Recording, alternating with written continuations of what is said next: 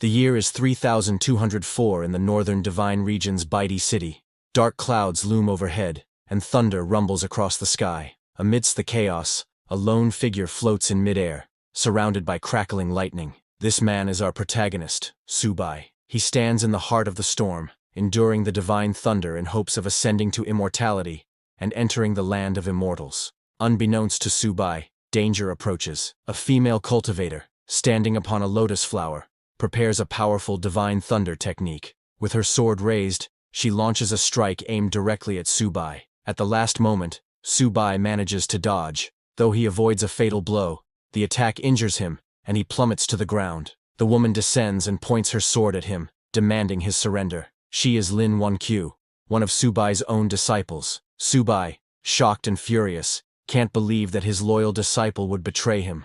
Outraged, he prepares a lethal counterattack, but before he can strike, another disciple, Bai Yuyu, launches a sneak attack from behind, piercing a hole through Subai's chest. Bai Yuyu then turns to Lin Wanqiu and insists that, despite their master's many sins, they should at least let him die with some dignity. Subai, gravely wounded, can only laugh at the betrayal. He had never treated his disciples unfairly. How could they do this to him? Enraged, he vows that he will not die alone. If he goes down, he will take them with him. Just as he is about to unleash another technique, a third disciple named Xuer activates the falling treasure copper coin, slamming Subai into the ground. He lies there, immobilized, stunned that even Xuer would side against him. Two other disciples, the eldest and the fifth, are missing, and Subai wonders about their absence. Xuer commands her master not to resist, blaming him for countless crimes that cannot be forgiven, and warning him not to blame anyone else for his fate. Hearing this,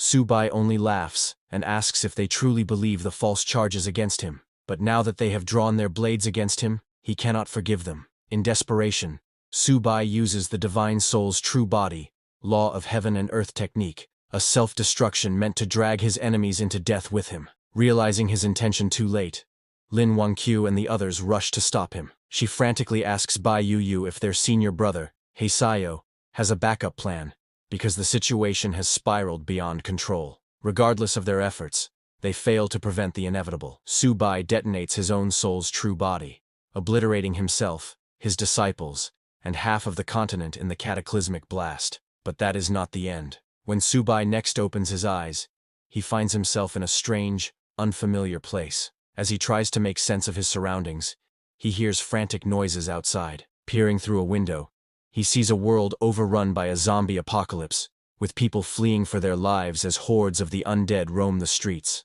Realizing he has been reborn, Subai's thoughts turn back to his traitorous disciples. Why would they betray him? What did they stand to gain? For now, those questions must wait. His priority is to train this new body to its peak, return to the world of immortal cultivation, and make his former disciples pay for what they did. He attempts to gather spiritual energy as he once did. His cultivation had been close to the immortal realm, so if he can just sense the ambient spirit power, he should be able to progress swiftly. Yet to his shock, he feels nothing. Thinking his body might be too weak, he looks outside again and realizes the truth. This world has no spiritual power at all. Furious, he could hardly believe it. How is this possible? Without spiritual power, there was no way for him to cultivate in this world. In fact, merely surviving here would already be extremely difficult. Just then, a man and a woman burst into the house, having barely escaped from the zombies outside. They looked terrified, as though they had nearly died. The yellow-haired boy immediately grabbed the woman.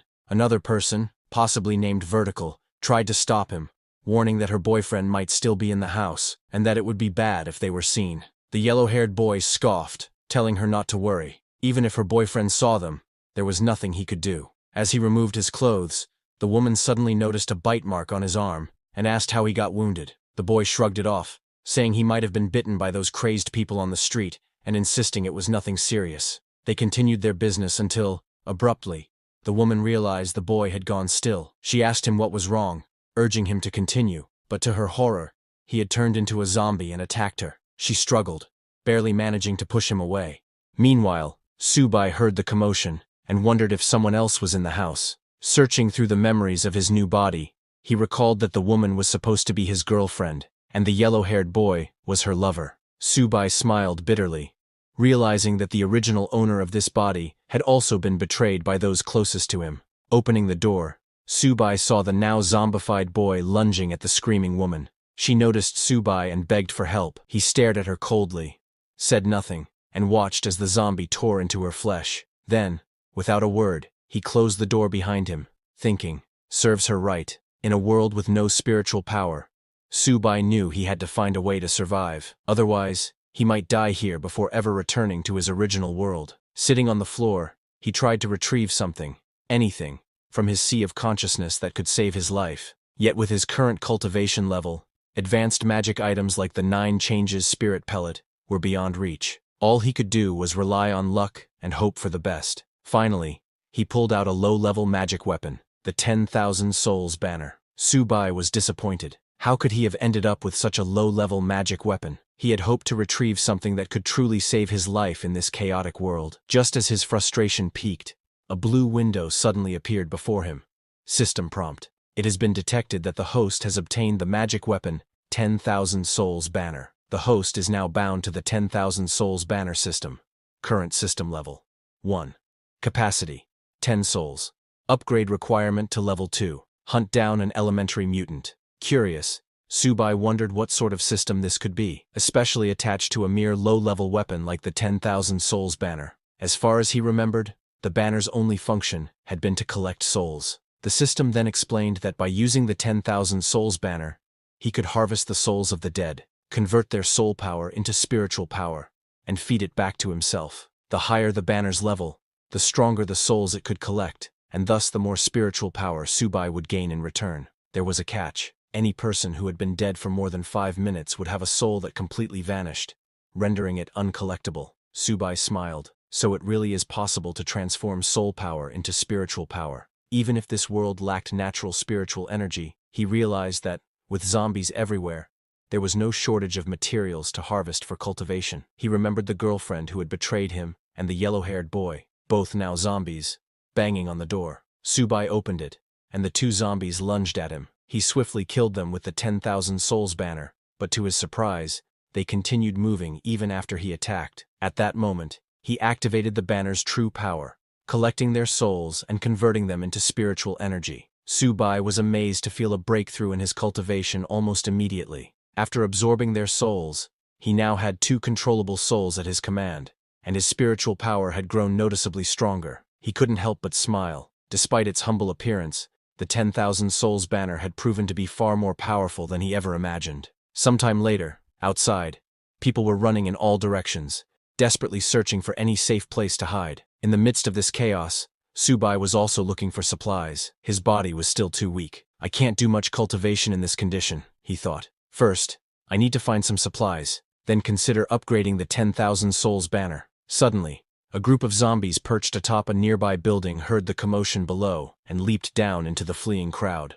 Among them was a plump, blonde-haired woman who panicked upon seeing the zombies heading toward her. In a desperate attempt to save herself, she grabbed another woman from the crowd and threw her at the zombies, using the poor victim as a human shield. Subai happened to witness this horrifying act and was shocked to recognize that the woman who'd been thrown to the zombies looked exactly like Lin Wangqiu, one of his disciples who had once betrayed him. Furious and confused about her presence here, he quickly summoned the 10,000 Souls banner and killed the zombies attacking her. Lin Wangqiu gasped with relief, grateful to be rescued. How did you end up here?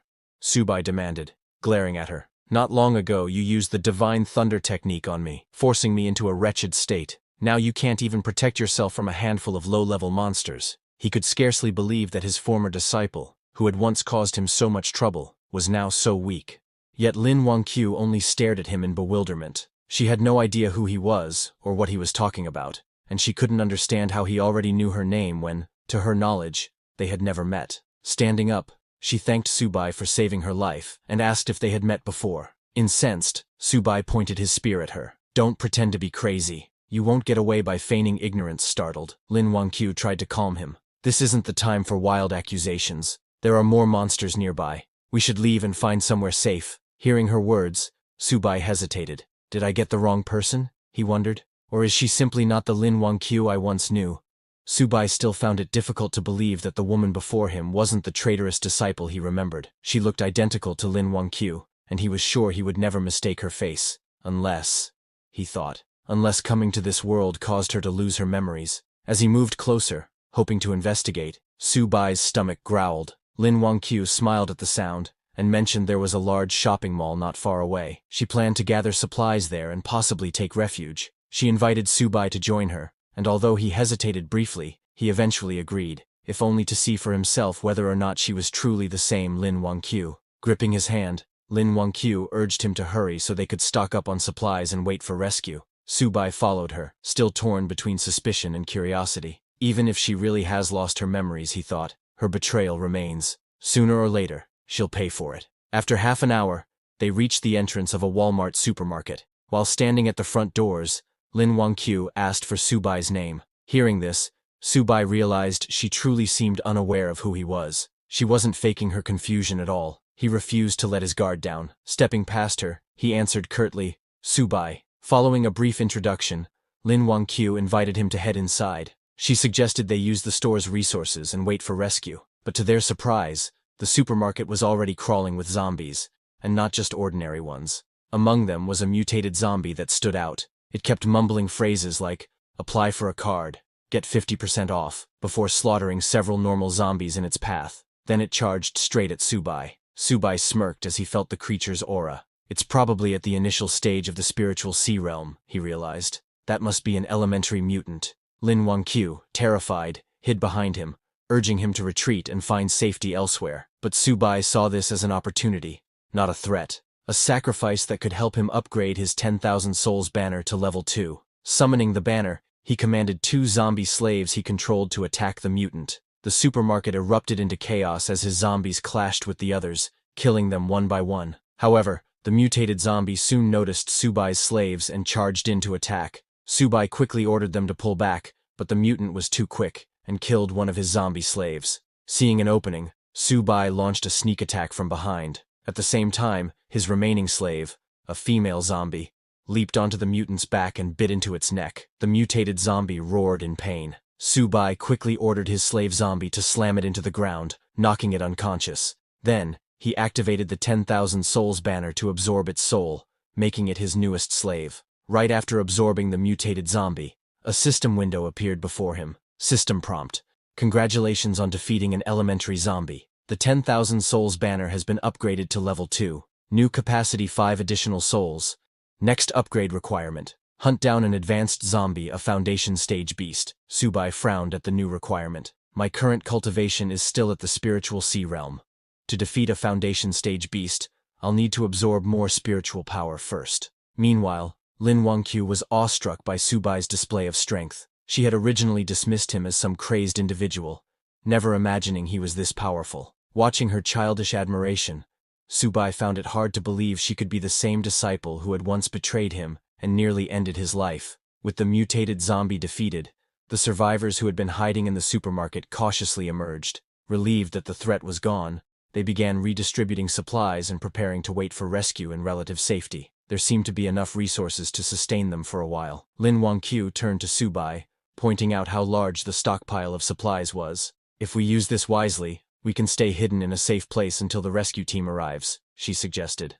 However, the other survivors were not so welcoming. One man stepped forward, glaring at Lin Wangqiu and Su Bai. "This is our territory," he declared. "You can't just help yourselves to our supplies without our permission." Several others quickly agreed with him, insisting that they had risked their lives to gather everything during the chaos. They weren't about to let newcomers take advantage of their hard work. Lin Wangqiu bristled at their accusations and shouted back, "If Mr. Su Bai hadn't killed that mutated zombie, all of you would have been sitting ducks, waiting to die. Now you want to claim these supplies for yourselves and ignore the fact that he saved your lives." However, they didn't believe him. They said he was as thin as a bamboo pole. How could someone like that kill a monster? In their opinion, the monsters must have killed each other. Lin Wangqiu shouted, unable to believe how shameless those people were. Before she could say anything more, Su Bai stopped her and warned her not to argue with mindless people, reminding her that words alone wouldn't change anything. Lin Wangqiu looked at Su Bai and insisted that he was the one who had obviously defeated those monsters. She couldn't let anyone else take advantage of his hard work. Su Bai simply smiled and said, "Only the weak use such petty tricks. The strong are always right." He cast a cold gaze over the crowd and announced that he needed supplies, asking who was in favor and who was against it. They all opposed him, telling Subai there were many of them, and only one of him, so he couldn't win. They advised him to leave peacefully, hinting that if he angered them, they wouldn't be responsible for what might happen. Subai only smiled and said that if he couldn't get supplies peacefully, he would have no choice but to kill them. Once they were dead, all the supplies would be his. He summoned his mutated zombies and ordered them to attack.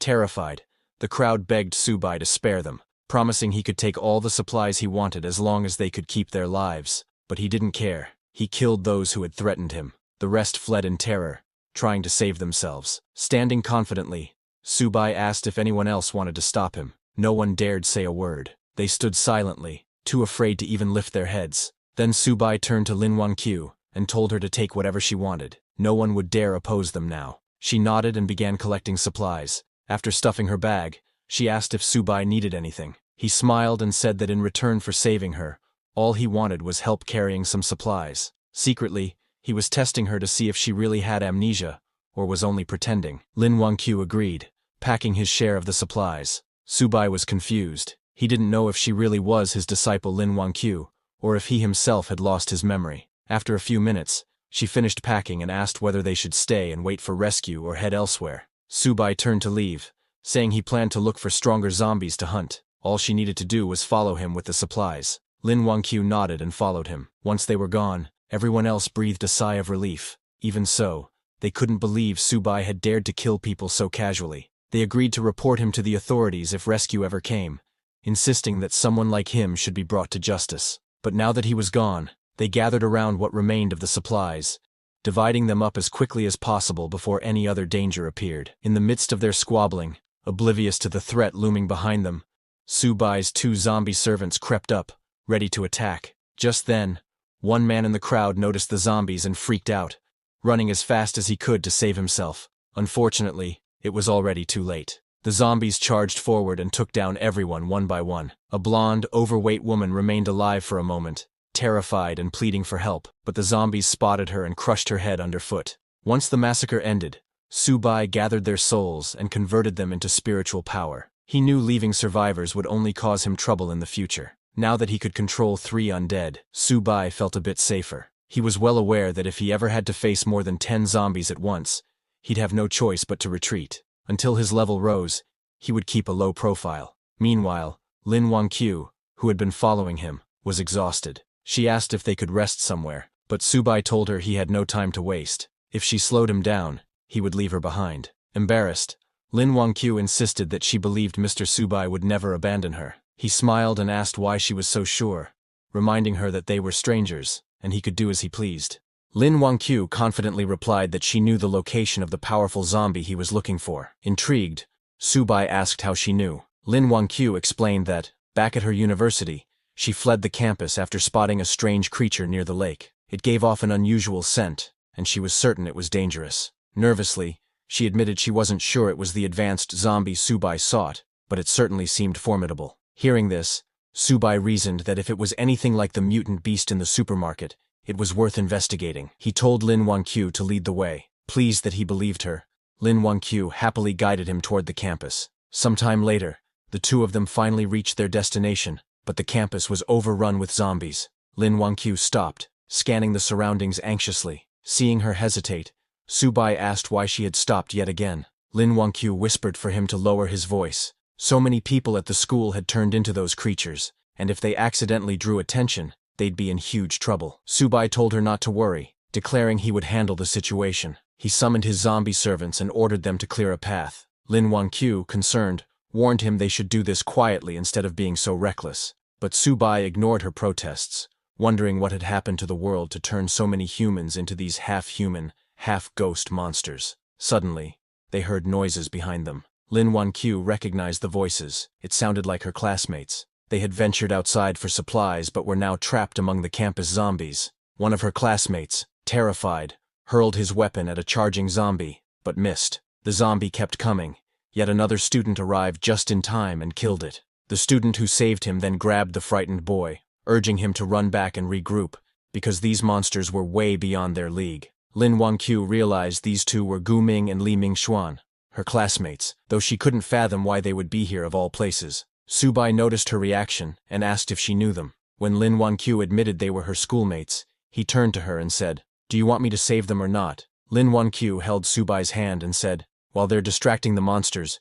we can escape quickly. If the monsters spot us, we won't be able to leave." Subai then asked her, "Don't you want to save them? They're your classmates, aren't they?" Lin Wanqiu replied, "If I could help them, I would. But right now, I can't risk your life." Upon hearing this, Subai realized that if she had been the treacherous disciple from his past, she would never have said such a thing. She truly seemed to be just an ordinary girl. However, before they could leave, the very thing Lin Wanqiu feared happened. Her classmates noticed her and called out for help. Lin Wanqiu became furious. She couldn't believe that Li Mingxuan, one of her classmates, was desperately shouting amid so many zombies, potentially dragging them all down with him. All the noise quickly drew the zombies' attention. Panicking, Lin Wanqiu burst into tears and apologized to Subai for getting him involved. In response, Subai summoned his enslaved zombies to fight. Boasting that he had once slain the 9th demon lord of the underworld, he declared that these lowly undead were not worthy opponents. Although his summoned zombies managed to kill many of them,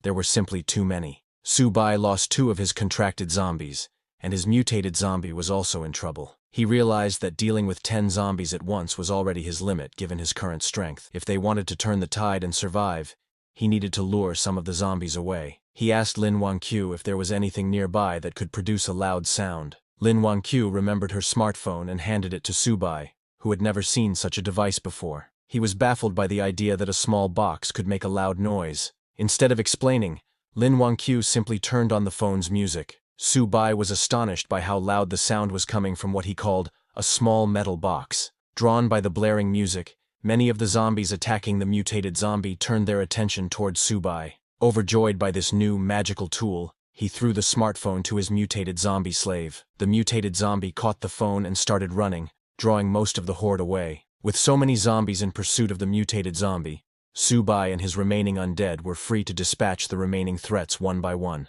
Lin Wanqiu was amazed that such a simple trick had worked. However, Subai grabbed her hand and reminded her they had no time to celebrate. They needed to leave before more zombies arrived. Moments later, both of them managed to escape safely to the classroom building. Once they were out of danger, Lin Wanqiu thanked Subai again for saving her life. She admitted that without him, she would never have made it this far. Subai replied that it was no big deal. She had helped him locate an advanced zombie, and in return, he had saved her. Both of them benefited. Not long after, Lin Wanqiu's classmates also managed to escape safely, thanks to Subai's zombies having distracted and slain most of the undead. However, they quickly noticed that Lin Wanqiu was carrying a large bag of supplies. They were thrilled to see Lin Wanqiu return with so many supplies. With that amount, they believed they could wait for a rescue team to arrive. However, Lin Wanqiu scoffed and reminded everyone that these supplies were obtained by Mr. Subai, and she had no right to distribute them on his behalf. Li Mingxuan was furious. He told Lin Wanqiu that there was no point in distinguishing yours and his in a crisis like this. Other students also needed these supplies to survive. Another one of Lin Wanqiu's classmates, sensing the tense atmosphere, stepped in and suggested they all stop arguing and return to the classroom first. They could decide how to distribute the supplies once they were somewhere safer. Turning to Subai, he also invited him to join them, saying they should all stick together in times like these. Subai and Lin Wanqiu followed them back to the classroom. On the way, Lin Wanqiu apologized to Subai for the trouble, but assured him that she would not let anyone touch his share of the supplies. Subai told her not to worry. His only goal was to find the advanced zombie. Still, he asked how she could be certain these people would listen to her. She replied that there were many teachers among the survivors, so nobody would dare do anything extreme. Subai simply smiled and said they had better behave, or he couldn't guarantee their safety. Meanwhile, the bold student whispered to Li Mingxuan that he had seen the bag was full of food. With so many supplies, they could sustain themselves for at least a month until rescue arrived. Li Mingxuan nodded, but worried that Lin Wanqiu wouldn't agree. And then there was also the matter of Subai. Another student chimed in, saying that now they were back on their territory, Lin Wanqiu and Subai couldn't simply refuse. If they cooperated, they might receive something in return. If not, they would have to deal with them the hard way. Moments later, they arrived at the classroom door. Li Mingxuan called out to the teacher to open up, announcing they had brought supplies. The teacher, relieved to see them safe, invited everyone inside and asked for the supplies to be handed out. As Subai entered, he noticed that many survivors were present. They had managed to avoid the zombies so far, perhaps because the undead hadn't swarmed this area yet. The same bold student pressed Lin Wangqiu to distribute the supplies right away, complaining that they hadn't eaten anything for 3 days. Gritting her teeth in frustration, Lin Wangqiu said she would only give out half. Mr. Su Bai owned the other half, and they had no right to touch it. Li Mingxuan scoffed and asked why a single person needed so much food. He offered to buy Su Bai's share at 10 times the market price. Looking at Su Bai, he asked if he minded selling. Su Bai smiled and agreed. In that moment, Li Mingxuan tried to claim all of Lin Wangqiu's supplies, forgetting that Su Bai was no pushover. Su Bai promptly summoned his mutated zombie slave, ready to attack Li Mingxuan. Seeing the monster appear inside the classroom, everyone panicked and scrambled for safety. Only then did they realize the zombie seemed to be under Su Bai's control. Su Bai grabbed Li Mingxuan by the collar and snarled that, because of Li Mingxuan's earlier actions, he had lost 2 undead minions. Yet Li Mingxuan still dared to demand Su Bai's supplies. Li Mingxuan apologized profusely and begged for his life. Su Bai asked, "Should I kill you? Or should I take your soul to make up for my losses?" Terrified, Li Mingxuan pleaded with his classmates Zhang Hao and Gu Ming to intercede, since they were the ones who had come up with the plan in the first place. Zhang Hao and Gu Ming quickly denied any involvement, insisting it was all Li Mingxuan's idea, and that he alone should bear the blame. Li Mingxuan was shocked at the betrayal, cursing them for abandoning him. He turned to Lin Wangqiu, begging her to ask Su Bai to spare him. He promised he would never try to steal supplies again. Su Bai was curious how Lin Wangqiu would react. Surprisingly, she apologized on Li Mingxuan's behalf and asked Su Bai to forgive him just this once for everyone's sake. She said they could take her share of the supplies, but no one was to touch Su Bai's. Watching her selfless behavior, Su Bai realized that she truly might not be the treacherous disciple he once knew, despite her resemblance. Deciding he no longer needed to keep her close, he told Lin Wangqiu that, now that she had found her companions, it was time for him to leave and continue searching for the advanced zombie. But Lin Wangqiu stopped him, claiming that she knew where the creature he was seeking might be. When Su Bai asked if she had actually seen it, she said no, but she could sense a terrifying presence somewhere in the school. This startled Su Bai. Her ability to sense spiritual power suggested an innate spiritual physique. He was astonished because, to his knowledge, no one else in the world had such a physique except his lost disciple. Could she truly be that woman, suffering from memory loss, or was there some other explanation? In the original cultivation realm, before Su Bai was betrayed by his disciples, Lin Wangqiu approached him, requesting to become his disciple. In response, Su Bai told her that he would only accept her if she found something for him first. Lin Wangqiu successfully found what Su Bai had asked for, and returned, requesting again to be accepted as his disciple. When Su Bai asked how she managed to locate it, Lin Wangqiu respectfully bowed before him and replied, "I was born with the ability to track and trace. If you accept me as your disciple, I will be the sword in your hand. I will never let you down." Seeing her determination, Su Bai accepted her as his second disciple. With her innate spiritual physique, her future achievements would not fall short of his own. However, Lin Wangqiu humbly told him, "My life was saved by you. I would never dream of surpassing you. I only wish to serve by your side and ease your burdens." Su Bai walked up to her and said, "Stop calling me senior. Now that you're my disciple, you should call me master." That was the moment Su Bai learned that Lin Wangqiu possessed the innate spiritual physique. Although he wasn't sure how she had lost her past memories, for him, it didn't matter. He was still planning to kill her. He extended his hand to capture her soul and make her his servant, dooming her to eternal soul refinement. But suddenly, Lin Wangqiu grabbed Su Bai's hand and urgently warned, "That thing I've been sensing, it's really coming this way. We must leave now before it's too late." Hearing this, Su Bai fell silent. Then, in the next moment, he burst into laughter like a madman, shocking everyone in the room. He thought to himself, "I nearly killed her just now. But this is an innate spiritual physique, a one-of-a-kind rare body. Killing her outright would be such a waste. Rather than that, I'll treat her as a chess piece. Once she outlives her usefulness, I won't shortchange her. She'll have her own place inside the Soul Banner." Meanwhile, the mutated monster Lin Wangqiu had warned about approached the building. It had sensed Su Bai's spiritual energy and followed it here, to where Su Bai and the others were gathered. This mutated creature was intelligent, and it had recently been lucky enough to absorb a trace of spiritual energy to recharge its core. If not for that, it too would have eventually turned into one of those half-human, half-ghost abominations. When it detected the presence of spiritual energy in this barren world, it was thrilled. Finally, a chance to break through to the next realm. Standing in front of the university building, the mutated beast looked up, then leaped straight through the upper floor. crashing into the room where Subai and the others were. Seeing the creature, Subai thought, is this the powerful entity Lin Wangqiu mentioned? A mutated snake demon? But as he observed it more closely, something felt off. This mutated beast's aura, it felt familiar. The students in the room panicked, screaming and trying to escape, but to their horror, the door was locked. They couldn't get out. Lin Wangqiu pointed at the beast and exclaimed, "This is the same creature I saw by the man-made lake. It has the same aura I've been sensing all this time." Subai was surprised. This mutated snake demon, it actually possesses spiritual energy? This isn't some ordinary mutant. This is a demon beast from the cultivation realm. But then he wondered, why would such a creature appear in a place like this? The mutated snake demon sneered and spoke. Even though this world lacks spiritual energy and is crawling with ghostly pests, it's far more fun than that wretched cultivation realm. I can feast on humans freely here, without interference from those damned cultivators. It grabbed one of the students to devour. The terrified student cried for help. The teacher, Bai Ling, turned to Lin Wangqiu and begged her to ask Subai to save the students. If he can protect them, she will do anything he asks. Subai glanced at her coldly and said, "Whether I can or not is beside the point. What do their lives have to do with me?" Still desperate, the teacher pleaded, "I'll pay you a lot of money. Just save them." But Subai rejected her offer. "I'm not interested in money. Don't worry. Once you're all dead, I'll collect your souls." As the snake demon devoured the student, Subai ordered his mutated zombie to attack. The zombie leapt into the air and struck from behind, knocking the mutated snake demon to the ground. As the beast lay unconscious, the zombie jumped on top of it to finish it off. But suddenly, the snake demon's eyes flew open.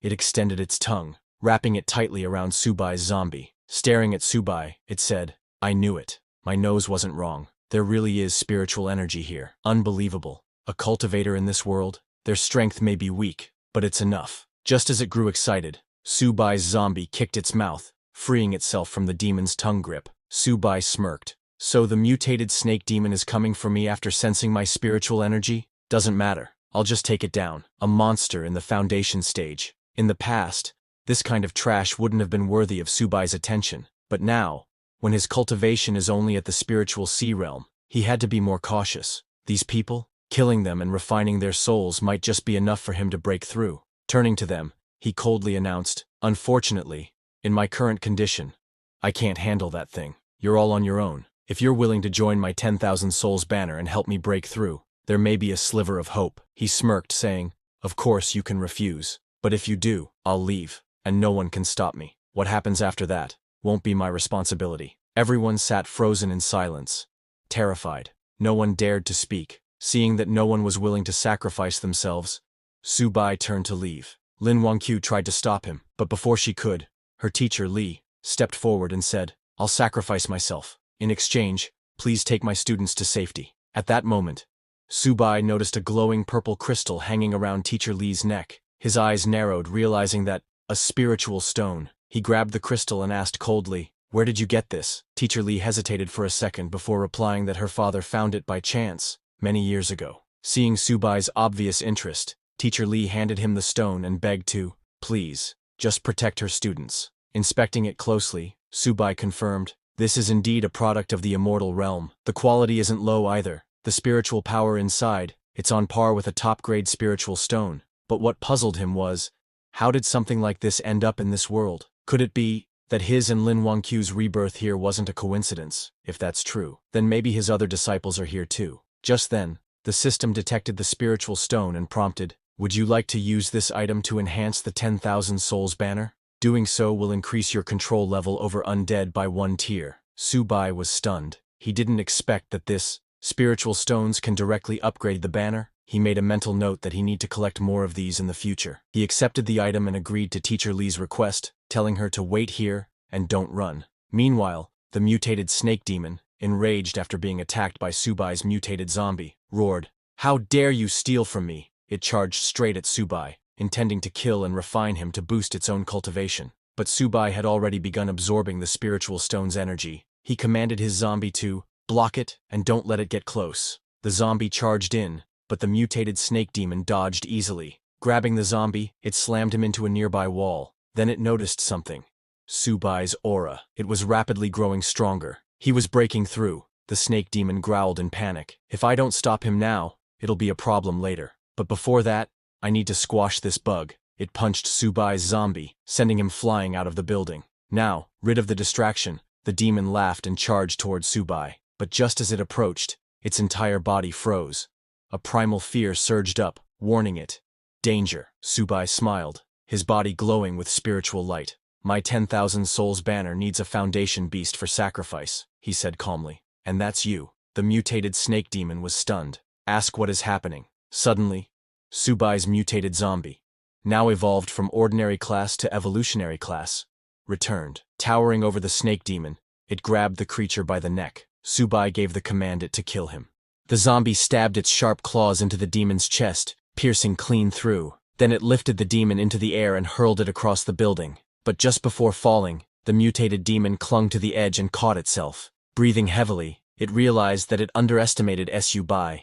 It didn't expect him to break through mid-battle. Still, it wasn't ready to give up. He roared that, "It's not enough to defeat me." And with wild rage, it let out a piercing cry, summoning the nearby zombies to swarm in and help it kill these humans. Just then, Li Mingxuan transformed into a half-human, half-snake demon and killed both of his friends. The other students were shocked to see Li Mingxuan slaughter his fellow classmates. One of the students cried out, "Why would he do this?" Li Mingxuan smirked and replied with a chilling grin that he have tolerated all of them long enough. He smiled and asked that, "Doesn't it feel good to be betrayed?" He turned toward the remaining students and charged at them, intent on killing everyone. The students screamed and scattered, desperately trying to escape. Some even begged, "Li Mingxuan, please, let us go, spare our lives." But he didn't listen. He was enjoying the feeling of ruling over mere ants. Seeing this horrifying massacre, Teacher Li collapsed to the ground, her voice trembling. Why did it end up like this? Terrified, Lin Wangqiu turned to Subai and asked, "What happened to Li Mingxuan?" Subai simply smiled. He didn't expect to see a human willingly become a beast's servant, but this development suited him perfectly. The more that die, the better. It saves him the effort. They'll all become part of his 10,000 souls banner eventually. As Li Mingxuan prepared to kill the last student, Teacher Li stepped in and shouted, "Stop! I can't let you go on like this." Li Mingxuan grabbed her by the collar and hissed, "You want to die too? Fine. I'll grant your wish and kill you first." Just as he raised his claws, Subai intervened. He pulled Teacher Li back. Lin Wangqiu told her urgently, "There's no way to appease everyone in this situation. Right now, we need to survive. And the only one who can help us is Mr. Subai." Though Subai didn't care about the others, Teacher Li was a different matter. He needed her alive. If he wanted to find the source of the spiritual stone, she had to lead him there. Subai then unfurled his 10,000 souls banner and began absorbing the souls of all the dead students. Li Mingxuan was stunned. He had waited so long for his master to appear, and now nothing could stop him. He glared at Subai and charged at him, shouting, "You think you can do anything without your monster's protection?" Subai calmly smiled and summoned the very students Li Mingxuan had just killed. Their ghostly forms lunged at him, trying to drag him into the 10,000 souls banner. Li Mingxuan was confused. "How are they alive? I just killed them moments ago." Then he realized, they weren't alive. They were just wandering spirits, reanimated by Subai's power. "There's no time to waste on them," he growled. Meanwhile, the mutated snake demon watched Subai's 10,000 souls banner and scoffed, "You're planning to use that trash weapon on me? Do you think I'm made of mud?"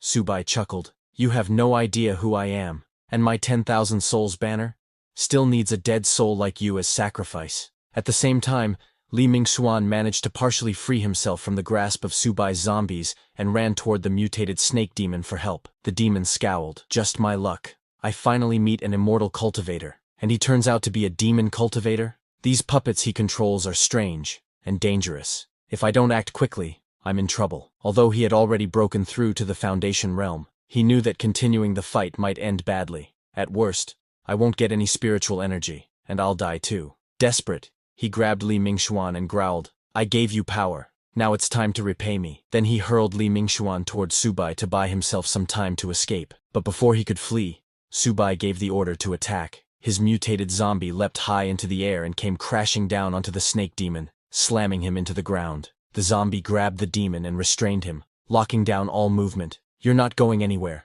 Just as the mutated snake demon struggled to break free, Subai made his move. He transformed several of his zombies into stone statue form, anchoring them into the demon's limbs, binding its hands and feet so tightly it couldn't move an inch. The demon let out a pained roar, its body shaking violently. Blood oozed from the cracks in its scaled flesh as it cried out in fury and humiliation.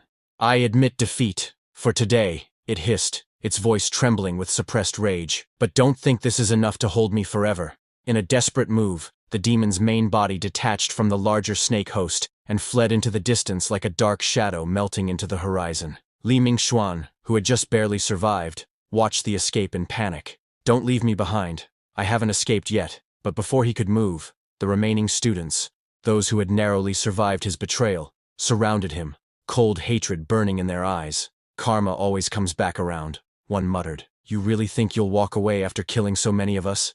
Fear flooded Li Mingxuan's eyes as he stumbled back. "Stay away. I'll kill you if you come any closer. I swear." But the crowd no longer feared him. They descended on him without mercy, fists and feet replacing words. Li Mingxuan died the same way he lived, violently and utterly alone. Nearby, Lin Wangqiu turned toward Subai, her voice filled with disbelief. "That monster. We're really just letting it go." Subai only smirked. "It's just a lowly snake demon. Does it really believe it can escape my spiritual sense?" Far away, the mutated snake demon, now free from its bindings, let out a long breath. It had narrowly escaped death, but one question clawed at his mind. Where did that demonic cultivator come from? Then a chilling realization crossed his thoughts. Could he too have been pulled into this world through the chaotic spatial rift? "Just like me," he scoffed. "Doesn't matter. I'm free now. A Foundation establishment cultivator like him, he'll never find me." But he was wrong. Before he could take another step, a shadow fell over him. Subai appeared directly behind him. "Try running again," he said coldly. "Let's see if you can escape my spiritual sense now." Terror flooded the snake demon's expression. His whole body trembled. He could not understand. How did he track me this fast? How strong is his spiritual sense? Subai didn't waste time. He ordered his mutated zombies forward. As the beast tried to flee, lunged in, grabbing the demon's legs and arms, pinning it down. The mutated zombie struck its vital point, sealing its core. The snake demon howled in agony, completely paralyzed. "If I can't live in peace, none of you will," the demon bellowed. He activated his final skill, Serpent Shadow Clone. Dozens of shadowy snake clones burst forth, swarming towards Subai. Laughing, the demon mocked, "Your soul banner is useless now. Once I devour you, your puppets will vanish." But Subai showed no concern. He raised his 10,000 souls banner, calmly scanned the illusions, and in a flash, stabbed the real body. The snake demon gasped. "How did you see through it?" "Not even nascent soul cultivators could."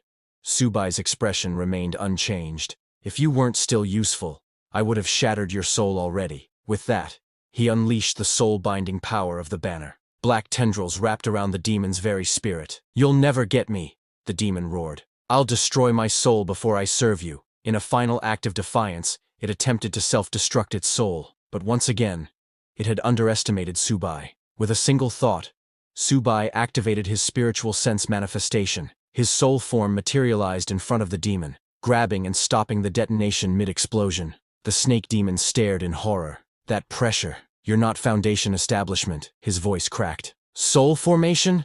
The truth hit him like a blade to the chest. He had offended a soul formation powerhouse. He dropped to his knees, pleading, "Don't kill me. I was wrong." But his pleas fell on deaf ears. The 10,000 souls banner absorbed his soul in its entirety. System notification. "Congratulations. You have slain an evolved level creature. Soul banner has leveled up to level 3. Max controllable souls. 10. New feature unlocked. Enhancement mode. You can now feed spiritual energy-infused objects to your undead souls to boost their strength." Subai stood silently, staring at the faint glow of the soul banner. He was amazed. He hadn't expected that spirit stones could be directly fed to the undead. If that was true, then as long as he had enough stones, he could rapidly forge a powerful undead army. In that case, he thought, gathering spirit stones must become a top priority. Once he gained enough strength to protect himself in this chaotic world, it would be time to visit his loyal little disciples. Meanwhile, back at the university, Teacher Li turned to Lin Wangqiu, her voice laced with concern. "Subai went after that monster. Isn't he in danger?" But Lin Wangqiu replied calmly, "Don't worry. Mr. Subai will be totally fine. A monster like that is no match for him." Teacher Li let out a quiet sigh of relief, but curiosity soon crept into her eyes. "You seem to trust him a lot. He doesn't appear to be a student here. How did you meet him?" Lin Wanqiu hesitated for a moment before speaking. When I ran out of the school during the chaos and was about to be attacked by monsters, he saved me. Her eyes flickered with a strange emotion. When I first met him, I felt something odd, a strange sense of familiarity, like I've seen him before. Just then, Subai returned. Lin Wanqiu ran toward him. Mr. Subai, are you hurt? He pushed her gently aside and replied coldly, a low-level demon like that? There's no way it could hurt me. Then he turned to Teacher Li. Do you know where to get more of those spirit stones? Teacher Li looked apologetic. That one belonged to my father. I don't really know where he found it. If you want answers, you'll have to ask him yourself. Subai narrowed his eyes. She hesitated again, then spoke cautiously. If you truly want to find him, we'll have to make another deal. The last time I spoke with him was 3 days ago. He was trapped somewhere, waiting for rescue. If you want that information, we'll have to find him first. Subai's face darkened. This woman, is she trying to use me to save her father? If the old man had knowledge about spirit stones, it would be worth the time. Fine, he said. I'll go with you, but listen carefully. If I find out you're lying to me, not only will you die, but everyone else will too, including your father. Teacher Li trembled under his gaze but nodded quickly. Understood. I'm sure my father won't disappoint you. She then turned to her surviving students. We're leaving with Mr. Subai. There was a wave of relief among them. They were leaving this nightmare. But not all were so lucky. Many students had died during the chaos. As Subai looked at their bodies, he raised his 10,000 souls banner and summoned their souls. One by one, gasps echoed through the group. The students stared in horror. Even Teacher Li's voice trembled as she asked, "Why are you taking their souls?" Subai turned to her, his expression unreadable. They were going to be wasted otherwise. Now, they reside in the soul banner, my personal puppets. He glanced toward the school gates. Enough talk. Let's go. I don't have time to waste here. Despite the grim nature of it all, Teacher Li bowed slightly. Mr. Subai, if it weren't for you, we'd still be trapped in that classroom. We would have starved, or been torn apart by monsters. Subai scoffed. I didn't do this for free. Everyone got what they needed. Now that he had broken through to the Foundation establishment stage, Subai could feel his divine consciousness gradually recovering. He should now be able to retrieve higher-tier artifacts sealed within his soul domain. Without hesitation, he focused, reaching inward, and suddenly, a brilliant sword appeared before him. Subai's eyes widened. Could it really be fate? Lin Wanqiu stared at the sword. Stunned, something stirred in her heart. I feel like I've seen that sword before. Subai turned to her, expression sharpening.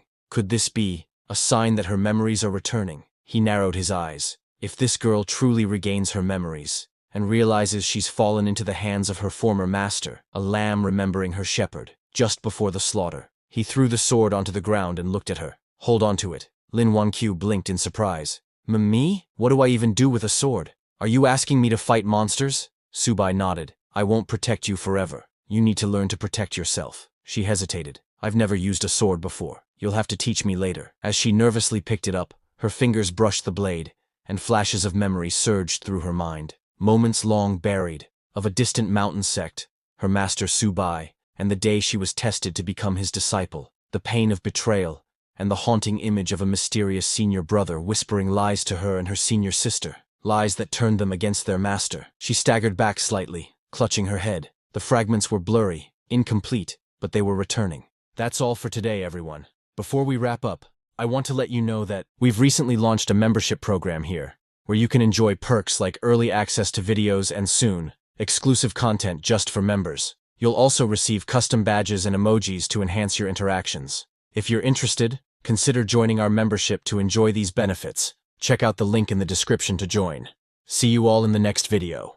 At last, Lin Wanqiu finally saw her master's face, the very master she had betrayed, and he looked exactly like Subai. Seeing the angry gaze of her master, Lin Wanqiu got so frightened that she lost consciousness and fell to the ground. Seeing her suddenly fall, Teacher Li and the others were shocked. But before anyone could help her, Subai, realizing that Lin Wanqiu's memories had returned, immediately raised his soul banner and released his newly controlled snake beast to attack and kill her. Before Lin Wanqiu could even understand or say anything, the snake beast coiled its muscular body around her and began squeezing. Seeing Subai attacking Lin Wanqiu, Teacher Li and her students were too shocked. Teacher Li ran forward, begging Subai to stop, but Subai didn't even flinch. The snake beast continued tightening its grip, suffocating Lin Wanqiu slowly. Lin Wanqiu struggled and somehow managed to free her mouth. While coughing, she said, "Mr. Subai, your monster has gone insane. Please, help me quickly." Subai approached her and pinned down the soul banner right in front of Lin Wangqiu, scaring her. He sat down and asked, Lin Wangqiu, do you remember now? Scared and confused, Lin Wangqiu asked, remember what? What are you talking about? Teacher Li pleaded with Subai to save Lin Wangqiu, saying she was a good child. Subai was also confused, not understanding what was going on. Lin Wangqiu's reaction just now didn't seem fake, and he wondered if it could really just be a mere restoration of her memories for a split moment. But he was not sure, so he decided to investigate it himself. He placed his hand on Lin Wangqiu's head and used Soul Search to look into her memories. He saw all of Lin Wangqiu's memories, himself included, but found nothing. He knew that memories couldn't be faked, and wondered if she really had not recalled her past. Both Lin Wangqiu and Teacher Li looked at Subai, scared and confused. After confirming for himself, Subai decided to let her live for now. He stood up, called back the snake beast, which released Lin Wangqiu and returned to the soul banner. Subai then walked away as if nothing had happened, telling Lin Wangqiu, maybe this sword doesn't fit you that well. He took back the sword and told everyone, don't waste time. Teacher Li then turned to her students and told them, it's okay, hurry up and follow. But Lin Wangqiu felt something odd. She couldn't understand why she suddenly called Subai master, and what this sense of familiarity toward him was. Not just her, even Subai was very confused. Wondering if this was all God's will, he decided he would definitely investigate this matter. After walking for a few hours, Teacher Li led them all to a building. Pointing at it, she told Subai, this is one of my family's properties, and my father last contacted me from here. But it looks like he wasn't able to evacuate because of those monsters. Looking at the building, Subai said, if that's the case, let's go check it out. But a student of Teacher Li suggested that they should not go in, and would just wait here for Subai and the others to come out. Other students agreed, saying they might not be able to help Boss Subai if they went in. So, it's better to meet them here again. Subai said, no problem, and told them, since I took you out of the school, my part of the deal has been fulfilled. Where you go now has nothing to do with me. Teacher Li looked at her 3 students who were scared, standing there. She told them, stay here and don't run around. When they come out, we will take you to the official shelter. It's safe there. The students told her not to worry, saying they would definitely stay put. After Teacher Li left with Subai and Lin Wangqiu, those students sighed with relief, saying, we are free. A girl told the others that she didn't dare breathe deeply for fear that Subai would kill them if displeased. Others agreed, saying he was scarier than the monsters. A third person told them both to stop talking for now. They just had to stay quietly here to survive. Meanwhile, Subai, Lin Wangqiu, and Teacher Li approached the building's gate. But before they could enter, Lin Wangqiu sensed something and asked them to wait. She looked to the side and saw something approaching. She told Subai that something seemed to be coming their way. Soldiers being chased by zombies. When those soldiers saw Subai and the others, they shouted, go away, this is not a place for you. Don't come close to the monsters. Return immediately. Seeing the soldiers shooting at zombies, Teacher Li told Subai that these people were likely the official rescue team and would know where her father was trapped. Hearing this, Subai decided to keep them alive. He raised his soul banner, summoned his zombies, and ordered them to clear the way. Seeing Subai's zombies, the soldiers misunderstood, thinking monsters were coming from behind to attack. They asked their captain what to do. The captain told his soldiers not to panic and ordered everyone to disperse and avoid getting caught by the monster wave. All the soldiers hid in the cracks between the buildings. After the soldiers got out of the way, Subai's zombies attacked the zombies coming from the front. The mutated zombie swung its sharp claws, slicing hundreds of zombies in one strike. The snake beast wasn't far behind. It opened its huge mouth and devoured the zombies. Seeing Subai's zombies attack the other zombies, the soldiers became confused. One soldier asked his captain why these monsters were fighting each other. Another said he had never seen such a strange thing during missions. Even their captain was confused, asking, what's going on? What kind of fight is this? Subai's monsters continued killing the zombies, making a path for Subai. Soldiers hiding behind walls were very confused. Their captain told them not to be careless and to evacuate now before the monsters noticed them, saying they would only be safe when the awakened were sent in. Hearing that, a soldier said, I heard those people in the bureau praise them for being amazing, but are they really that great? We're all the same in the end. How can they be superior? The captain told that soldier he said that because he hadn't seen their power. He said he once saw an S-level awakened, just one person, fighting against thousands of troops. Hearing about one man fighting thousands of troops, a soldier said, that's too exaggerated. Are they superhumans? Suddenly, a soldier saw Subai and the others walking toward the zombies. Confused, he asked, aren't those the survivors from before? Why aren't the monsters attacking them? It even looks like the monsters are escorting them. Seeing this unusual phenomenon, the soldiers immediately pointed their swords at Subai. The soldiers warned Subai to stand still and answer. Otherwise, they would open fire. But Subai didn't even look at them and continued walking ahead. Seeing this, the soldiers asked their captain if they should open fire. But after seeing Subai controlling the monsters, their captain lowered his gun and told his soldiers to forget it, because this person was not someone they could handle. The captain came out of hiding and asked Subai to wait. He introduced himself as Xiao Changqing, the captain of the 3rd Search and Rescue Team of Z City, and asked Subai if they were the awakened sent by the higher-ups to assist them. Hearing that, Subai finally stopped and looked back, asking the captain what he meant by awakened. The captain replied that Subai was not the one he was referring to, and then tried to ask if Subai was the awakened. But before finishing his sentence, he stopped, thinking that since Subai was not a registered awakened from the bureau, could he be a lone wolf? That would be bad news. Then Teacher Li stepped forward and told the captain that they were here to find someone, her father, Li Zhenghao. Hearing the name, the captain told Teacher Li that Li Zhenghao was on their rescue list. They had been informed that he had important information, so the higher-ups required this person to be rescued. Hearing that, Subai asked the captain if he knew where Li Zhenghao was. The captain said yes, but told Subai that the place was in the heart of the region, and given the current situation, it would be hard for them to rush in there. Just as the captain said this, the walls on their side broke, and more zombies poured out. Because of this new zombie wave, they all got surrounded. Immediately, the soldiers started shooting at the zombies, but it was still not enough. Panicked, the captain turned to Subai, telling him that even if he was not affiliated with the government, they hoped he could lend them a helping hand. He added that it didn't matter if they all died, as long as they could send one person out to pass on the news from here, it would be fine. Subai agreed without hesitation, saying he would get them out of here, but they needed to lead him to the target in exchange. The captain agreed. Subai immediately called his monsters to attack the zombies. The mutated monster and snake monster jumped on the zombies, crushing them to the ground. Subai's mutated monster sliced off hundreds of zombies in one strike, while the snake monster shot fire from its mouth, burning thousands of zombies. The soldiers were shocked to see how strong Subai's monsters were. One soldier asked his captain if this was some kind of superpower, adding, "Isn't this too extreme?" Another asked if all awakened were like this, and if any one of them could destroy everything like this. He added that compared to Subai, what they had in their hands was just a fire stick. With a serious expression, the captain told his soldiers that not all awakened were that strong.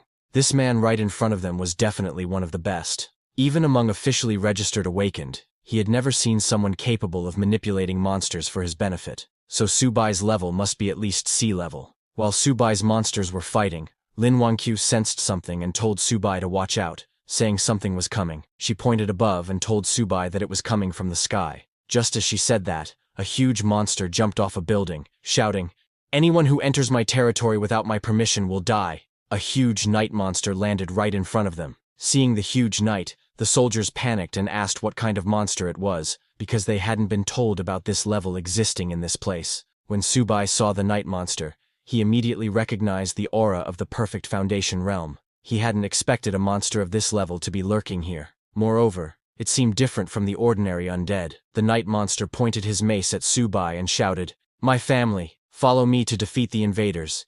Hearing his voice, all the zombies in that area charged at Subai. Seeing them coming, Lin Wangqiu panicked and asked Subai what they should do now. Subai told everyone to get ready to fight. Even if it meant dying, they would fight the monsters. Subai was very excited to see the night monster, knowing that sure enough, this was a rare undead creature with intelligence. If he could capture its soul and send it into the 10,000 souls banner, there was a high probability that the souls of his subordinates would gain independent consciousness. Subai stepped forward with Lin Wangqiu and Teacher Li, and told the soldiers to step back, saying this night monster was his prey. Subai was confident that as long as he captured it, there was hope to create an army of undead with independent intelligence, which would greatly enhance his combat power. He then summoned his monsters and ordered them to attack. Subai's monsters charged at the night monster at super speed. The mutated monster jumped into the air and punched the night monster with full power, blocking its mace with its blackened fist. Taking this opportunity, the snake monster coiled its muscular body around the night monster's leg, making it unable to walk. The night monster looked down and saw that Subai was controlling the undead. Realizing that this human was very dangerous, the night monster became very angry. It released an energy blast from its body, sending all of Subai's monsters flying. the night monster raised its mace and, while gathering energy, shouted, "I'm the lord of the undead. How can a mere human stand against me?" Saying that, the night monster swung its long mace at Subai's monsters, aiming to kill them all in one strike. Seeing the night monster's power, Subai was a little surprised because it looked like the night monster had combat capabilities comparable to at least a Golden Core realm warrior. Now Subai began to wonder where this undead monster had come from.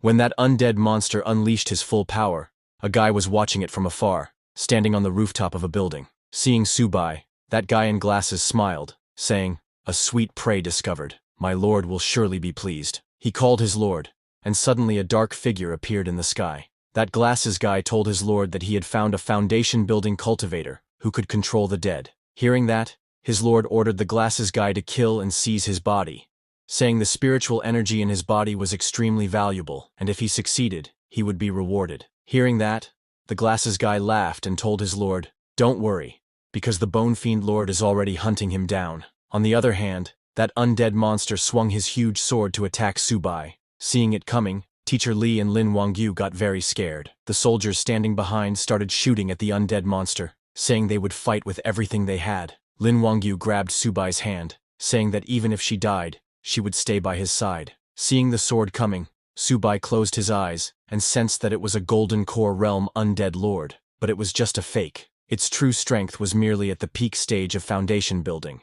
and even though Subai had lost all his cultivation, he was not someone a beast like that could stop. He immediately took out the sword he had given to Lin Wangyu before, then manifested his Dharma body of the peak level. His Dharma body was very huge, and it unleashed itself. Subai used it to cut down the undead monster's sword. This completely shocked the undead monster, and it looked ahead, shocked to see Subai's Dharma body, asking, "How is this possible? How is there a manifestation of the heavens and earth, which is a nascent soul secret technique?" Seeing that, even the soldier's captain got shocked, saying, "This is stronger than any ability user I have ever encountered. This is just insane." A soldier asked the captain, "Are there really ability users this powerful?" But on the other hand, Subai started sweating because he had just barely gathered a bit of spiritual energy, and now, it was all gone. But getting a scaled king in return was worth it. Seeing that even a nascent soul secret technique was being used, the undead monster didn't know how he was supposed to fight this,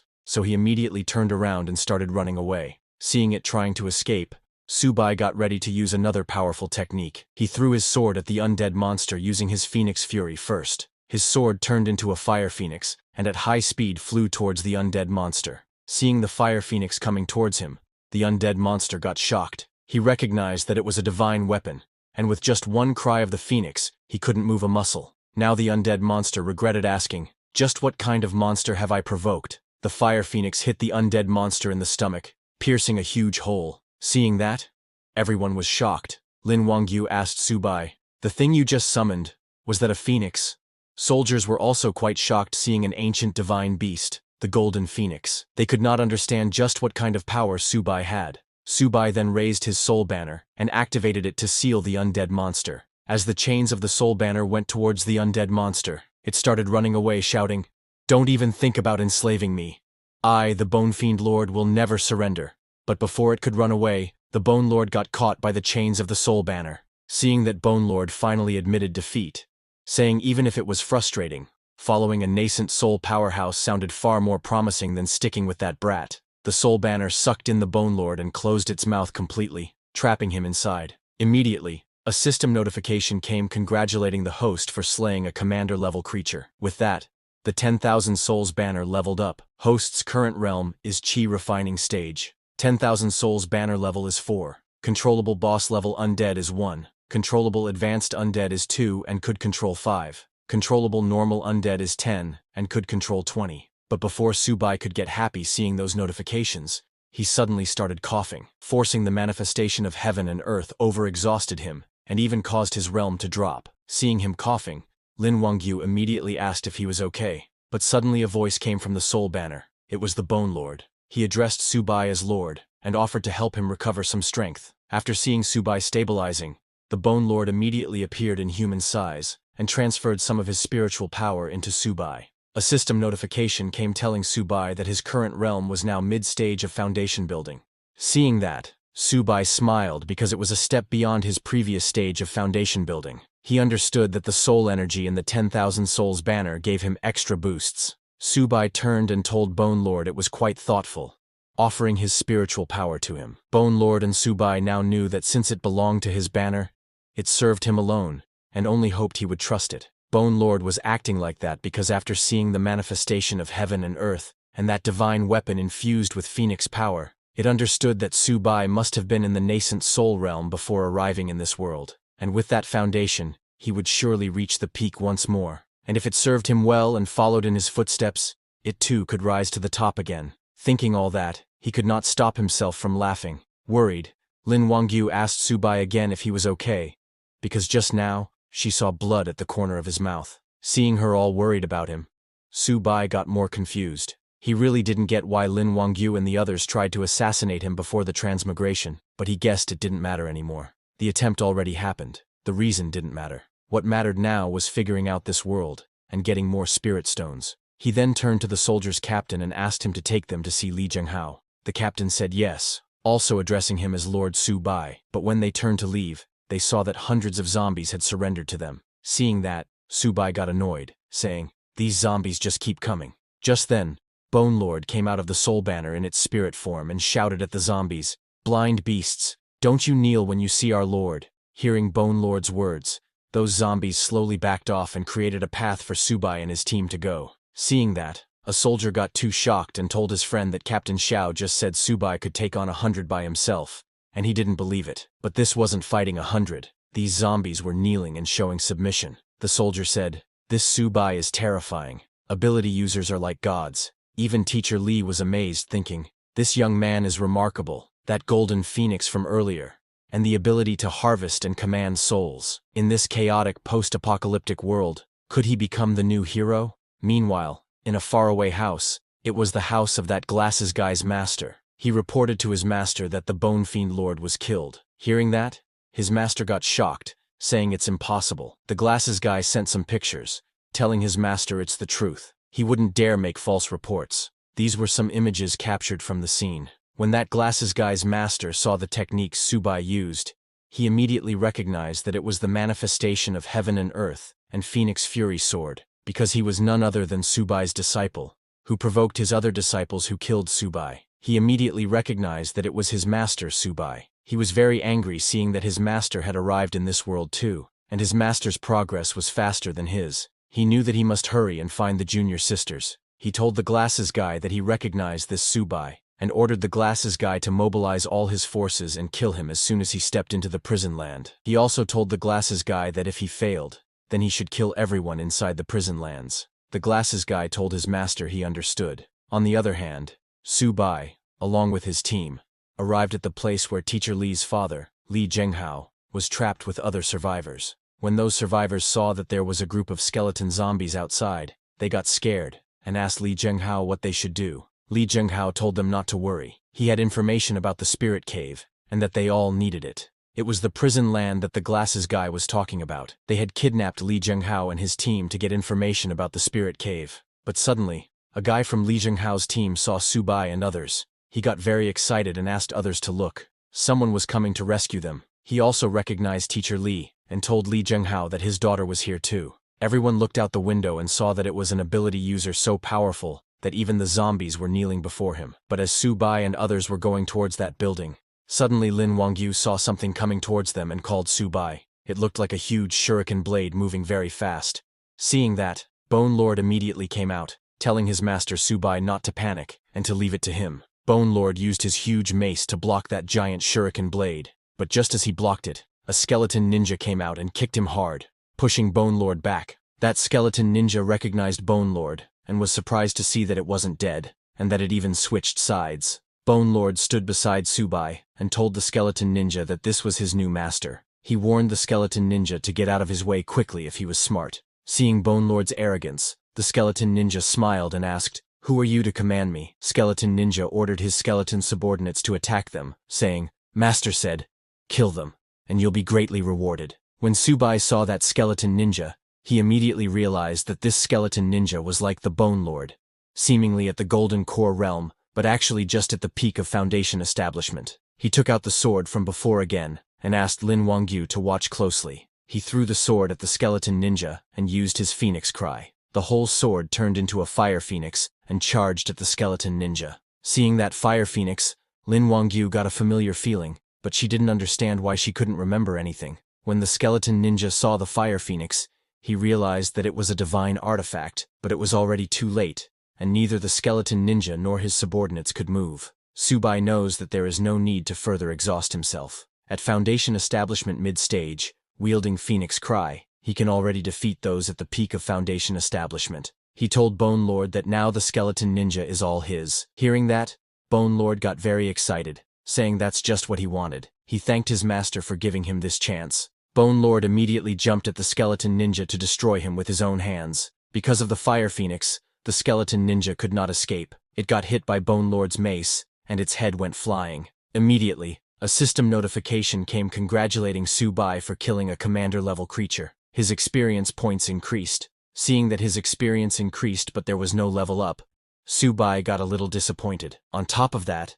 the level 4 10,000 Souls banner can still only control one boss-level undead. But Subai didn't think much of it, and asked Bone Lord if it could handle this skeleton ninja's golden body. Hearing that, Bone Lord got surprised. Subai told Bone Lord that maybe it would help him break through to the next level. Hearing that, Bone Lord got very happy and thanked Subai for his grace, saying he would serve him with utmost loyalty, even unto death. Immediately Bone Lord started devouring the skeleton ninja's body. He was laughing at the skeleton ninja because, thanks to joining Master Subai, he survived. Otherwise, it would have been the one getting devoured. As Bone Lord devoured the skeleton ninja's body, its whole body got full of energy. He laughed and told Subai that after consuming the skeleton ninja, its power was now firmly at the Golden Core realm, and if it encountered this blood zombie again, it could take on 10 of them. Seeing that Subai killed the skeleton ninja with one strike, the people trapped in that building got very happy, thinking they were saved.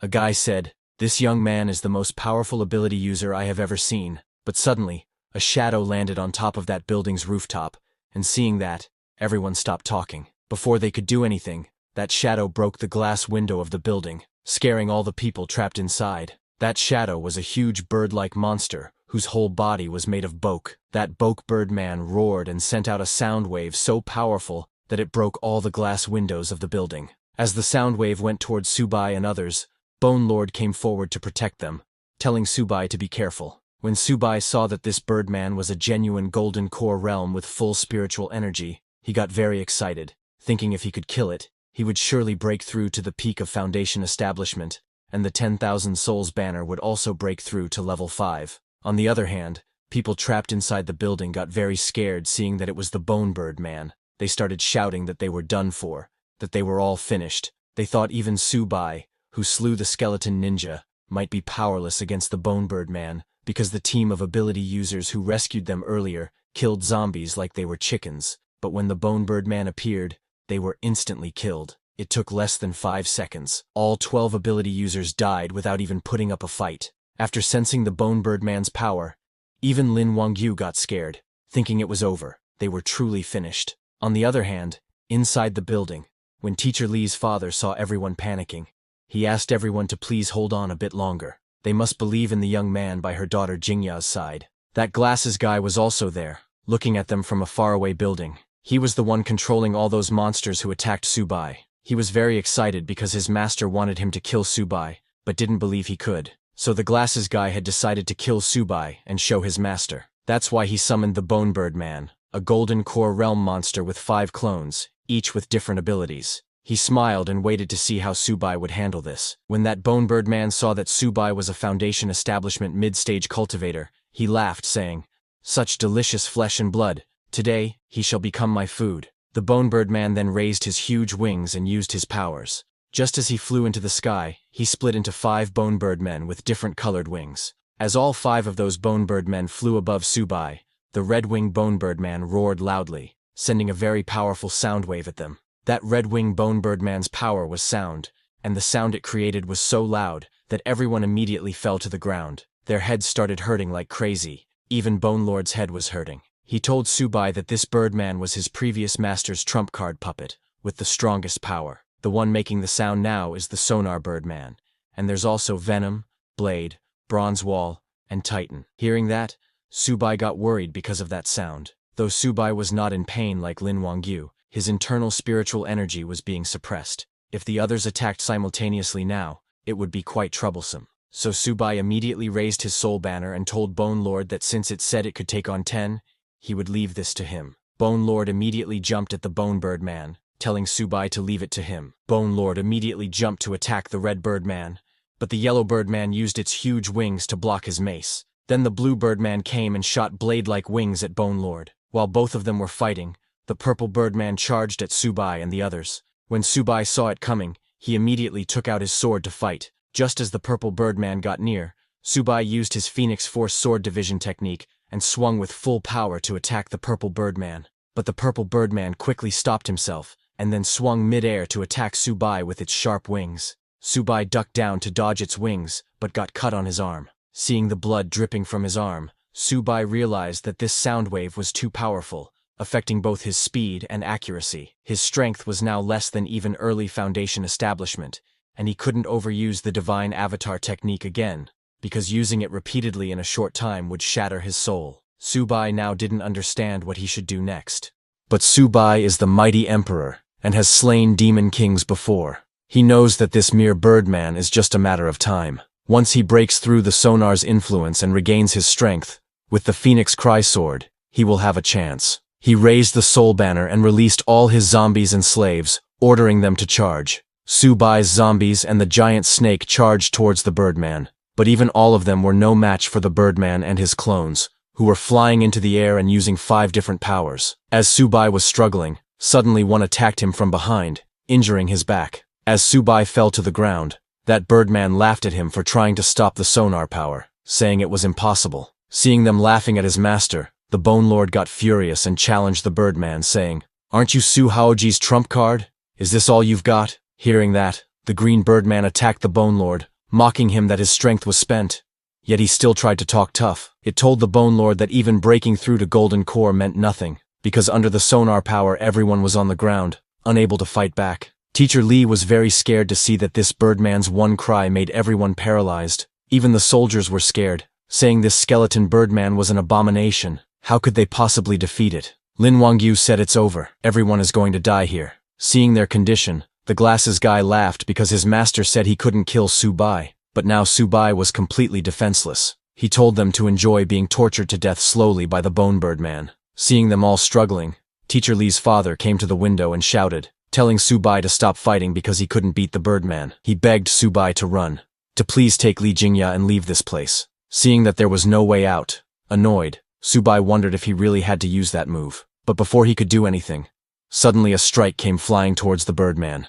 It hit the Red Birdman, making it stop using the sonar power. Just as it stopped, a yellow-haired lady jumped into the air saying, "They are all too noisy." Then she used another stick to strike the Red Birdman on the head with full power, destroying its whole skeleton head. As it died, the sonar power ended, and everyone's headache stopped. Teacher Lee said it's great. Her head didn't hurt anymore. Lin Wangyu turned to ask if it was Subai who stopped it, but a soldier told her it wasn't Subai but a woman. Hearing that, they all looked at the yellow-haired woman. Teacher Lee was amazed to see her dashing figure. Lin Wangyu commented that she had a cold and beautiful face. Even the soldiers were shocked by the powerful aura that yellow-haired woman was releasing. Subai also stood up and thanked the yellow-haired girl, but that girl asked him to kill the enemy first, and when they were done, he should lend her the soul banner in his hand to play with. On the other hand, Subai's Bone Lord had regained his powers and immediately jumped to attack the Blue Birdman, shouting, "Dog Birdman, can't make a sound anymore, can you?" And with a single strike, he killed that Blue Birdman. Seeing that, the Purple Birdman flew into the sky to escape, but before it could escape, Subai's Phoenix Cry Sword came flying and cut the Purple Birdman's neck. The Purple Birdman fell to the ground and died while the Phoenix Cry Sword returned to Subai. Without the sound waves, these birdmen were utterly defenseless. The glasses guy immediately recognized that the yellow-haired girl using the staff is the Weapon King Chuan Yinyun. He could not understand why she was here, but he decided to do as his master said and kill everyone in the warehouse. The Green Birdman asked the Yellow Birdman, "Who's that staff wielder? Where did this wild one come from?" But the Yellow Birdman reminded him that it was just the two of them left, and their master had said if they couldn't kill Subai, they should kill everyone in the warehouse. On the other hand, the people inside the warehouse felt relieved to see that Subai and his team had killed 3 of the birdmen, and now only 2 remained. They thought they were saved.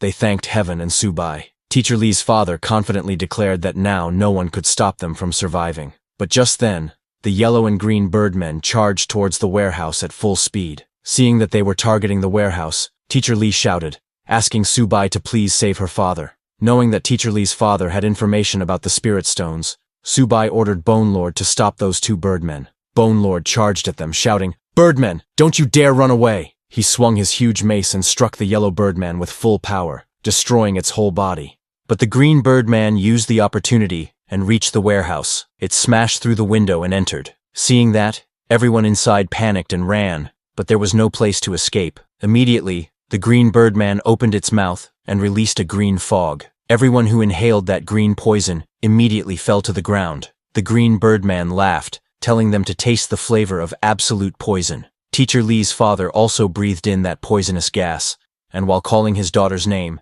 he collapsed to the ground. Seeing her father dying, Teacher Lee ran towards him, but Lin Wangyu called her from behind, saying if Teacher Lee went there, she would die from inhaling the poison mist too. Teacher Lee could not reach her father, and could only watch him die. This made her too angry, and she gritted her teeth in frustration. Her anger was so strong that suddenly her body started glowing with purple energy. She screamed in agony and unleashed her power. Seeing that, the yellow-haired lady Yin Yun realized that Teacher Lee was about to awaken, but it seemed she couldn't handle this awakening power. Seeing Teacher Lee, Bone Lord thought that her energy was chaotic, that she might die from her body exploding. When Subai sensed Teacher Lee's energy, his expression darkened. From her energy, he wondered if she had actually awakened this kind of ability. He immediately grabbed the unstable Teacher Lee and flew into the sky, because for him, it was just chaotic energy. As the Immortal Realm Emperor, he had countless disciples, and this was nothing new. It was child's play for him. He raised his soul banner and ordered it to form a barrier around them. As the barrier formed, Subai immediately started channeling his energy into Teacher Lee's body, knowing that with proper guidance, it often yields twice the result with half the effort. When Lin Wangyu saw Subai and Teacher Lee like that, she felt that this scene was too familiar to her. She saw a vision in her mind where she was standing in front, and Subai was behind her, channeling energy into her. Seeing that vision, a word came into her mind, Master. She could not understand why she felt a bit sour seeing Subai and Teacher Lee together. After a few minutes, Teacher Lee came down to the ground. She had calmed down after Subai guided her through her awakening. As he came down, he asked Teacher Lee to try out her ability and give this birdman a good punishment. Hearing that, the green birdman laughed, asking Subai who he was trying to fool. He challenged them to see who could stop him. Saying that, he immediately turned around and started running away. Seeing him run, Teacher Lee shouted, "Birdman, your wings have malfunctioned. You've fallen to the ground." Just as she said that, suddenly the birdman's wings malfunctioned in reality, and immediately he started falling to the ground. He could not understand what was going on. How did his wings really malfunction? And just like that, the green birdman fell to the ground, unable to fly anymore. Seeing that, everyone was shocked, asking what kind of overwhelming power this was. Lin Wangyu could not believe her eyes, that just by saying a few words, it actually came true. Bone Lord suspected, could this ability be? Before he could finish, Teacher Lee confirmed it, saying, "That's right, this ability is called Words Become Reality." Now her words were truth. Her words were reality. She admitted that, of course, it was also thanks to Subai's guidance that she mastered this ability. Subai then ordered Bone Lord to slay the birdman, and asked Teacher Lee to go save her father quickly. Teacher Lee said understood and left. On the other hand,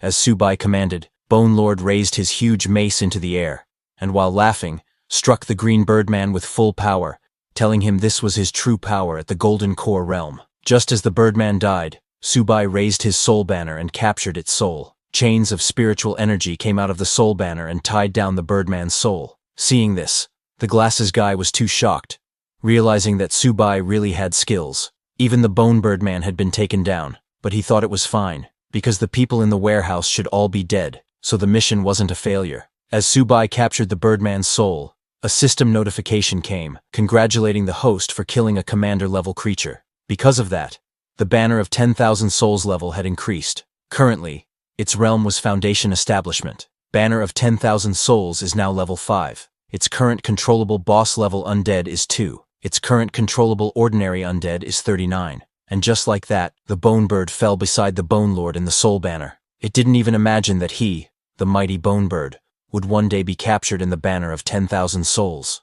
Bone Lord told the Birdman that he should consider himself lucky to become a soul in Master's banner, and ordered him to serve their master well. Hearing them talking, Subai looked into the soul banner and asked the Birdman if there was a way to neutralize the poison, but the Birdman didn't say anything and looked away. This made the Bone Lord angry, and he hit the Birdman, asking if he didn't know how to answer when Master asked him a question. He warned the Birdman that he would tear his bones apart. Left with no choice, the Birdman told Subai that if it sucked out the poison, it would naturally dissipate. Hearing that, Subai followed Teacher Lee and went into the warehouse. They ran up the staircase and reached the 3rd floor. Teacher Lee opened the door with a bang and called for her father, who was lying unconscious on the ground. Seeing that, Teacher Lee immediately used her powers and shouted, "Let the poison in Li Zhenghao's body leave his body." But nothing happened. Her powers didn't work, and her father was still lying on the ground. She tried again, but before she could, she suddenly felt like throwing up. She fell to the ground and spewed a massive amount of blood from her mouth. Teacher Lee was shocked to see so much blood.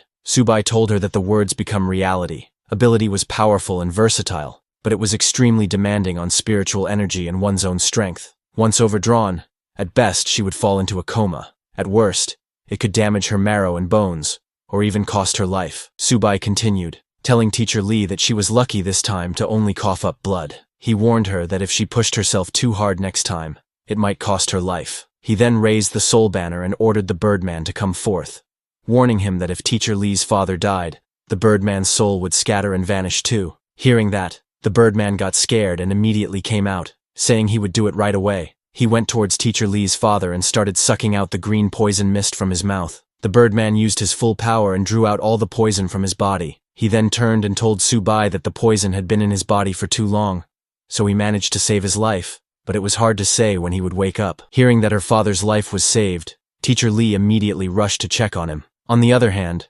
Subai felt a little disappointed hearing that her father wouldn't wake up, because he still didn't know the whereabouts of the spirit stones, and didn't know what to do next. Seeing Subai worried, Lin Wangyu came forward, and mistakenly called him Master, but quickly corrected herself and said, "Mr. Subai, I can sense that there is an energy body in Mr. Lee's possession." Lin Wangyu found it strange. Why did she keep blurting out Master recently? She wondered what exactly her relationship with Subai was. On the other hand, Subai went to check Teacher Lee's father, and to his surprise, her father really had a spiritual crystal in his possession, and it was a high-grade crystal. Seeing that, Subai was shocked, because in a world without spiritual energy, there existed high-grade spirit stones. He took that crystal and asked Lin Wangyu to hold on to it and see if she could sense anything. Lin Wangyu took the crystal and started sensing its energy nearby. After a few seconds, she opened her eyes in shock. She pointed in a direction and told Subai she could sense something. This stone originated from that direction, probably about 20 to 30 kilometers away. Hearing that, Subai immediately turned around and asked Lin Wangyu to let's go, saying they were heading east.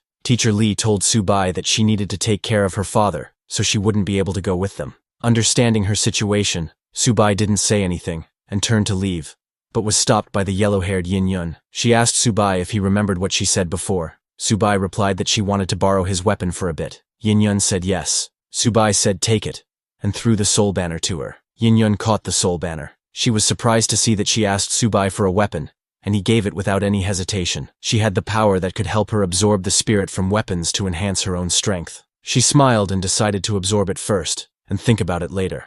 Yin Yun activated her powers and tried to absorb Subai's soul banner's power, but just as she tried, she got shocked. Before understanding anything, she fell on her knees. She could not understand what was going on. Her ability had no effect on the soul banner, and she even got backlashed after trying to absorb its power. Subai then came and took out the phoenix sword, asking Yin Yun, how about she play with this one instead? Embarrassed, Yin Yun tried to act calm, saying Subai's weapons were truly strange and very powerful. Saying that, she handed over the soul banner to Subai. She looked at Subai in suspicion because Subai had just used this sword to cut down the bone bird, so it must be an extraordinary item, and now he was giving it to her willingly. She wondered if he was that confident, but Yin Yun snatched the phoenix sword from his hand, saying whatever. She didn't believe they were all this bizarre. She immediately activated her power and tried to absorb the phoenix sword's power, but the next second she saw a vision where a huge fire phoenix was attacking her. Yin Yun immediately fell on the ground and vomited blood from her mouth. This effect was worse than the soul banner. She looked at Subai in anger, wondering what kind of weird things were his weapons.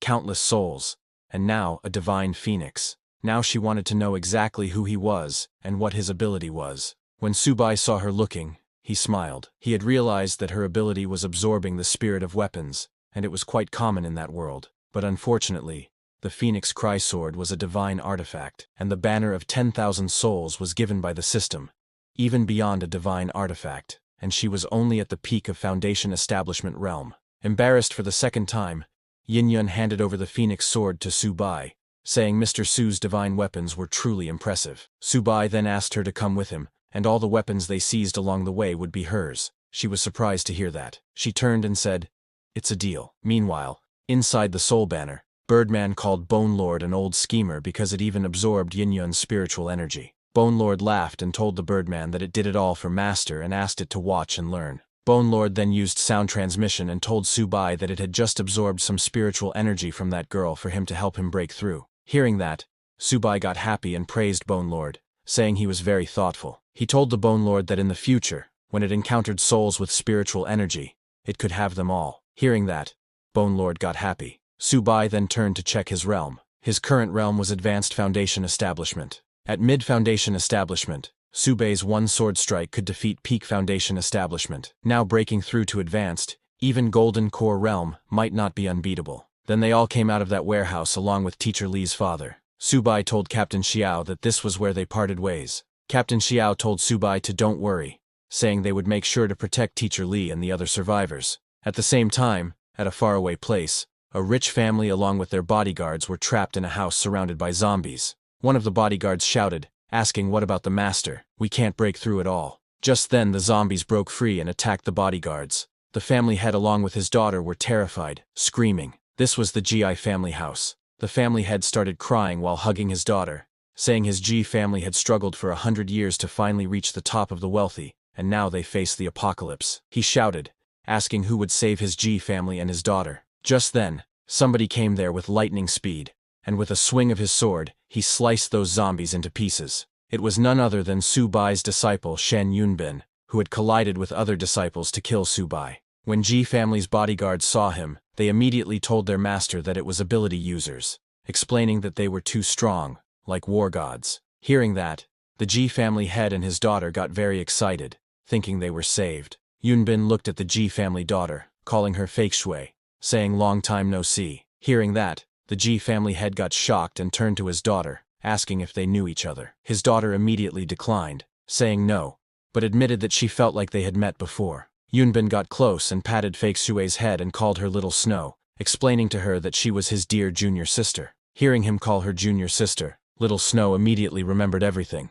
about her senior brothers and sisters and her master. When Su Bai's face snapped in front of her eyes, she opened her eyes in shock. She called Yunbin's senior brother and told him that she seemed to remember everything now. Saying that, she laughed and activated her power. Many coins started floating around her immediately. Yunbin congratulated Little Snow as her memory and ability had been restored, and told her that now it was time to deal with more important matters. Little Snow said yes. She turned and threw some coins in the air. Those coins spread around the GI family house and created a golden barrier, pushing all the zombies out of it. Little Snow told her father that this was farewell. She was leaving with her senior brother on important business, and told him to don't leave the space where the coins were. Zombies couldn't enter there. Saying that, she left from there. After coming out, she took a deep breath and said the air here was very polluted, but compared to underground, it was too fresh. Yunbin told her that now was not the time for nostalgia, adding that if they didn't eliminate Master, this world would become even worse. Hearing the word Master, a smile came on Little Snow's face. She smiled and said, "My beloved and respected Master, why did you do this? Since you're not dead, my senior brother and I will have to continue our righteous patricide." Yunbin told her that their master was now heading to the spirit cave, so they must get there first, obtain the spirit stones, and then kill him. Meanwhile in the city, Yunbin's disciple, that glasses guy, was standing on the rooftop of a building. He was shocked to see that his mission failed, but he laughed because in his eyes, there was no such word as failure. He decided that as long as he killed Su Bai and his master gave him that thing, he could return to his own world. On the other hand, while Su Bai, Lin Wangyu, and Yin Yun were going, some people who were getting attacked by zombies asked for their help, saying, "Ability users, save me." But Su Bai just walked past them. Seeing those people, Lin Wangyu asked Su Bai if they were really not going to save them. Hearing that, Yin Yun called her naive, explaining that they couldn't save everyone. In the apocalypse, improving their own strength was key. Then, after they left the city, Lin Wangyu pointed in a direction and told Su Bai that from here 10 miles ahead was the source of those stones. Hearing that, Su Bai asked them to speed up to avoid any trouble. But just then, Lin Wangyu saw something shocking and told Su Bai that a large mass of spiritual energy was approaching. When they looked ahead, they saw the Glasses Guy coming towards them on a bone horse, and behind him was an undead army. Glasses Guy stopped his bone horse right before Su Bai. He looked at Su Bai and said, "Mr. Su Bai, you killed 3 of my generals and are just leaving like this. That's not very polite, you know." Hearing that, Su Bai got serious, realizing he was the one controlling those monsters. When Birdman saw the Glasses Guy, it panicked, saying it's over, it's the master, and he's actually coming out himself. But the Bone Lord angrily told the Birdman that he was their master. Their only master now was Su Bai. Hearing Birdman, Su Bai asked it if it was scared. Birdman said not at all and asked Su Bai to just give the order. Hearing that, Su Bai smiled and summoned both Birdman and Bone Lord, ordering them to go and test the enemy's strength. Seeing them coming, Glasses Guy laughed, saying how presumptuous. He called the Bone Lord and Birdman, asking if they had forgotten his tireless teachings. How dare they draw their weapons against him? Just as he said that, the ground below Bone Lord and Birdman broke, scaring both of them. Immediately the whole surrounding changed. The Bone Lord and Birdman flew onto a piece of land in the air and sat on the ground all scared. Seeing that, Yin Yun got shocked, saying this guy's voice had some kind of ability to interfere with people's minds. Su Bai immediately realized that it was a mental interference ability, and asked everyone to cover their ears. But Yin Yun didn't listen to Su Bai and jumped to attack the Glasses Guy, saying what's so great about that. She raised her staff to attack, shouting, "Eat my staff, you bastard." Seeing her, the Glasses Guy laughed, saying such a beautiful young lady. How can you be so crude? Saying that, he used his power on Yin Yun. Before Yin Yun could get near him, her mind got hit. She immediately fell in front of the Glasses Guy, unable to do anything. Her personality changed completely, and she started crying like a baby, calling her mama. Seeing her like that, Su Bai used the Soul Banner to communicate with Bone Lord, asking it if the Glasses Guy could create illusions too. Bone Lord told Su Bai that the Glasses Guy's entire body was full of mental control realms. His voice, his eyes, even every pore and cell. Hearing that, Su Bai smiled, saying mental control, quite an impressive ability. However, blocking mental control wasn't that difficult. Su Bai then swung his hand in the air and used a technique. He gathered spiritual energy from the surroundings and created an energy layer over his body. This energy layer covered Su Bai's whole body along with his head and arms. When the Glasses Guy saw Su Bai blocking the perception of every part of his body, he laughed and asked, "How will Su Bai fight then?" But just as he completed his words, Su Bai immediately attacked him with the Phoenix Sword, telling the Glasses Guy to worry about himself. The Phoenix Fire hit the Glasses Guy, burning his whole body. He screamed in pain. Su Bai looked at him with a serious expression, because he saw through the Glasses Guy's acting. Glasses Guy mocked Su Bai, laughing, saying, "Can't catch me, can you?" He told Su Bai that he had seen all his tricks. They were nothing special. Besides, did Su Bai really think he was helpless, just because Su Bai had blocked the perception of every part of his body? Glasses Guy called his skeleton warriors and ordered them to farm ranks. Immediately Glasses Guy's skeleton warriors surrounded Su Bai, Lin Wangyu, and Yin Yun. Both Lin Wangyu and Yin Yun fell on the ground crying. Lin Wangyu also fell into an illusion, seeing Yin Yun as her child. She hugged Yin Yun, asking her to don't cry. Seeing that, Bone Lord panicked and told Su Bai that they had entered Glasses Guy's domain, explaining that he had set this place up in advance, and once they entered this domain, they couldn't escape his mental control. Just as Bone Lord said that, Su Bai also fell into Glasses Guy's domain. He found himself in his own world, cultivating in the air while his disciples were sitting in front of him. Su Bai's 5 female disciples were looking at him while their master, Su Bai, had completely stopped moving. Seeing that, Glasses Guy laughed, telling Su Bai that even with his impressive strength, he had still fallen when he met him. Glasses Guy decided to see what was actually in Su Bai's illusion. He entered Su Bai's illusion where he saw Su Bai teaching his disciples. There was Yunbin too. Su Bai told Yunbin that every detail must be perfect. A tiny error can lead to a huge difference. Yunbin said yes, master, and followed his words. When the Glasses Guy saw Yunbin, he got shocked. He recognized that this was his master. Glasses Guy's jaw dropped when he found out that his master was actually Su Bai's disciple. He got too confused, wondering who on earth was this Su Bai. Why did the master want to kill his own teacher? While Glasses Guy was lost in his thoughts, suddenly Su Bai turned around and looked directly at him. This surprised the Glasses Guy. Su Bai laughed, asking, "Have you finished watching? So you're Shen Yunbin's lackey?" Glasses Guy got shocked seeing that Subai had independent consciousness. Subai didn't reply to him and took out the Phoenix Sword. He gathered fire in the sword and used his Phoenix Cry Sword third form, breaking the classic, and swung at the Glasses Guy, cutting him in half. The illusion broke and the Glasses Guy fell on the ground. Subai asked the Glasses Guy if he thought he was just simply swinging his sword. Subai told him that he was not cutting him, but his illusion. He pointed his sword at the Glasses Guy's head, angry that he had repeatedly offended him just for Shen Yunbin. Subai now started to wonder if everything behind this was all Shen Yunbin's doing. He grew furious because he had treated Shen Yunbin like a son, yet he conspired and backstabbed him. But even when a sword was pointed at him, the Glasses Guy was laughing. Immediately, two skeleton warriors came from behind to attack Subai. Subai turned and cut down those skeletons with his Phoenix Sword, but the Glasses Guy used this opportunity to escape, laughing and saying, "So what if you've broken my illusion? You still can't catch me." He put some distance between him and Subai,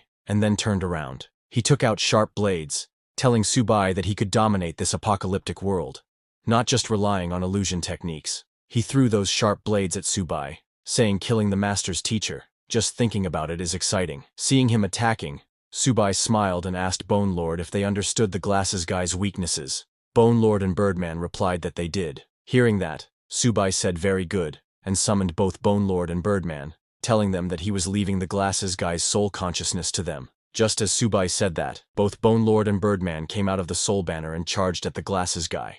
Seeing them coming, Glasses Guy grew angry and shouted, "Bone Lord, you dare to face me in combat!" He threw more blades at Bone Lord and Birdman, telling them to come back after training for another 100 years. But the Bone Lord blocked all the blades of the Glasses Guy, saying he looked down on others too much. Birdman used his wings to deflect all the blades, telling Glasses Guy that he should reassess after 3 days apart. When the Glasses Guy heard that, he realized that something was off. He used his senses and got shocked to feel Bone Lord and Birdman's aura. Both Bone Lord and Birdman jumped to attack the Glasses Guy. Still in shock, Glasses Guy asked if they had broken through to the Golden Core realm. How was that possible? Birdman used its legs to attack the Glasses Guy, telling him that following the new master, it ate 6 meals a day. Bone Lord attacked the Glasses Guy with its giant mace. Bone Lord laughed, telling the Glasses Guy that reaching Golden Core was normal now. He asked Glasses Guy to surrender, saying he was no match for his master. Hearing that, Glasses Guy laughed, calling Subai a petty man in power. He used the blade fans in his hands and with full power pushed both the Birdman and Bone Lord,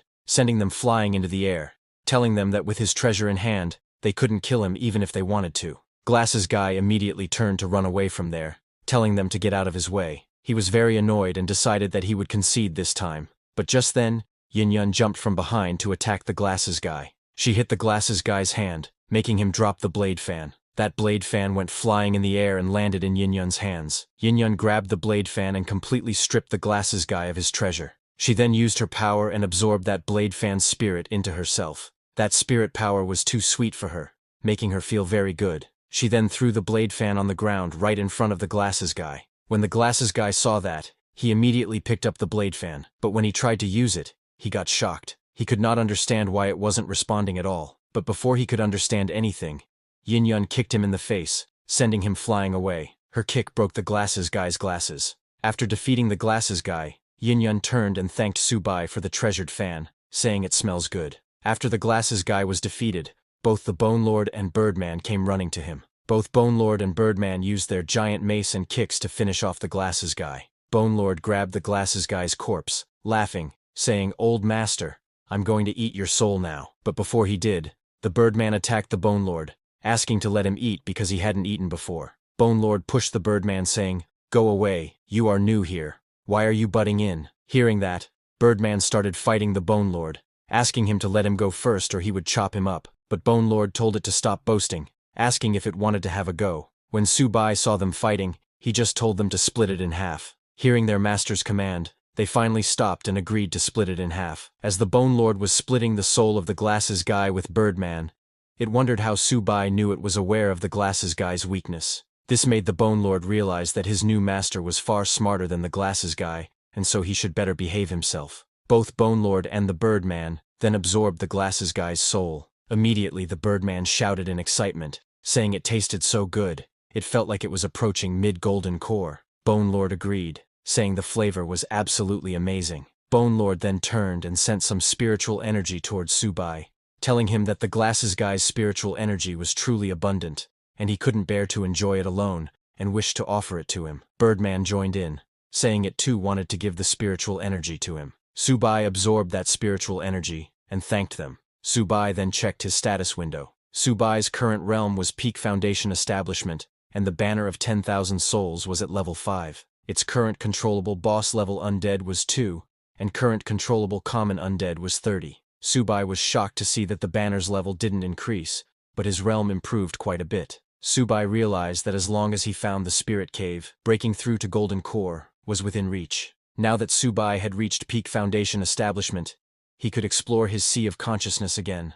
Subai then tried to touch his consciousness, and got shocked. He could actually touch it. It was too wonderful. Meanwhile, 10 miles away from there in a rocky area, on a huge mountain's backside, there was a huge cave, and Yunbin and Little Snow were standing at the entrance of the cave. Looking at that cave, Little Snow asked her senior brother if this was the place, adding that she could feel the spiritual energy was very dense inside. Yunbin asked her to let's go in quickly, or they might miss their chance. While going inside, Yunbin realized that his disciple, that glasses guy, had lost his vitality. He got annoyed because of glasses guy acting on his own. Now Yunbin had lost another important piece. He admitted that his master, Subai, was still so formidable. When they went deep inside the cave, they started to see huge spirit stones all over the cave walls. Seeing all that, Little Snow asked Yunbin why they were not picking spirit stones from the walls. While walking ahead, Yunbin asked her if she knew. The core of this spirit cave was a spirit spring. Right in front of them was a small spring filled with spirit water. Seeing such a dense spirit spring, Little Snow got very excited, saying staying here for a day might lead to a major breakthrough. Yunbin told her he had 3 leads on such spirit caves, but then Little Snow heard some footsteps from behind. She told her senior brother that it seemed someone was coming from outside. Yunbin said no worries, asking if she had forgotten her senior brother's first-class illusions. Yunbin laughed and used his illusion power in that cave, and immediately some voices came of people fighting. One guy shouted, "You dare steal my spirit stones." Another shouted, "You're talking nonsense. Clearly you stole mine, you're asking for death." Meanwhile, at the entrance of the spirit cave, Subai had arrived there with Lin Wangyu and Yin Yun. When Lin Wangyu saw the cave, she pointed inside and told Subai that it was right inside and very dense. Subai looked inside the cave and saw spirit crystals shining there. He asked both Lin Wangyu and Yin Yun to let's go inside the cave, and all 3 of them entered the cave.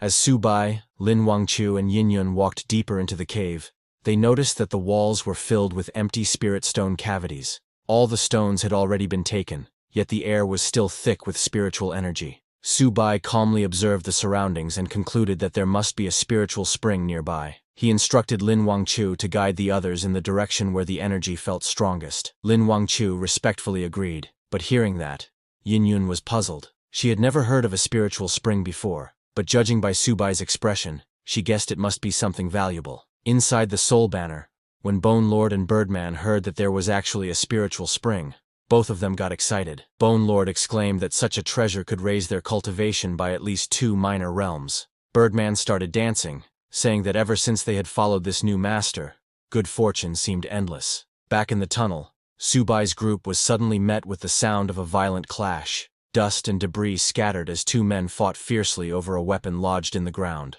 One shouted that the divine weapon was his, and warned the other not to snatch it. The other roared back, claiming the magic staff as his own. Watching from a distance, Yin Yun recognized the fighters, and told Subai that they were Iron Arms and Bronze Legs. She went on to explain that Iron Arms and Bronze Legs were among the earliest awakened mutants. Their names reflected their power. Their limbs were virtually indestructible. Just 2 weeks ago, even rocket launchers had failed to harm them. Hearing that, Subai thought carefully. He remembered that the rescue team only carried bullets effective up to the Foundation Establishment realm, but rocket launchers were much stronger. If even those couldn't scratch these 2, then Iron Arms and Bronze Legs had to be above Subai's current realm. As Subai watched the 2 men fight, he noticed the object at the center of the struggle. It was nothing more than a plain wooden staff. Seeing that, Lin Wangchu frowned, wondering why anyone would fight so desperately over something so ordinary. Subai calmly reasoned that the 2 men must have fallen into an illusion, their minds ensnared. Whoever had the power to trap them in such a way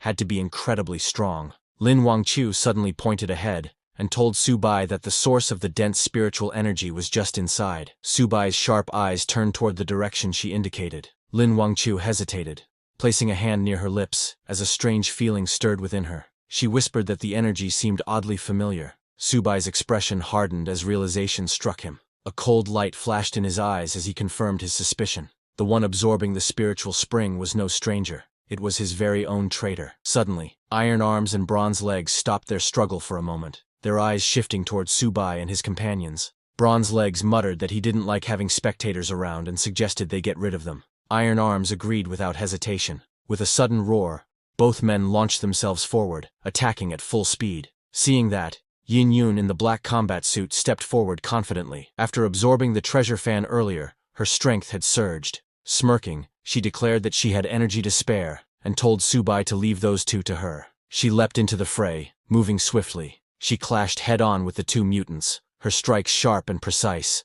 The cavern echoed with the sounds of their fierce battle. But suddenly, iron arms grabbed hold of her wooden staff, his iron-like grip making the wood splinter and crack. A dangerous glint appeared in his eyes as he studied her. With a mocking smile, he admitted that the woman had impressive skills. Bronze Legs speculated that the staff wielder they were dealing with might be none other than the artifact king himself. A twisted smile spread across Iron Arm's face. He charged forward, sneering that mere skills would never be enough to save her, smashing through her defense and shattering the wooden staff in her hands. Yin Yun fought back fiercely, but before she could regain her footing, Bronze Legs moved like lightning. His kick struck her directly, sending her crashing back with a scream. Pain shot through her body as she realized in shock that her meridians had been severed with a single kick. She couldn't understand how they had grown stronger so quickly, outpacing her despite her efforts. As she fell, her strength fading, Subai caught her in his arms, steadying her before she hit the ground. With a calm voice, he raised his soul banner and released the Bone Lord and Birdman,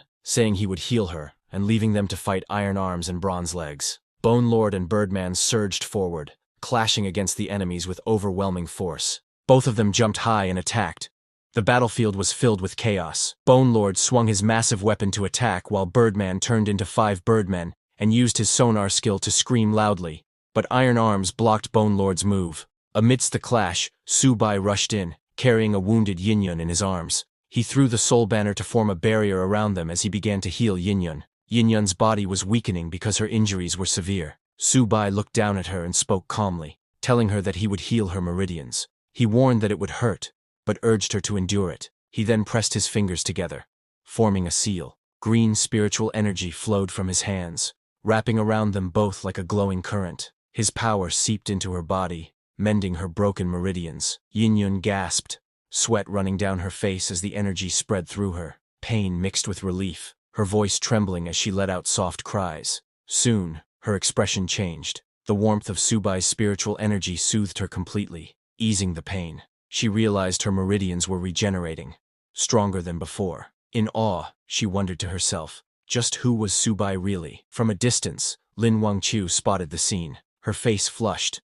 She muttered that Subai had secluded himself with someone again. A faint sense of longing filled her eyes as she whispered to herself, wondering when it would finally be her turn. On the battlefield, the screeching cries of Birdman echoed everywhere. Iron Arms grew irritated at the noise, cursing under his breath. He turned to Bronze Legs and ordered him to silence the racket. Bronze Legs stepped forward. With a single heavy stomp, the ground cracked beneath his feet. In the next instant, his powerful kick shot out like a cannon, smashing into Birdman with terrifying force. Immediately, Birdman's noise stopped. A smirk spread across Iron Arm's face as he muttered that it was much quieter now. Then, with lightning speed, Iron Arms punched Bone Lord, his fists clashing directly against Bone Lord's armor. The impact was immense, and even Bone Lord had to admit, his opponent's strength was unbelievable. Meanwhile, Birdman found himself struggling against Bronze Legs. Despite his skill, he could not understand how he was being pushed back. His frustration grew as he questioned how he could possibly be losing. Still, he launched another desperate attack, but Bronze Legs jumped to dodge it, and then, with full power, kicked the yellow Birdman's head, destroying it instantly. Seeing that, Birdman was shocked, wondering when such powerful mutants had begun to appear. Not just him.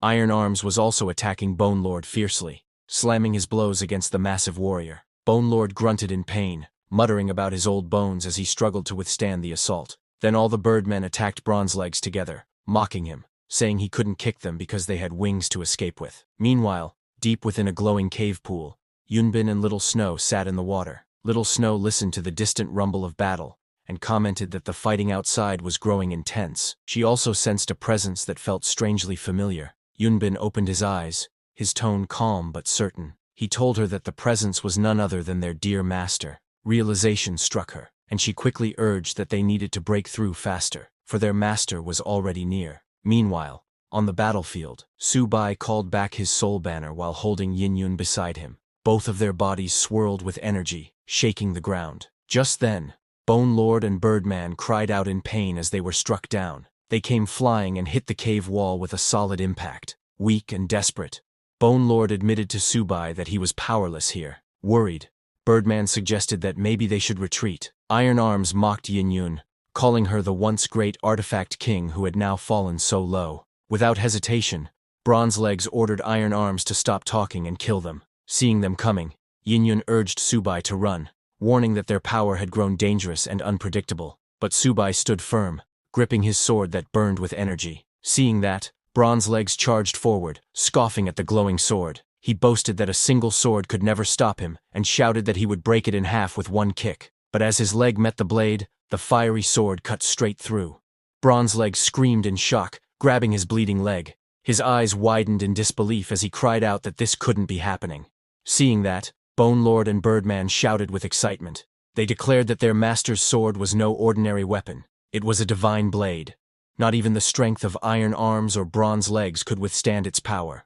With great zeal, they praised their master, chanting that all should hail the sovereign. Bronze Legs, cloaked in black, suddenly cried out that he surrendered, yet he arrogantly added that if he chose to flee, no one could possibly stop him. Hearing that, Su-bai only smiled calmly and took out a rope from his inventory. Without hesitation, he lashed out the rope. The strike was swift and precise, binding the fleeing Bronze Legs. Bronze Legs fell hard to the ground, groaning in pain as he was dragged back. Desperately, Bronze Legs struggled against the ropes, but no matter how much force he used, the bindings held firm. Damn it, he thought, panic filling his chest. What kind of monster is this? It's like crashing into an iron wall. Seeing that, Yin-yun was shocked, realizing that despite Bronze Legs' strength being equal to hundreds of thousands of pounds, he could not break even a single thread. Su-bai stood tall with the rope still in his hand, his calm expression making the struggle of his opponent seem meaningless. He then gripped the rope tightly in his hand,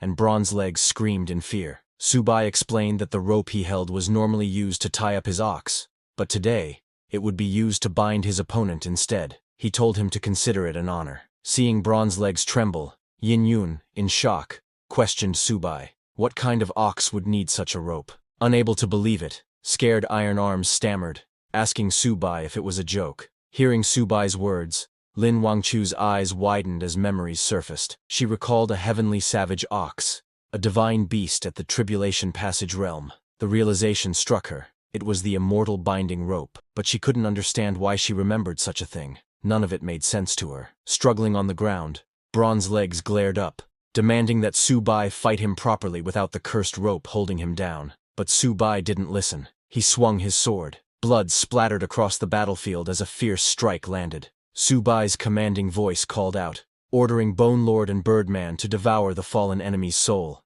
Immediately, Bone Lord and Birdman took Bronze Leg's soul. Bone Lord praised Su-bai, saying the master's sword was unstoppable, capable of cutting down even the strongest defenses. Birdman declared that following the new master was the best choice he had ever made. Bone Lord laughed darkly, savoring the soul of Bronze Legs, which was nearly at the Golden Core realm. He said it was delicious, and with their new master, they could feast 8 times a day. Watching this terrifying scene, Yin-yun's heart raced. She wondered what kind of power Su-bai had awakened. His strength seemed unimaginable, far beyond what she had ever expected. Even Iron Arms trembled as cold sweat ran down his face. He realized the thread was far too powerful, and even the sword in Su-bai's hand felt strange. Fear filled his heart. He realized that there was no way they could win. Absolutely no way. Iron Arms approached Su-bai from behind, each step heavy and intimidating. Unable to hold back his fear, Iron Arms fell to his knees and begged. He admitted he had been blind to such overwhelming strength and pleaded for mercy. Desperate to save himself, he offered the Divine Heaven Staff, the weapon he and Bronze Legs had once fought over. But Su-bai only looked down at him, unimpressed. He said he had preferred him back when he was arrogant and defiant. Confused, Iron Arms turned to pick up what he thought was the divine heaven staff, but to his shock, it was only a rotten stick. His eyes widened in disbelief as he shouted, demanding to know where his real weapon had gone. Subai explained to him that he was caught in an illusion. The so-called divine heaven staff had never been real. Rage and confusion twisted Iron Arm's face. He crushed the stick and roared, demanding to know who had cast such an illusion on them. Subai pointed toward the wall of the cave and revealed that the one responsible was hidden inside. With a calm but commanding voice, he ordered them to break the wall. Yunbin and Little Snow, soaking in the spring, noticed the noise in the distance. Little Snow remarked that it seemed their master had already subdued those two men. Yunbin smirked with confidence. After absorbing the energy of the spiritual spring, he had broken through to the Golden Core realm. He thought about how troublesome his master had been before, but now, with his newfound strength, he could kill them effortlessly with just a flick of his wrist. Meanwhile, the wall of the cave shattered open as Iron Arms struck through it, revealing the way forward. On the other side stood Yunbin in a blue robe with Little Snow. Subai pointed towards them and told Iron Arms that those two were the ones who had trapped him in an illusion. With a calm tone, he ordered him to go and kill them. Enraged, Iron Arms roared that he did not hit women, so the man in blue would die first. With fury, he charged forward. He swung his fists at Yunbin, shouting that anyone who dared to use illusions on him deserved death. But to his shock, Yunbin dodged all his punches by moving so fast that Iron Arms couldn't land a hit. Suddenly Little Snow took out golden coins that flitted in the air. Little Snow, with long red hair, raised her hand and formed a spell sign with her fingers. Golden coins burst from her, filling the space with dazzling power. The attack hit Iron Arms directly. The explosion of energy sent him staggering back, smoke rising from his body as his armor cracked and burned. He struggled to stay on his feet, groaning in pain, before crashing to the ground face first, blood spilling from his mouth. Yin-Yun watched in shock. She whispered that the power she had just seen was unbelievable. Lin Wangqiu said it was coins falling from the sky, but she couldn't understand why it felt strangely familiar.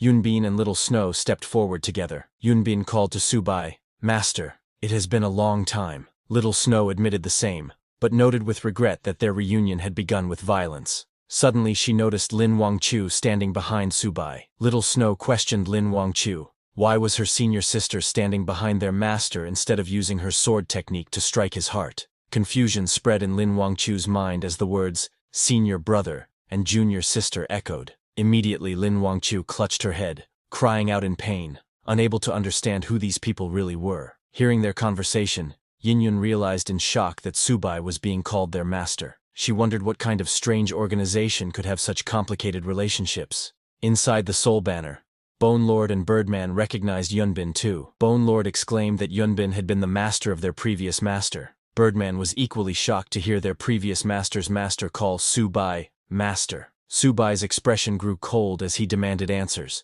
He asked Yunbin if the plan to kill him during his tribulation had been his doing, and if he had also manipulated that glasses guy. Anger flared in Subai's heart as he reminded Yunbin that he had raised him for over 867 years, only to be betrayed. But Yunbin dismissed the questions and suggested they draw their swords instead. Little Snow stepped forward, her presence commanding and dangerous. As she flitted in the air, she told her senior sister that she should stand by their side, otherwise she too would be eliminated. Little Snow was shocked and confused, her eyes narrowing as she saw something unexpected.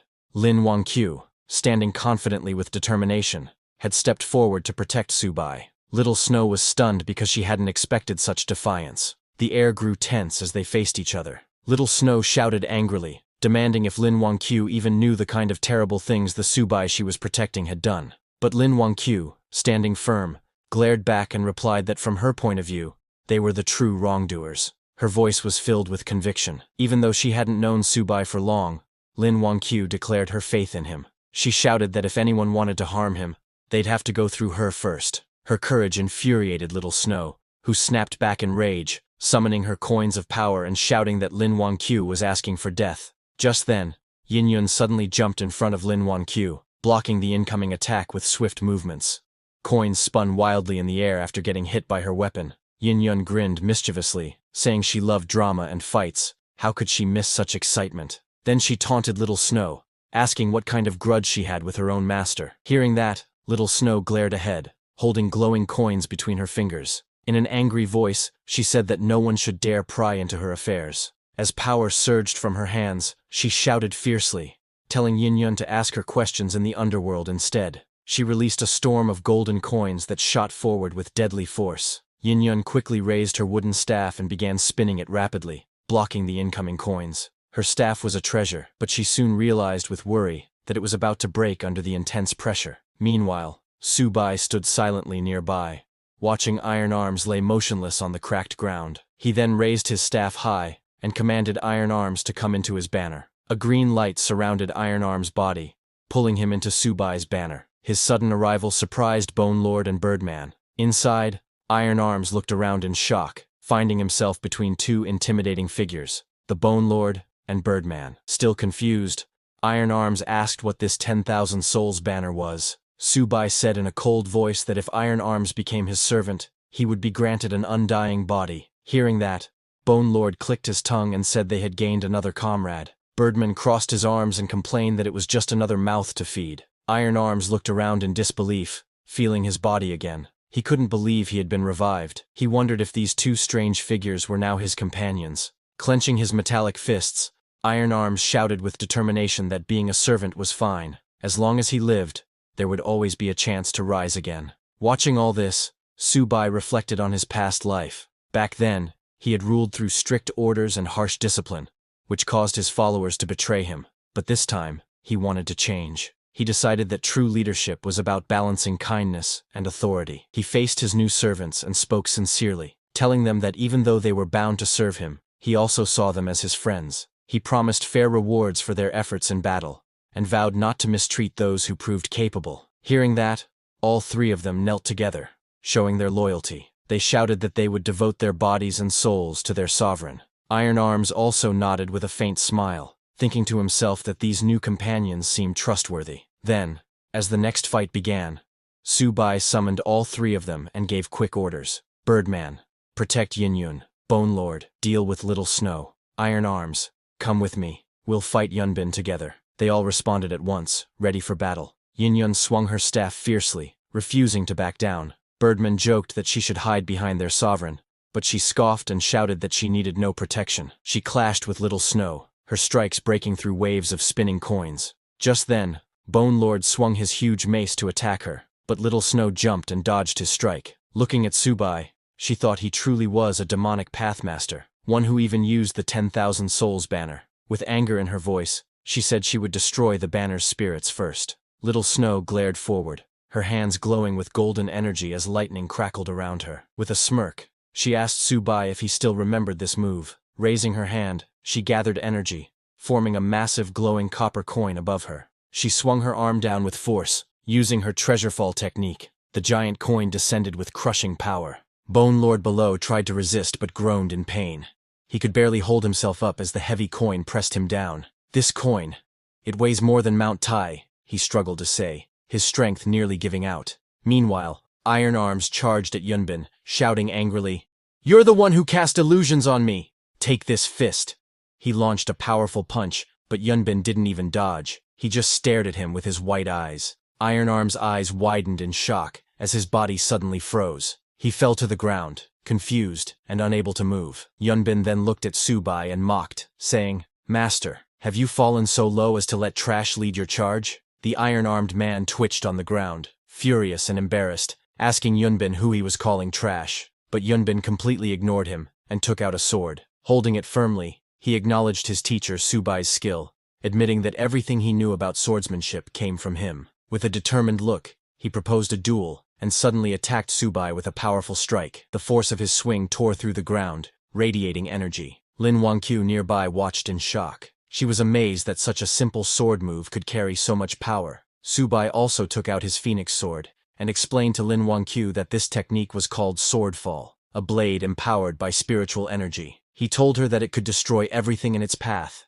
and he called it the ultimate sword. He told her that to counter it required the sword wall, where he swings his sword 360 degrees to create a formation of countless blades forming an unbreakable defense. "This," he said, "is what I call the toughest shield." The clash between Yunbin's sword and Subai's sword shield filled the air with explosive force. Seeing that, Lin Wangqiu was stunned. She whispered that both techniques, the ultimate sword and the toughest shield, were incredible. However, She was worried that her master's cultivation was weaker than his opponent's. But suddenly, she held her head in pain, feeling strange memories flooding her mind. She couldn't understand what kind of memories they were. She was too confused, and her mind began to overload. Seeing that, Yunbin realized Lin Wangqiu's memories were returning. He smiled and gathered a surge of power, lightning flashing around him as he descended with a sharp blade strike. He shouted to his master, Su Bai, eager to prove his progress. Multiple swords surrounded him like a storm, their edges glowing with red energy as he charged forward.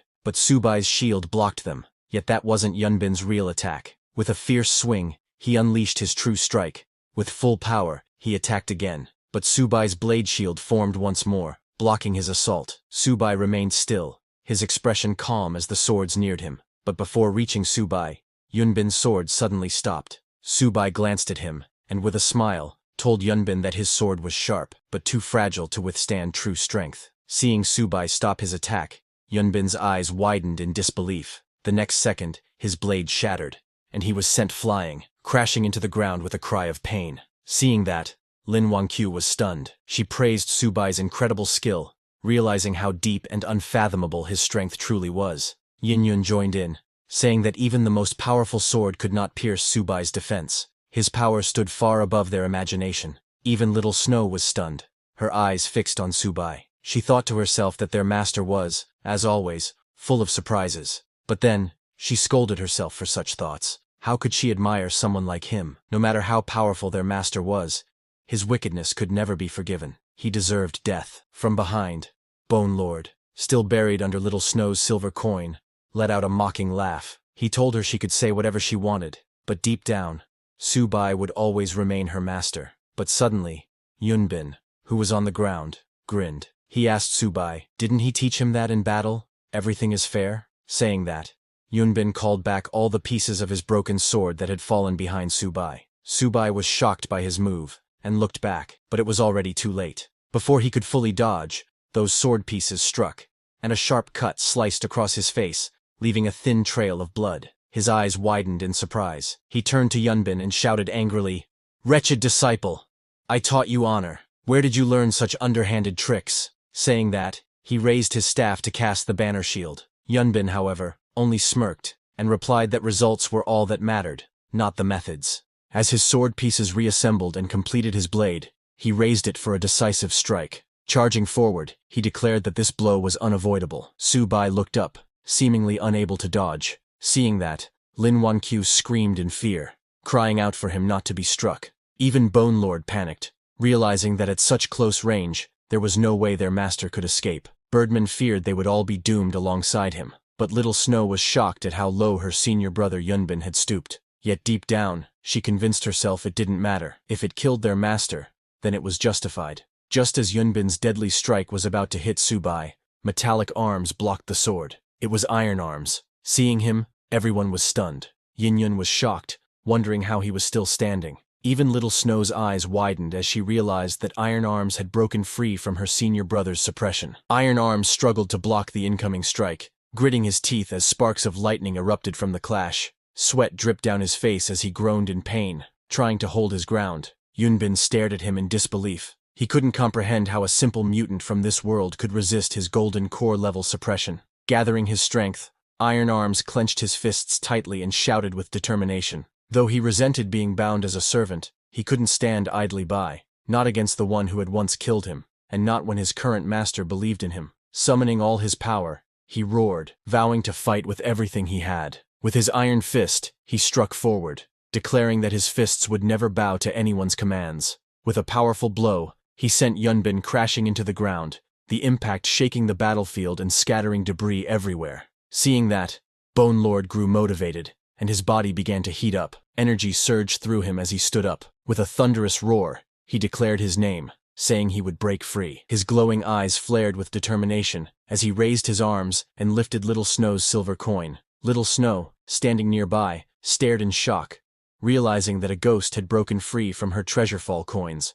something she thought impossible. Before she could react, Birdman descended from behind, telling Bone Lord it had his back and urging him to attack together. Bone Lord and Birdman roared in unison, unleashing a surge of power as they charged toward Little Snow, ready to strike. Seeing them coming, Little Snow got angry, annoyed by their vulgar words. She muttered that their foul mouths were both amusing and irritating at the same time. With determination, she raised her glowing coin and clashed head-on with Bone Lord. Their powers collided in a burst of light, the impact sending shockwaves rippling through the area. Meanwhile, Yunbin, though injured, stood firm on the cracked ground. Admitting that breaking free from enslavement showed how impressive Iron Arm's strength was, he then, with cold fury, promised that next time, he would make Iron Arms beg for death. He raised his sword, creating multiple shining illusions.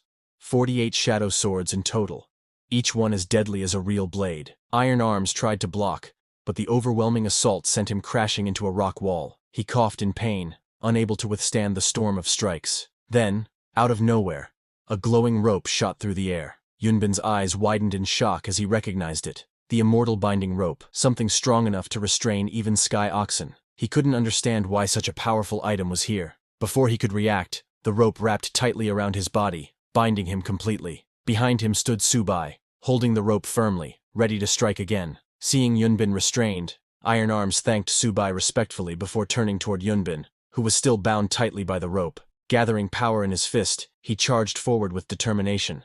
His expression turned fierce as he punched Yunbin with full force, sending him flying backward. Without giving Yunbin time to react, Iron Arms unleashed a flurry of punches, striking repeatedly with incredible speed. Each hit landed powerfully, shaking the ground beneath them. Watching from a distance, Lin Wangqiu cheered loudly, saying she saw everything. Yin Yun smirked confidently. She believed Iron Arms' fists would completely crush their foe. But suddenly, Iron Arms stopped as he noticed something strange. The body of Yunbin started to look unusual. His skin seemed rough and lifeless. Kneeling down, Iron Arms frowned and said something felt wrong, because Yunbin didn't look human anymore. He looked like clay.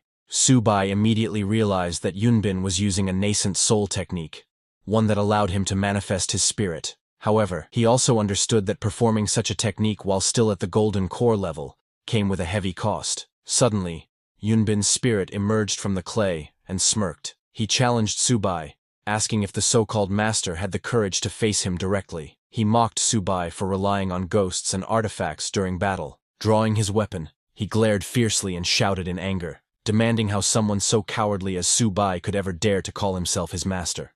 Yunbin stood tall, his sword pointed forward, while Lin Wangqiu shouted for Subai not to be provoked.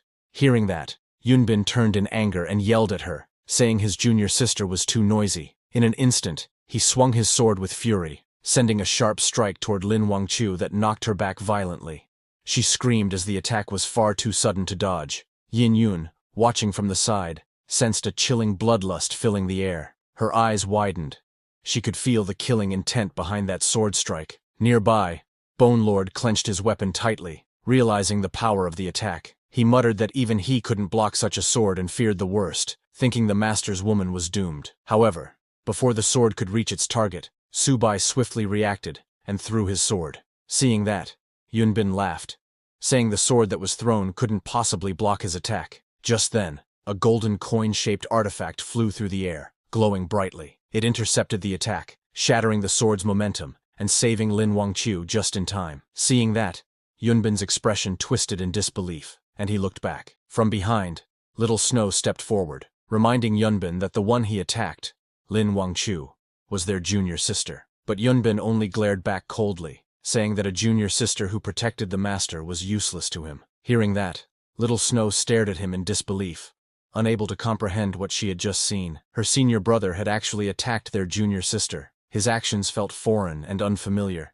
as if he were no longer the person she once knew. Realizing what he had done, Yunbin looked startled and quickly tried to calm himself. He admitted that he had lost control in the heat of the moment. He turned to Little Snow and thanked her for blocking the sword. He said that if not for her, he might have seriously injured their junior sister, Wangqiu, and couldn't have forgiven himself. Hearing that, Little Snow looked at him with softer eyes, thinking that he was still the senior brother she respected. As they were talking, a loud splash echoed as Subai's sword plunged into the spirit spring. Everyone watched in shock as ripples spread across the surface. Yin Yun gasped, realizing that Subai hadn't blocked the sword for Lin Wangqiu. Instead, he had thrown it into the spirit spring. Bone Lord questioned the purpose of such an act, something he had never heard of before. Even Yunbin let out a mocking laugh, facing Subai with a twisted grin. He asked if his master had gone mad, his tone filled with disbelief and ridicule. But as he stood by the spring, suddenly the water rippled strangely. His sharp gaze followed the disturbance as the surface began to tremble. Suddenly,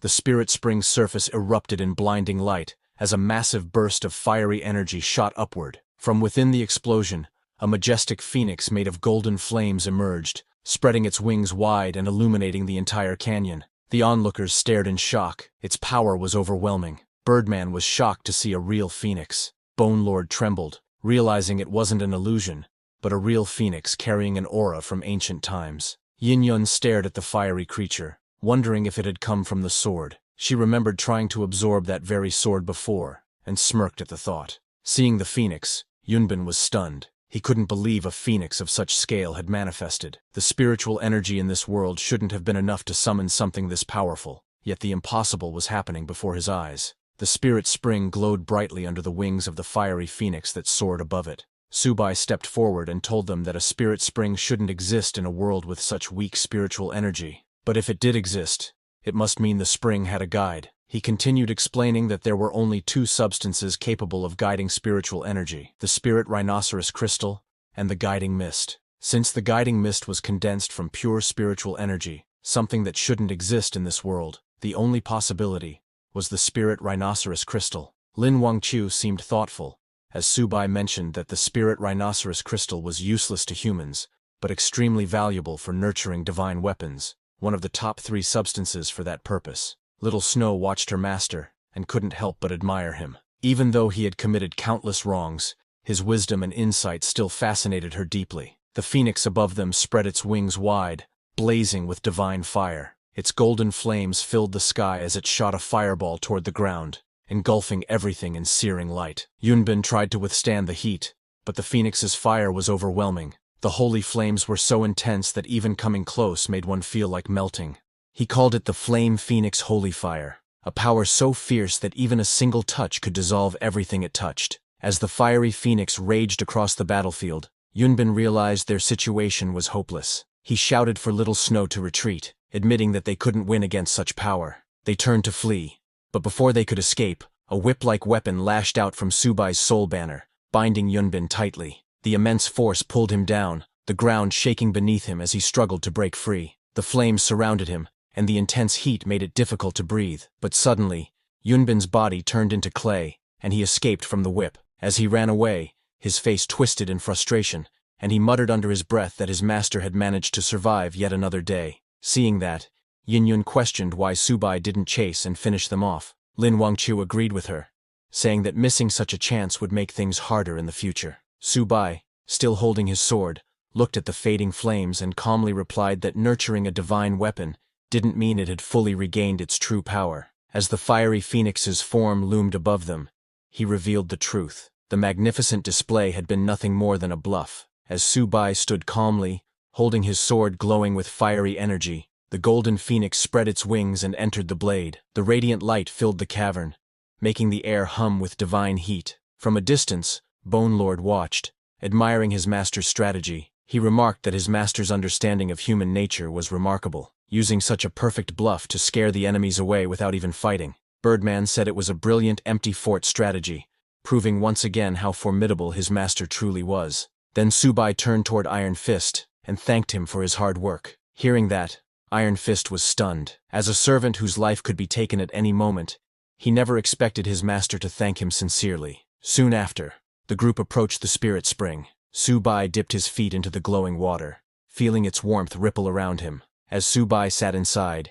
he told the others to join in, explaining that 1 hour in the spirit spring was equal to 3 months of cultivation. Hearing that, Yin Yun's eyes sparkled with excitement. She couldn't believe what she heard and exclaimed in joy, realizing that despite being the mighty weapon king, she had only been protected during the battle. Now, she had a chance to grow stronger. Determined, she shouted that she needed to break through and hurriedly jumped toward the spring, declaring loudly that she was coming. But as she leaped toward the spirit spring to jump in, Subai calmly explained that the spring wasn't ordinary. It was a non-Newtonian fluid, soft when touched gently, but hard when met with force. Before she could process his words, she hit the water's surface with full force. The surface instantly hardened, and she crashed painfully onto it with a loud thud, letting out a cry of pain. Lying on the water's surface, she groaned in frustration, scolding Subai for not warning her earlier. The others sat nearby watching her, some amused, others silent. Determined not to lose face, she pushed herself up, muttering that she wouldn't fall for anyone's smooth talk. Meanwhile, Bone Lord and Birdman soaked in the spirit spring nearby, steam rising around them. They let out satisfied sighs, saying it felt like millions of ants were crawling through their bones and that their nerve cells were growing rapidly. At a distance, Iron Fist watched Subai quietly. He thought about how strange it felt to serve someone after being his own master for so long, but to his surprise, he realized that following Subai didn't feel bad at all. Inside the spring, Yin-Yun relaxed as the warmth spread through her body. The pain she had felt before disappeared, replaced by a tingling sensation. Her eyes glimmered as she sensed her power stirring once more. She was on the verge of a breakthrough. Lin Wangchu sat at the edge of the spirit spring, her expression firm with determination. She clenched her fists and told herself that she needed to awaken too. She couldn't keep holding Subai back. As her feet touched the glowing water, a wave of warmth spread through her body. She gasped softly, feeling both surprised and comforted by the strange sensation. Her entire body began to react, as if something deep inside her was awakening. Immediately, memories started to surface. Visions of Subai's teachings filled her mind. She remembered his lessons, their battles together, slaying demons and exorcising evil across the land. The scenes grew darker. Corpses piled high, natural disasters ravaged the world, and countless lives were lost. Her eyes snapped open, trembling as realization struck her. The man she admired, Subai, appeared in her memories not as a savior, but as the cause of endless calamity. Her voice shook as she muttered his name. Then, in a moment of awakening clarity, she corrected herself. He wasn't just Subai, he was her master. Anger surged within her. She stood up in the water, glaring fiercely. In her mind, she accused him of spreading chaos, causing disasters, and making millions homeless. In fury, she called him what she now believed him to be, a demon. As the energy within the spirit spring surged, Subai opened his eyes, sensing a shift inside his body. The system window appeared before him. His realm had advanced to the early golden core stage. A faint smile formed as he realized he had finally broken through. Golden light pulsed within his body. The energy channels inside him felt smoother, his senses sharper. Everything around him, every sound, every ripple, felt clearer and more alive than ever before. He looked around and noticed the others in the spring, his servants and undead. Their emotions and thoughts seemed to echo faintly in his mind. He could sense their contentment, their acceptance of him as their master. He nodded slightly, realizing that to lead them properly, one needed both kindness and authority, reward and discipline. That balance, he thought, was the key to control. Just then, his calm expression shifted as he noticed Lin Wangchu nearby. She stared at him with a troubled look, her hand trembling slightly. A sudden memory and confusion clouded her gaze. She stood up, clenching her teeth. The aura around her flared as she called out her weapon. Flames burst forth, and her sword materialized with a flash. "Phoenix Cry!" she shouted, her killing intent filling the air. She raised the weapon, pointing it at Subai. Her voice was sharp and trembling with anger. She called Subai master, then corrected herself and called him a demon, saying he should have died long ago. Lin Wangchu's eyes burned with fury as she lunged forward, her weapon igniting in brilliant flames. She screamed for him to give her his life, the fiery aura swirling around her like wings of destruction. Subai stood calmly in the spring, watching her approach. The heat from her attack rippled through the air, shaking the ground beneath them. Nearby, the others reacted in shock. Yin-Yun gasped, unable to believe what she was seeing. She couldn't understand what was going on. Why was little sister Lin attacking Mr. Subai? Iron Fist was equally stunned and shouted that she was just an ordinary person a moment ago. How did she suddenly become so powerful? Even the Bone Lord, usually fearless, began to panic. He turned to Birdman, saying their master might not be able to block that strike. Birdman nodded nervously, saying it was over. They were doomed again. Seeing Lin Wangchu coming, Subai analyzed the situation calmly. Lin Wangchu had just regained her past memories, and her current strength should have only reached the foundation establishment stage. However, her sword, Phoenix Cry, was her personal weapon, and it had just absorbed the spirit rhinoceros crystal, making it far more powerful than before. He realized this attack was overwhelming. The sword strike was too strong for him to block in his current state, unless he took a desperate measure. His eyes hardened with resolve. He thought that if he couldn't stop her attack any other way, he would self-destruct his golden core and rebuild it later. That was his only option. As Lin Wangchu lunged forward with blazing energy, her sword roared with fiery power. Su-bai got ready to face it head-on. He released his power, the entire spring erupting in a surge of light and flames.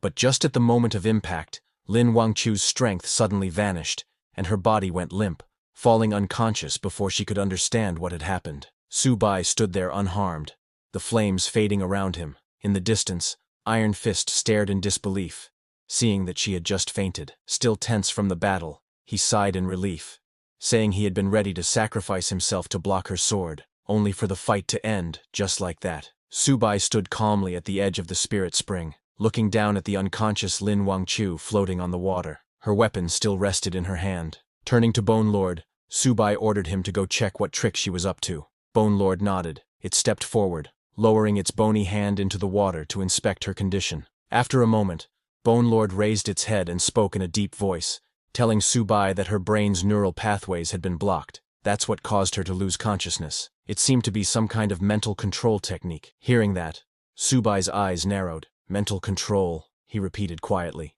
piecing it together. He then remembered Shen Yunbin, the man who had mastered the dark art of manipulating others' minds. Su-bai thought he should thank Shen Yunbin for this, as he had perfected the evil cultivation's neural control technique. Su-bai reached down and grabbed Lin Wangchu's sword. His expression turned cold, and he pointed the sword toward Lin Wangchu, thinking that since her memories had returned, there was no reason to keep her around. He raised the sword, the sharp edge reflecting a dim light. But before he could act, his companion's loud cry echoed through the air, asking him to stop.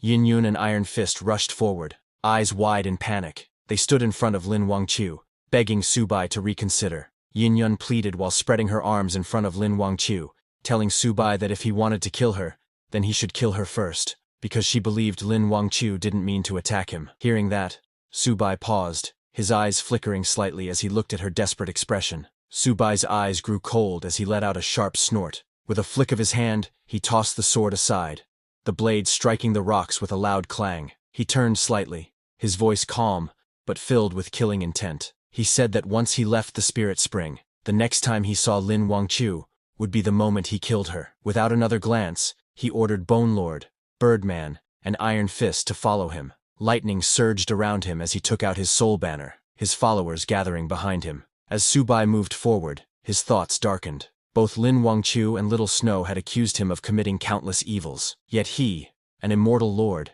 had never done such things. He hadn't saved every being, but neither had he harmed them. He believed Shen Yunbin had framed him more than anyone else. Su-bai then jumped into the spirit spring. Once underwater, his expression turned grim. He thought about his ungrateful disciple Shen Yunbin, and those female disciples who had tried to kill him. If he didn't kill them, they would kill him first. Determined, he clenched his weapon tighter, thinking that since he needed more power, he would seize every chance to gain it. As he swam deeper, he noticed something strange. The spirit spring wasn't just a legend. Beneath its depths lay an entrance to other worlds. The unknown below shimmered with both danger and possibility. As he reached the ground, his eyes sharpened as glowing crystals illuminated the underwater path. He was shocked to see that place, his gaze fixed ahead as he descended into the mysterious realm. As Su-bai swam deeper into the glowing green depths of the spirit spring, the light of the crystals guided his way. The walls around him shimmered like jade, and ancient runes glowed faintly beneath the water. He reached out his hand and pressed it against the shining wall. The moment his palm touched it,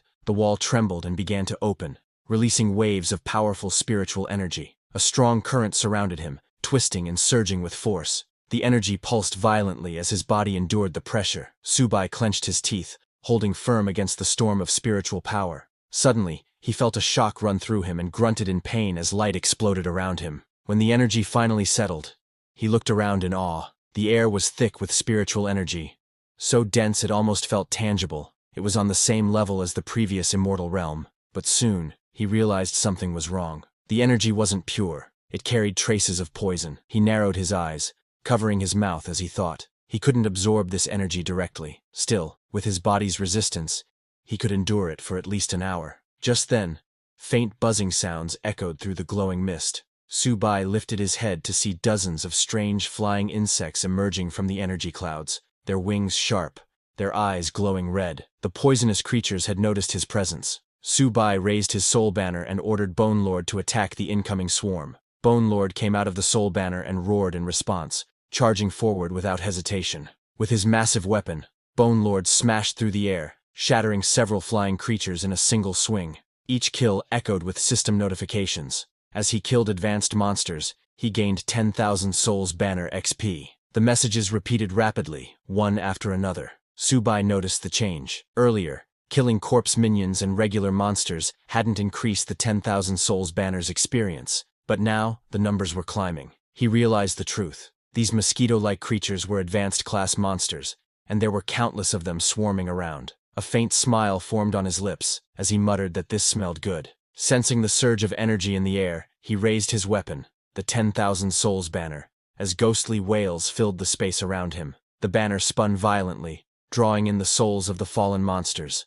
Meanwhile, Bone Lord, Birdman, and Iron Fist devoured some of those monsters' souls. Iron Fist bit down on one of the creature's souls, green liquid spilling from his mouth. He laughed, saying this was delicious, and that it felt like his strength was growing again. Bone Lord looked out in excitement, saying he saw a huge batch up ahead. Subai's eyes glinted coldly as he raised his hand and ordered them to charge and kill them all. His army roared in excitement, rushing forward as the air filled with the sound of wings breaking and the cries of the damned. The 10,000 Souls Banner began to glow brightly as its level rose to 6. A system message appeared, revealing its new ability. It could now pull in 100 souls at once, forcing them to battle among themselves until only the strongest remained. The victorious soul would then stabilize and take up a regular undead slot. Subai looked at the glowing banner and smiled, saying this was interesting. With energy swirling around him, he raised the banner high and commanded, "Spirits, come forth!" The 10,000 Souls Banner unleashed a powerful force.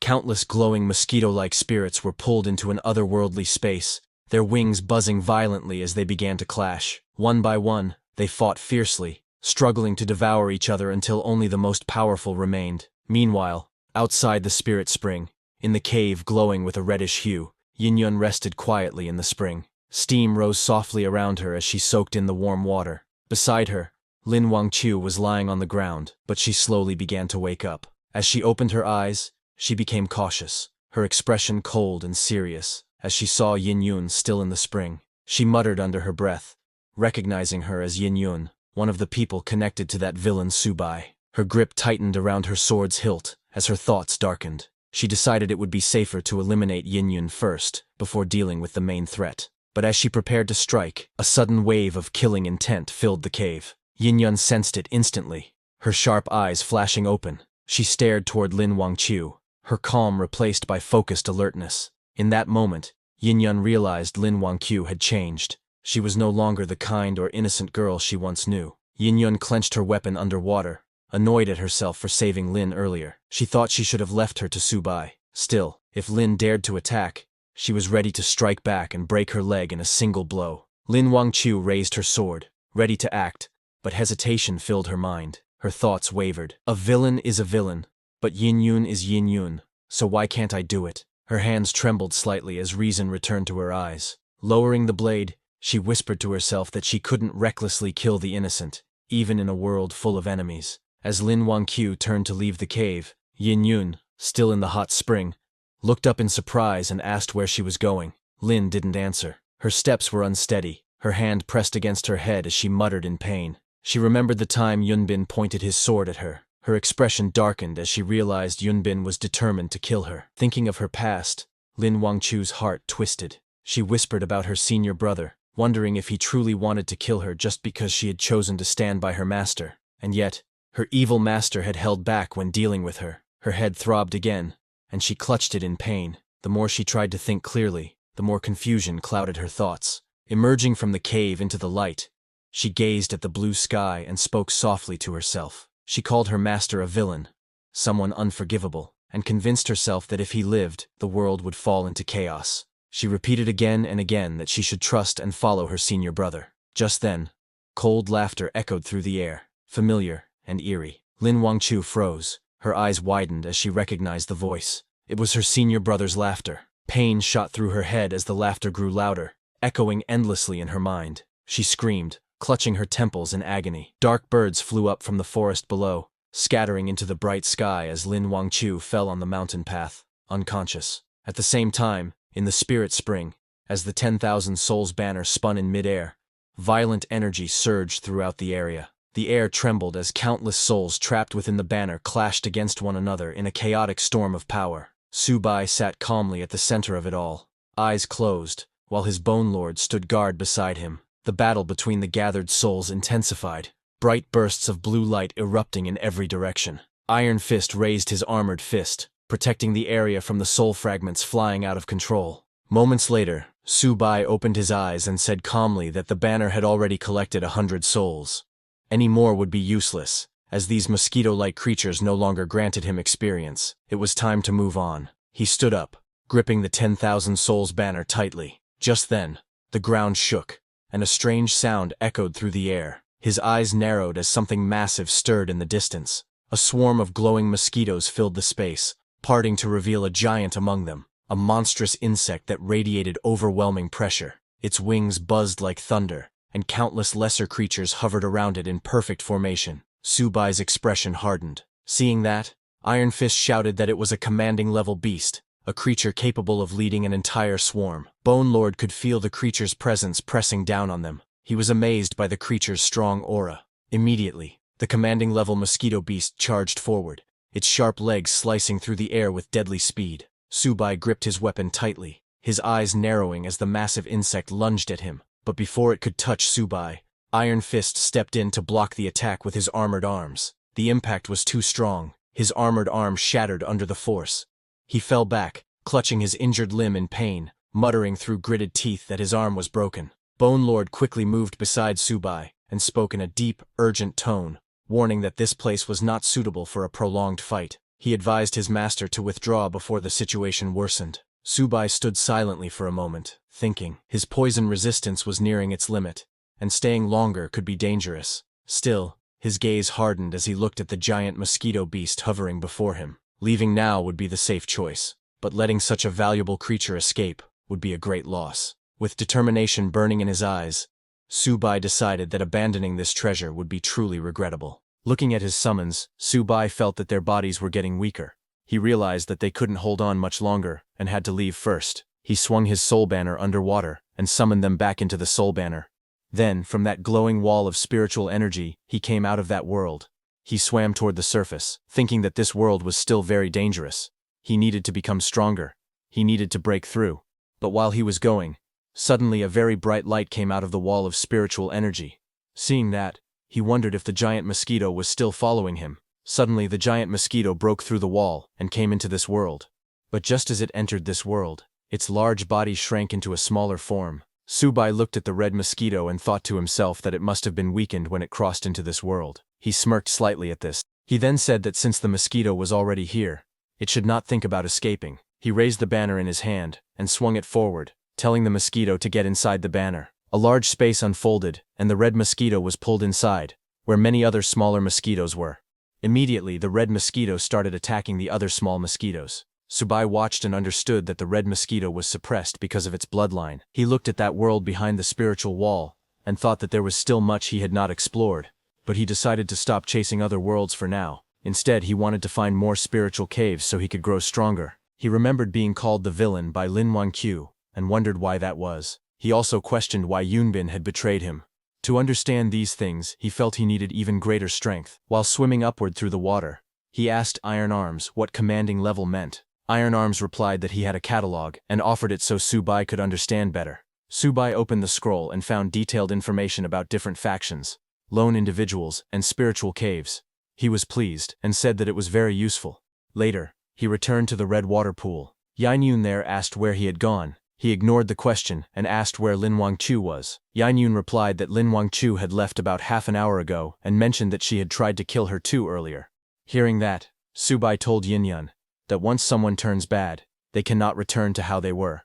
Yinyun crossed her arms and said that it was good. Lin Wangqiu did not act, or she would have killed her first. Subai got dressed and started walking out. From behind, Yinyun asked where they were going next. As they stepped out of the cave together, Subai told her that they were going to the next spiritual cave. Meanwhile, in the same mountain range, a group of hunters walked along the mountain road. One of them said that there was a place up ahead, and hoped they could find spirit stones to level up again. But then one of them pointed forward, saying someone was lying on the road. It was Lin Wangqiu. They moved closer, and saw a beautiful girl lying there in the middle of the path. Seeing that she was holding a sword, one of them said she must be a mutant. Their leader, a man in a mask, called out to the girl in white named Bai Yu. He told her that he found a mutant who had passed out and asked her to help. Bai Yu looked at Lin Wangchu and suddenly stopped. Her eyes widened. She felt something familiar. It felt like there was some kind of fate connecting them. Bai Yushu placed her hand on Lin Wangchu's chest, and green healing energy flowed out. Yushu told her leader that this girl had suffered a mental injury and that her nerves were unstable, but she also said they were lucky because they found her in time. Suddenly, Lin Wangchu made a soft sound as she began to wake up. She slowly opened her eyes and let out a weak sound. She sat up on the ground, looking confused. She looked at the white-haired girl in front of her and called out to her, saying she was her junior sister. Yu looked surprised and asked if she was being called sister. She asked Lin Wangchu if she knew her name was Yu. Hearing that, Lin Wangchu realized that Yu had lost her memory too, just like her. But then she thought that forgetting things might not be such a bad thing. Yu helped Lin Wangchu stand up, explaining that she had been attacked mentally, and if they had not helped her, she might have gone insane. Then someone asked who could be so cruel as to attack her. Hearing that, Lin Wangchu suddenly remembered everything. She held her head and screamed. She shouted that her head hurt a lot. Seeing that, Yu told Lin Wangchu that this mental attack was very vicious. If she had not treated her, the attack would have killed her. Lin Wangchu remembered someone laughing and realized that it was her senior brother. She said her senior brother wanted her dead. She looked at Yu and repeated that her senior brother wanted to kill her. She gave a strange laugh while saying it. Hearing that, Yu asked Lin Wangchu how she knew her name. She also asked who Lin Wangchu and this senior brother she mentioned were. Hearing that, Lin Wangchu looked troubled. She asked Yu what she should do. She wondered if she should trust her senior brother or trust her master. Hearing this, Yu asked which one was good and which one was evil. Lin Wangchu looked down at the ground and, with a deep voice, said that she didn't know anymore. Yu got confused hearing that. She told Lin Wangchu that she didn't fully understand what Lin Wangchu meant, but she knew that as mutants, their duty was to slay demons, uphold justice, and save the world. Hearing Lin Wangchu agreed. Her eyes became firm. Lightning formed around her body. She said that if she couldn't trust anyone else, then she would trust herself. She said she would fight beside Yu from now on, slaying evil and saving the world. Then Yu Pai's party leader, a man with a mask, introduced himself as Wang Zongyang. He welcomed Lin Wangchu to the Qingyang team. Lin Wangchu then introduced herself. The man in the mask said they would work together to kill evil spirits and save people. Lin Wangchu nodded and agreed to go with them. Then, as the group walked through a rocky path, Lin Wangchu thought the scene felt familiar. One of the men told her that there was a spirit cave ahead, and that spirit stones were inside. They asked her to come with them to pick spirit stones. Lin Wangchu answered softly that she would go. Meanwhile, at Yangshi City, in ruins, the sky was red, and the ground was covered in broken buildings and dust. Su Bai and Yun arrived there. But just as Yun looked at the city name sign, she got shocked, saying this was wrong. Hearing her, Su Bai got confused. He said that according to the map, the spiritual cave should be ahead. But Yun told him the place in front of them was Yangshi City. Hearing that, Iron Arms explained that Yangshi City was the first place where a disaster happened in the eastern province. Many people died, possibly over 1 million. More than 10 teams of powerful fighters came to help, but they were all killed. With a serious face, Iron Arms told them this place had become like hell on earth. But Su Bai didn't listen to them, and entered the city. Yun followed him, asking him to wait for her. She thought quietly to herself that she had gotten stronger recently, so she should be able to protect herself. Also because Su Bai was with her, she believed there was nothing to fear. Then suddenly zombies appeared. There were thousands of them. Seeing them, Yunjin thought that although these zombies were not very strong, their number was huge. But without any hesitation, Su Bai walked into the ruined city. Yunjin was very nervous because they had just entered the city. Suddenly, a message appeared in front of Su Bai, saying that the Ghoul cultivation was complete, and the Ghoul King had been created. It asked if he wanted to take it. He chose to accept it. Another message said the collection was complete, and now 1 ordinary undead had been collected out of 10. Hearing that, Su Bai lifted his soul banner and spoke to the Ghoul King, telling it to go. The Ghoul King, which looked like a large flying insect, flew out. It rushed into the crowd of zombies and began killing them. The zombies screamed as the Ghoul King attacked. Blood splattered everywhere. Bone Lord, watching from the soul banner, was shocked. He wondered if this was the master's new servant. He felt that the Ghoul King might even be stronger than him. Seeing the Ghoul King, Iron Arms realized that he still needed to train more. Yun watched as the Ghoul King killed all the zombies. She realized she didn't need to worry. She felt relieved. Subai looked at the Goo King in front and told it that it did well. He told the Goo King to come back into the banner, saying there would be a chance for it to become a powerful servant in the future. The Goo King entered the soul banner and was put in a barrier. Looking at Bone Lord and the others, the Goo King wondered if it would become a true servant like the others around the master. It said that it would work hard for its master. Hearing this, Bone Lord, Birdman, and Iron Arms grew quiet, not knowing what to do. Then a hand suddenly came out from under broken stones. An old man climbed out and called out for Subai to wait. The old man ran toward them. He thanked Subai and Yingyun for saving them, but he warned them not to go forward any further, because it was dangerous ahead. Hearing that, Yingyun smiled and told the old man not to worry. She explained that they both had special powers, and they were very strong. The old man shook his head and said softly that they did not understand. The old man then explained to them that Yangshi City was the first city to fall after the apocalypse. He said that the monsters in the outer areas were just ordinary ones, but the deeper someone went into the city, the stronger the monsters became. He said that inside the city, there were monsters taller than buildings. He mentioned that there was once a team of 30 superpowered people who entered. They were strong and killed zombies easily, like cutting melons. However, that entire team was wiped out before they could even enter the middle of the city. The old man continued. He said that he once saw a very strong man and woman holding hands and running away like they were desperate. In the end, the man was hit by a monster and died, his body crushed into pulp. Hearing this, Yingyun looked at Subai, and while hesitating, asked quietly if they should retreat. Iron Arms told Subai that the danger ahead was extremely great. He said that the most important thing now was for Subai to improve his strength first. Subai listened to them all and then smiled slightly. Subai walked forward through the ruined city, saying that luck has always been like this. He said this was both an opportunity and also luck. In the distance, the old man watched them. He sighed and said that it was hard to convince a ghost with kind words. A child beside him called the old man grandfather, and asked if those two were also going to face the huge monster. The old man told the child to call everyone out. He said that since the zombies were killed, they were free and could leave. Hearing that, the children cheered loudly. They shouted that everyone was saved. Hearing the child's voice, more and more people came out from hiding and began to celebrate. They laughed and said that they were finally saved. They called for others to come out too. A large group of survivors gathered in the street. They shouted that they were saved and safe now. But suddenly, a man who was hiding in a cave shouted at the boy named Xiaodong, telling him that his real grandfather was still lying in the basement. The man in front of them was not his grandfather. He told them to come back quickly. Hearing that, Xiaodong turned and looked at the old man in confusion. He called out, asking if this person was really his grandfather. The old man lowered his head and suddenly smiled strangely. Then the old man's body changed. A monster inside him came out, with long tentacles forcing their way out of his mouth. The monster spoke, saying that they had finally come out and shown themselves. The monster's tentacles spread out as it revealed its true form, shouting that it was starving. A huge mutant monster appeared. Everyone panicked. They shouted that it was a mutant and they should run. People fled in fear, trying to escape as the monster's tentacles chased and surrounded them. Because they had gotten so close, they could not escape. People were being dragged and wrapped by the monster's tentacles. They shouted in fear, asking for help. The monster made a creepy laughing sound as it looked at them. Then the monster opened its mouth full of sharp teeth, tossed people into the air and bit down. Blood splashed everywhere, as the monster, extremely hungry, ate them all. Yingyun looked around the empty street. She lifted her head toward the tall buildings and said that the place smelled strongly of monsters. Even so, she noticed that there wasn't a single monster walking on the road. Her expression showed confusion as she stood ready with her weapon. Far ahead, Subai walked calmly with his weapon resting on his shoulder. Yingyun followed behind him, but the shadows of several monsters moved quietly around them. Yingyun suggested that they should take a detour, but Subai told her to hold on because they were almost there.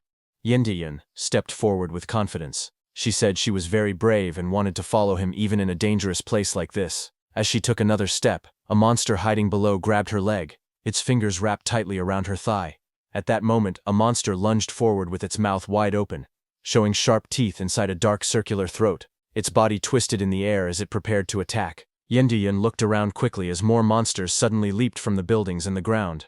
Their bodies flew toward them from every direction. She realized what was happening and shouted that it was an ambush. Subai turned slightly, while Yingyun raised her weapon, surrounded by many monsters closing in fast from all sides.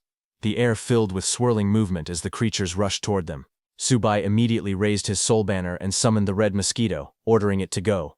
The monsters rushed toward them, but Subai's summoned mosquito moved first. It shot forward and cut through the monsters in a single sweep. Bodies were thrown into the air as blood splashed across the road. A system message appeared in front of Subai, saying that killing an advanced monster gave him 10,000 points and more experience for his soul banner. He looked at the message and thought quietly. He realized every monster here was an advanced class. In other places, such monsters were treated like small bosses. But in this strange city, they were no different from mosquitoes from another world. Subai smirked slightly as he understood what that meant. Since they were all advanced monsters, he simply needed to deal with them, one after another. With a firm voice, he ordered his other summons to kill again. His undead team of Bone Lord, Birdman, and Iron Fist charged forward with lightning covering their bodies. Birdman cried out loudly and flew into the sky. Its scream created a powerful sound wave that spread through the streets. The monsters below clutched their heads and screamed as the sonic attack shook the whole area. Sujai watched Birdman and smiled. He told it that its sonic power had become much stronger. The battlefield shook as the fight continued. Bone Lord rushed forward with his heavy armor and giant axe, smashing through the crowd of monsters. Above him, Birdman spread its glowing wings and released waves of spiritual sound, shaking the creature's minds. The mosquito creature moved quickly between enemies. Its movements were sharp and hard to follow, stabbing monsters from every angle. Beside it, Iron Fist blocked attacks with his metal arms and struck back with powerful punches. Their teamwork made the front line stable. Together, their cooperation looked surprisingly well balanced. The scene showed many monsters falling from their combined attacks. Not just them. Yin Yun also landed a solid hit on one of the creature's heads. The impact sent the monster flying. She looked around at the battlefield filled with low-level monsters. She stood behind Subai and asked calmly why they were wasting time killing such weak creatures. Subai did not answer immediately. Instead, he stepped forward. His hand gripped the soul banner tightly, and power began to surge around him. Lightning-like energy wrapped around his arm and the weapon. Suddenly, a huge burst of blue energy shot upward. It spread out like a storm, wiping out all the weak monsters in front of him. Bodies scattered, and the ground cracked under the force. In the middle of the explosion of power, Subai stood calmly holding the spear, surrounded by the bright blue glow. He finally spoke, saying that killing these creatures was meaningless, and that they were only clearing the path ahead. Then, as the dust settled, the view shifted to the tall buildings nearby.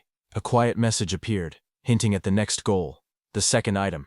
Another glowing system window floated above Subai, showing that the 10,000 souls banner had leveled up to level 7. Subai looked pleased as he watched the message. He smiled lightly and thought that 1,000 monsters had been killed very quickly. Another system message appeared, explaining a new ability. It said that the banner could now refine the absorbed souls and turn them into energy that his servants could use. It also said that both Subai and his servants would gain some abilities from the refined souls.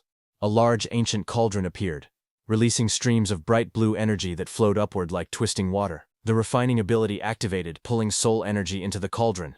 Subai observed the change and realized this ability gave him even better ways to motivate his underlings. As the energy spread out, it wrapped around his summoned servants. Bone Lord clenched his fist and said he could feel his strength recovering quickly. Iron Fist also felt thrilled, saying it was more than recovery, he felt like he was improving. The Birdman flapped its glowing wings and happily let out loud quacking sounds, shouting that it felt extremely powerful and high in energy. Meanwhile, the mosquito creature flew into a horde of monsters and sliced through them, killing many in a single sweep. Blood sprayed everywhere as the creature tore through the enemies with increasing speed. It hoped that by doing so, it could eventually become Subai's official servant. On the other hand, Yen rushed forward with great speed. She swung her leg hard and kicked a large monster, sending blood flying in the air. After the fight, she stood in the battlefield with sweat on her skin. Her clothes were torn, and she held a wooden stick in her hand. She thought that all the constant killing had made her bones and muscles feel weak, but at the same time she felt her body finally absorb all the remaining spiritual spring. She wondered if this was Subai's true intention. She looked at Subai's back and with a smile thanked him for helping her grow. She then softly said his name, Subai, and declared in her mind that she, Chuan Yen Yun, would stay committed to him for the rest of her life. As she stood there, that old man from before called out to them from far away, shouting, "Young man!" The old man slowly walked toward them with a cane, wincing in pain, while the destroyed street and fallen bodies lay around him. Yen Yun turned, worried, and ran toward him while supporting his frail body. Subai looked back at them without speaking, while the old man struggled forward with a cane, groaning in pain. Yen Yun asked the old man why he had come. The old man replied that he simply couldn't leave them by themselves. With a tired smile, he told them that they were the strongest ability users he had ever met, but he warned them not to move any farther ahead. Subai listened to the old man in silence, his expression becoming serious. Then he turned away, gripping his soul banner. but his full attention was behind him on that old man. He told his summons to get ready for battle, and told the old man not to worry about them. The old man leaned heavily on his cane, his face strained with fear and exhaustion. Yin Yun stood beside him, protectively. As she tried to speak, something unexpected happened. A tentacle-like creature suddenly wrapped tightly around her upper body. Her eyes widened in shock, and she gasped. She stared at the monster restraining her, and shouted in disbelief. But before she could understand anything, she was suddenly grabbed by a thick tentacle. She let out a sharp cry as the tentacle wrapped around her waist and legs, pulling her upward. Her body twisted in the air while the creature dragged her closer. In the next moment, the huge monster opened its enormous mouth. Countless sharp teeth lined the inside of the dark hole. The tentacles pulled her closer and closer toward that gaping mouth as she struggled, biting down on one of the limbs in fear. Far below, Subai rushed forward. Blue lightning wrapped around his soul banner and crackled wildly as he prepared to attack. His body shot upward with incredible speed, surrounded by streaks of electricity. The soul banner extended forward, glowing brighter as he rose high into the sky. He struck downward with a powerful blow. His attack cut through the monster's tentacles, sending Yin Yun flying out of its grasp. The giant creature's limbs split apart, shaking violently from the impact. Yin Yun fell through the air, her body spinning, while Subai dived down beneath her, trying to reach out to catch her. His one knee pressed against the street as he caught her safely in his arms before hitting the ground. When Yin Yun opened her eyes, she saw Subai standing straight beside her. She leaned against him, breathing hard after the near escape. He remained calm, holding his soul banner at his side. He proudly announced that he had reached the Golden Core stage, and that his perception ability had improved. He told that tentacle monster that he could sense an aura full of death, and that such a trick would not fool him. The giant monster's massive tentacles writhed in the air as its body shifted and pulsed. A thick mist spilled from its form while loud, heavy breaths echoed around the ruined street. Yin Yun coughed weakly, her body trembling. She looked ashamed and murmured that she had been a fool. Subai held her close, glowing green energy flowing from his hands into her chest as he healed her. His gaze was calm and focused. He told her not to talk, and reminded her that she was lucky to still be alive. Even while wincing from the pain, she whispered to him not to worry about her and urged him to handle the monsters instead. Above them, the monster suddenly burst into laughter. Its enormous limbs moved apart, revealing a row of glowing eyes hidden beneath the folds of its flesh. Drool dripped from its sharp teeth as it taunted them, saying that it didn't matter if they had figured out its trick. The creature's mouth expanded into a giant circular maw full of spiraling teeth. It roared that today, Subai and his summons would become its meal. Subai tightened his hold on her and stepped back, preparing for the imminent strike. But before the monster could attack, the Bone Lord suddenly leaped forward with his massive sword raised. His eyes glowed fiercely as he shouted at the monster to stop its rampage. He declared that if anyone wanted to touch his lord, they would have to go through him first. In a burst of speed, he clashed with the monster's tentacles. His blade sliced through the air again and again, while the monster's limbs whipped toward him. The street shook from the impact. Bone Lord laughed boldly, saying this was simply how he fought. Above the battle, the giant red mosquito hovered with its wings buzzing rapidly. It boasted that speed and assassination were its specialties. As it prepared to attack, the huge monster with many tentacles stood in the ruined street as its long limbs twisted around its body. The red mosquito suddenly landed on the monster's shoulder, its wings beating fast under the red glow around them. The monster did not react at first. The mosquito lowered its needle-like mouth and jabbed it into the monster's flesh. Blood splashed out as the sharp needle broke the skin. The monster's tentacles moved wildly the moment it was pierced. It swung its arms and tentacles with great force, shaking the mosquito away. The mosquito flipped and fell through the air as the monster's limbs smashed around, filling the scene with violent motion. Then the monster looked down with a cold expression. Its sharp teeth curled into a grin. In a low, mocking voice, the monster called the mosquito a noisy thing and asked if it was even worthy of sucking its blood. Far above them, a figure rushed downward through a tall blue light. The shape of the man's body was clear as he dropped at full speed. He shouted "Monster!" as he fell like an arrow. It was Iron Fist, who shot down with his fist pulled back, his face full of determination. As he came close, he yelled for the monster to take his punch. His fist slammed into one of the monster's tentacles with explosive force, sending shockwaves in all directions. The impact created a loud burst of light and sound. But when he landed, Iron Fist's expression changed suddenly. His eyes widened, and sweat rolled down his face. He shouted that something was not good.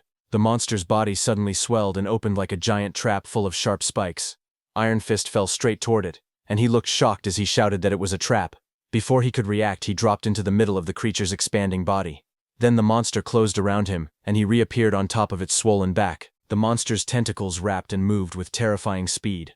Iron Fist pushed himself up, but blood splattered around him. He yelled for his lord to run. He said this monster was stronger than a commander-level creature. Immediately, Bone Lord rushed forward, shouting for Iron Fist not to panic. He said he was coming to save him. Iron Fist warned Bone Lord to be careful. While he was going, suddenly one of the tentacles that Bone Lord had cut earlier attacked. Bone Lord was shocked to see that the tentacles could survive independently. The monster attacked the Bone Lord with huge force, sending shockwaves through the street. On the other hand, Yin-Yun slowly opened her eyes. Her green pupils looked weak, as if she was waking up after being unconscious for a long time. She found herself in the arms of Su-Bai. He explained to her calmly that in a place filled with zombies, an old man had appeared to give advice, and anyone with basic common sense would know that such a thing was not normal at all. Yin-Yun lowered her eyes and nodded softly. She said she understood. Then she looked up again, her cheeks turning pink. She told him not to be so harsh with her. She reminded him that she was still just a girl. In the next moment he let go, and she slipped from his arms with a shout of surprise. She landed awkwardly, staring at him in shock.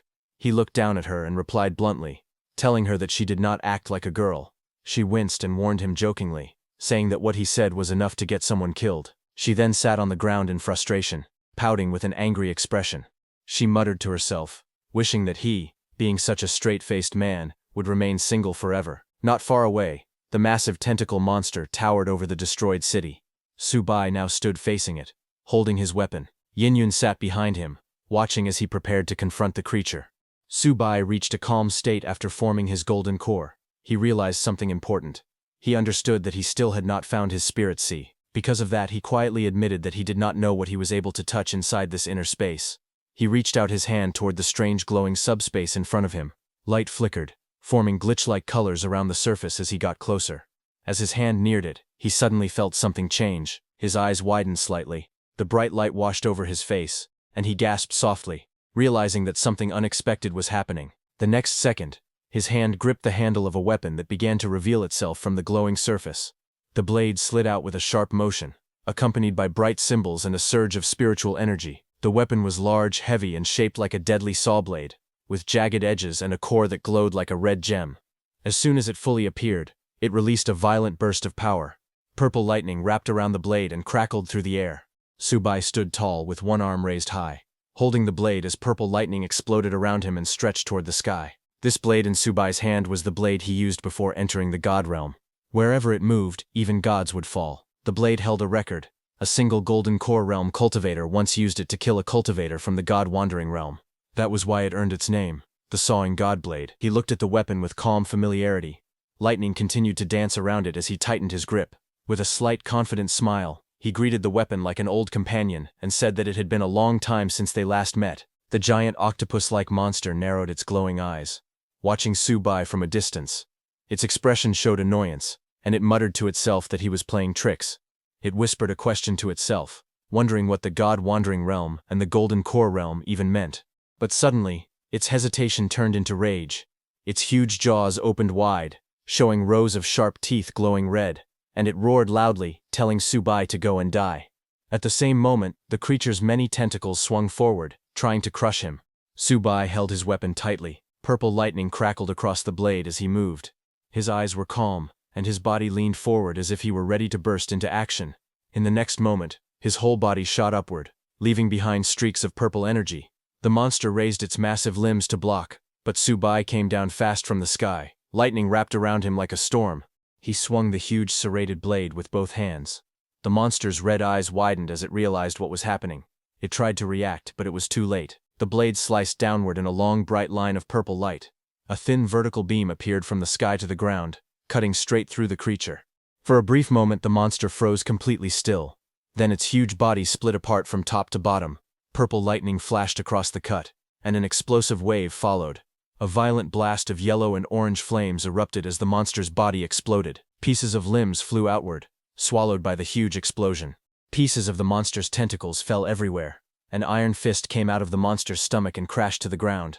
He let out a pained groan as he struggled to get up, surrounded by broken flesh. Not far away, Yenjun watched the destruction with wide shining eyes. Behind her, Bone Lord and Birdman stood proudly.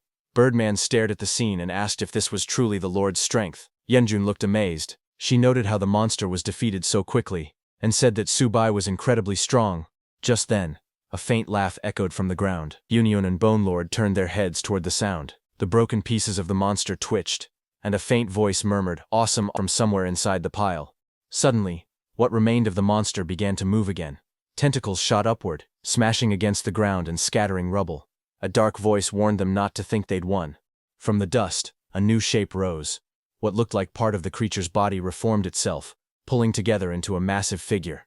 The monster muttered the words, "My body," as it rebuilt. Dust swirled around its frame as it stood tall again. The next moment, its eyes glowed fiercely, its huge mouth stretched open, filled with sharp teeth. The voice grew louder, screaming that its body was invincible. The monster looked excited, and said in a dark tone that it could be invincible, and laughed. Subai stood in front of the creature. He looked calm, and asked the monster whoever said he wanted to kill it. He explained that he only acted to save Iron Fist. Iron Fist was struggling on the ground as Subai told him to get up. Iron Fist realized that his lord Subai had saved him on purpose.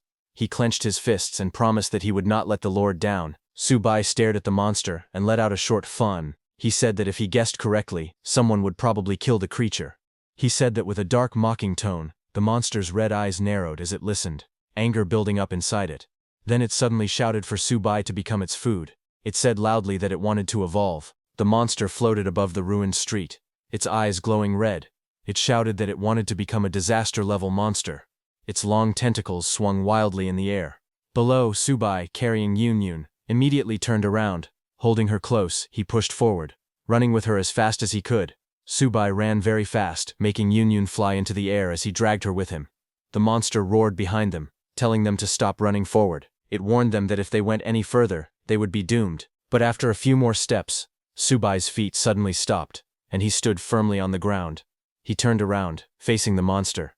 As he walked back hand in hand with Yun, he laughed and said that the one doomed should be the monster instead. Hearing that, the monster stopped there. The monster's eyes widened in shock. It stared forward, trembling as it asked Subai what this meant. The monster slowly turned its gaze and looked up. It saw a shadow on top of a building looking at him, surrounded by bright light. As the octopus-like monster lifted its head, its four glowing eyes widened in surprise. It watched as a tall shape emerged from inside the light. The figure's outline grew clearer. It was a giant mantis monster, its huge red eyes shining fiercely. The mantis opened its jaws and let out a sharp, violent screech. Its wings shook the air as it dropped toward the ground, smashing into the street with explosive force. Cracks burst across the floor beneath it as dust shot upward. The mantis monster jumped with lightning speed to attack the octopus monster. The mantis monster swung its long blade-like arms, slashing at the octopus creature. Its movements were fast and furious. The octopus monster recoiled, raising several tentacles to block the sudden attack. But the mantis kept pressing forward, its sharp limbs cutting through the octopus monster's tentacles again and again. The octopus monster stepped back and shouted angrily. It told the mantis monster to leave, saying its food had escaped because of him. But the mantis didn't back down. Instead, it laughed coldly and said it was ridiculous for the octopus monster to tell him to leave his own territory. The two giant monsters glared at each other under the red-tinted sky. One stood on its long insect legs, blades raised. The other crouched low behind its many tentacles, its white eyes burning brighter with rage. A fierce fight between monsters was about to begin. The octopus monster floated above the ruined street, its tentacles hanging in the air. Its glowing red eyes looked down as it spoke, saying that it did not want to be the mantis monster's enemy. But it had just drunk the blood of hundreds of humans. Below, the large mantis monster stood on a broken rooftop, staring up at the octopus. But seeing that the mantis was still not backing down, the octopus suddenly swung its huge tentacles and rushed forward. It shouted loudly that it was not afraid. Hiding between two buildings, Subai and Yunhyun stood together, looking up as the giant tentacles crashed down in front of them.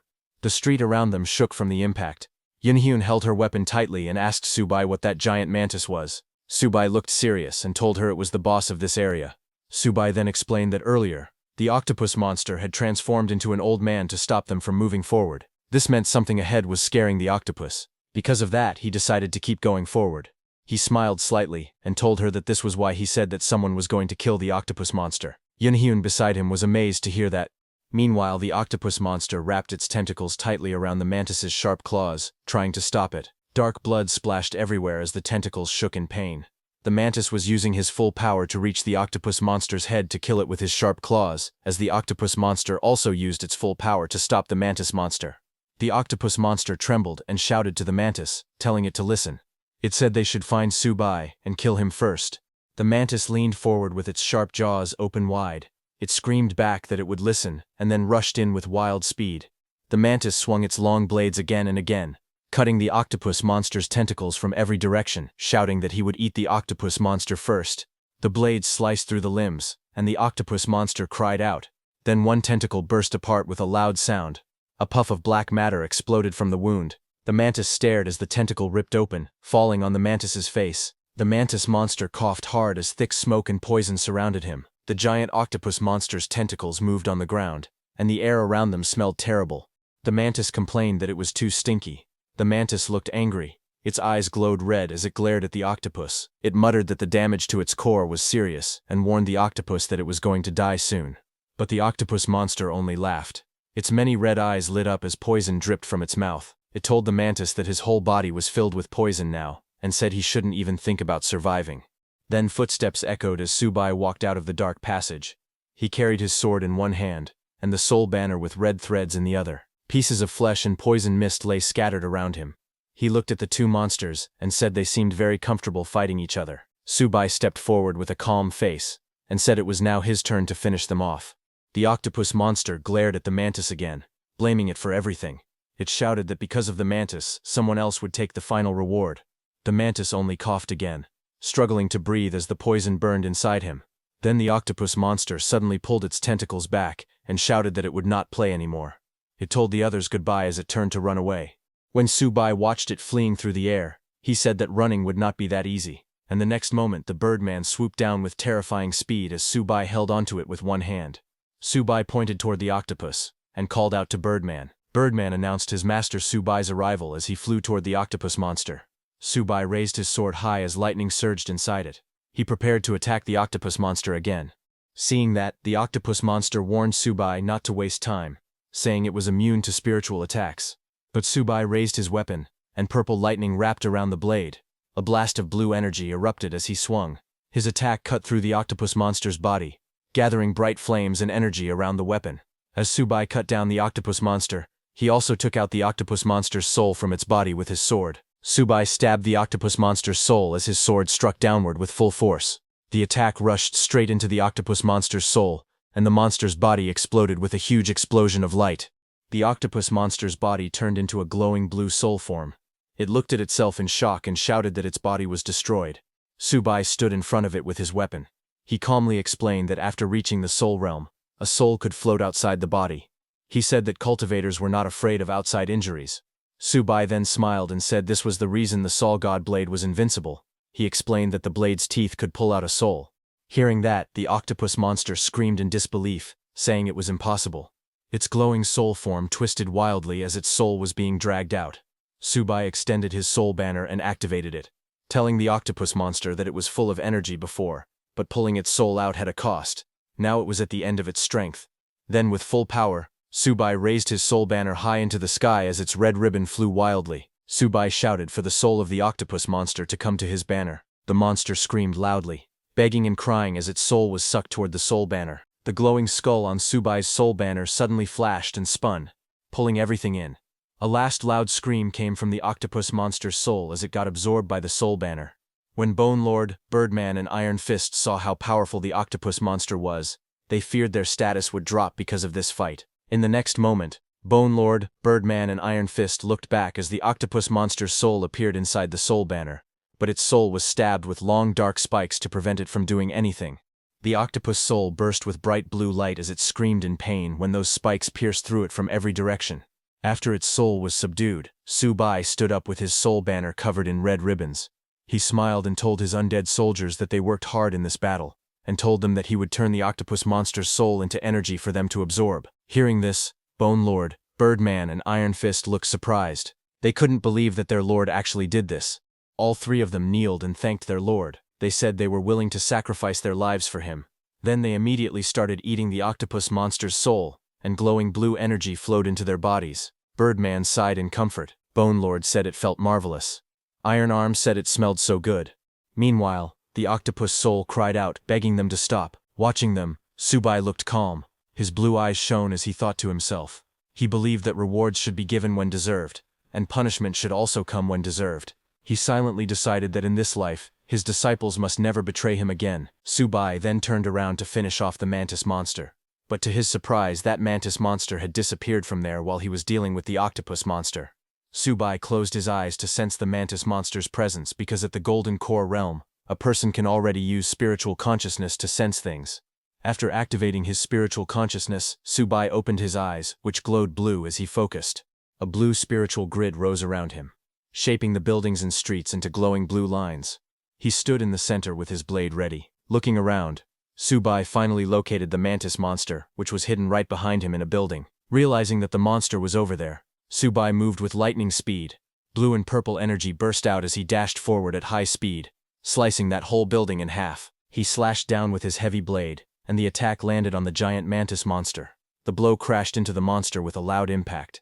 The mantis screamed loudly in pain, its sharp voice echoing through the street as it struggled from the attack. The giant mantis looked frightened. It raised its arms and shouted, asking its lord to save it. Suddenly, the sky turned bright red, and lightning struck, showing that something was coming. A loud sound burst through the clouds. A powerful voice echoed from above, asking who dared to cause trouble. The voice warned that no one should come to Yangshi City and act wild. The red clouds twisted, and the ground cracked open. The figure above shouted again, saying the intruder must be tired of living.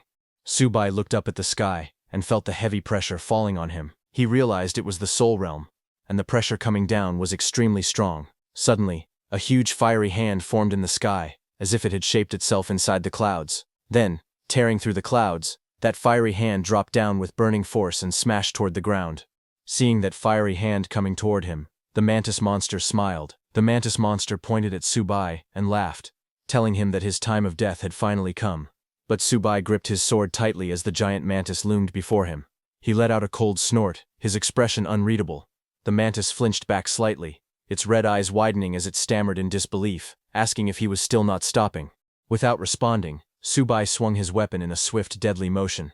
A flash of blue energy erupted from his blade, slicing through the air toward the mantis. The creature screamed in agony as the strike connected, blue light cutting across its body. Just as Subai killed that mantis monster, that fiery hand came down directly at him. Subai raised his soul banner and sucked in that mantis monster's soul. Within that blazing storm, Subai's figure was barely visible, flames overwhelming everything around him. From below, Yinyon yelled Subai's name in worry. That massive fiery hand hit Subai and smashed him into the ground with a solid impact, destroying and burning everything around. Yinyon and Subai's undead screamed for Subai as they watched that fiery hand crashing on him. The one who attacked Subai with that fiery hand was a flame-haired man, who had fierce eyes. That fiery being looked down at Subai and with a sneer declared coldly that Subai had been easily defeated. But suddenly, the flame-haired man stared ahead as his bright white eyes widened. His gaze fell to the ground as cracks spread across the broken street and blue sparks rose from inside his fiery hand. Birdman saw that and was shocked, asking if this was Subai. He was right. Inside the flames, Subai's figure slowly appeared. His body shone in bright blue light while golden flames wrapped around him. Birdman and the others watched from a distance. Birdman shouted in excitement that his lord was alive.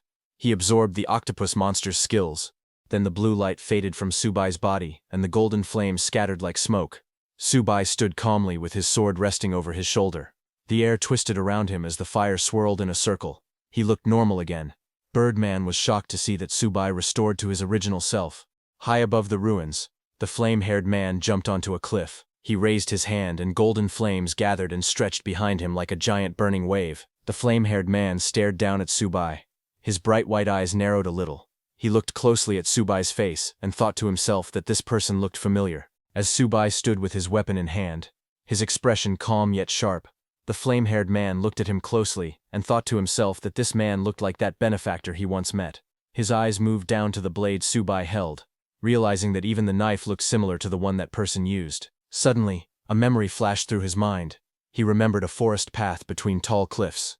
Herds of animals were running wildly, and monkeys screamed as they fled in panic because from the mountains some huge monsters were coming out. While running from tree to tree, one monkey looked back and was terrified.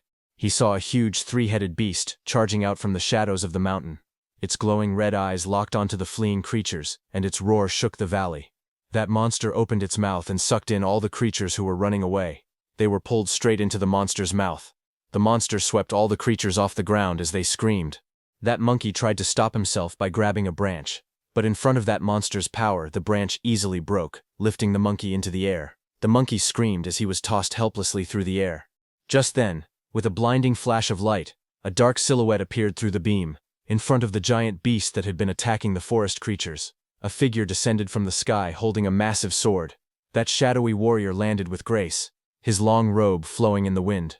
The man's silver hair shimmered under the sunlight as he raised his weapon high into the air.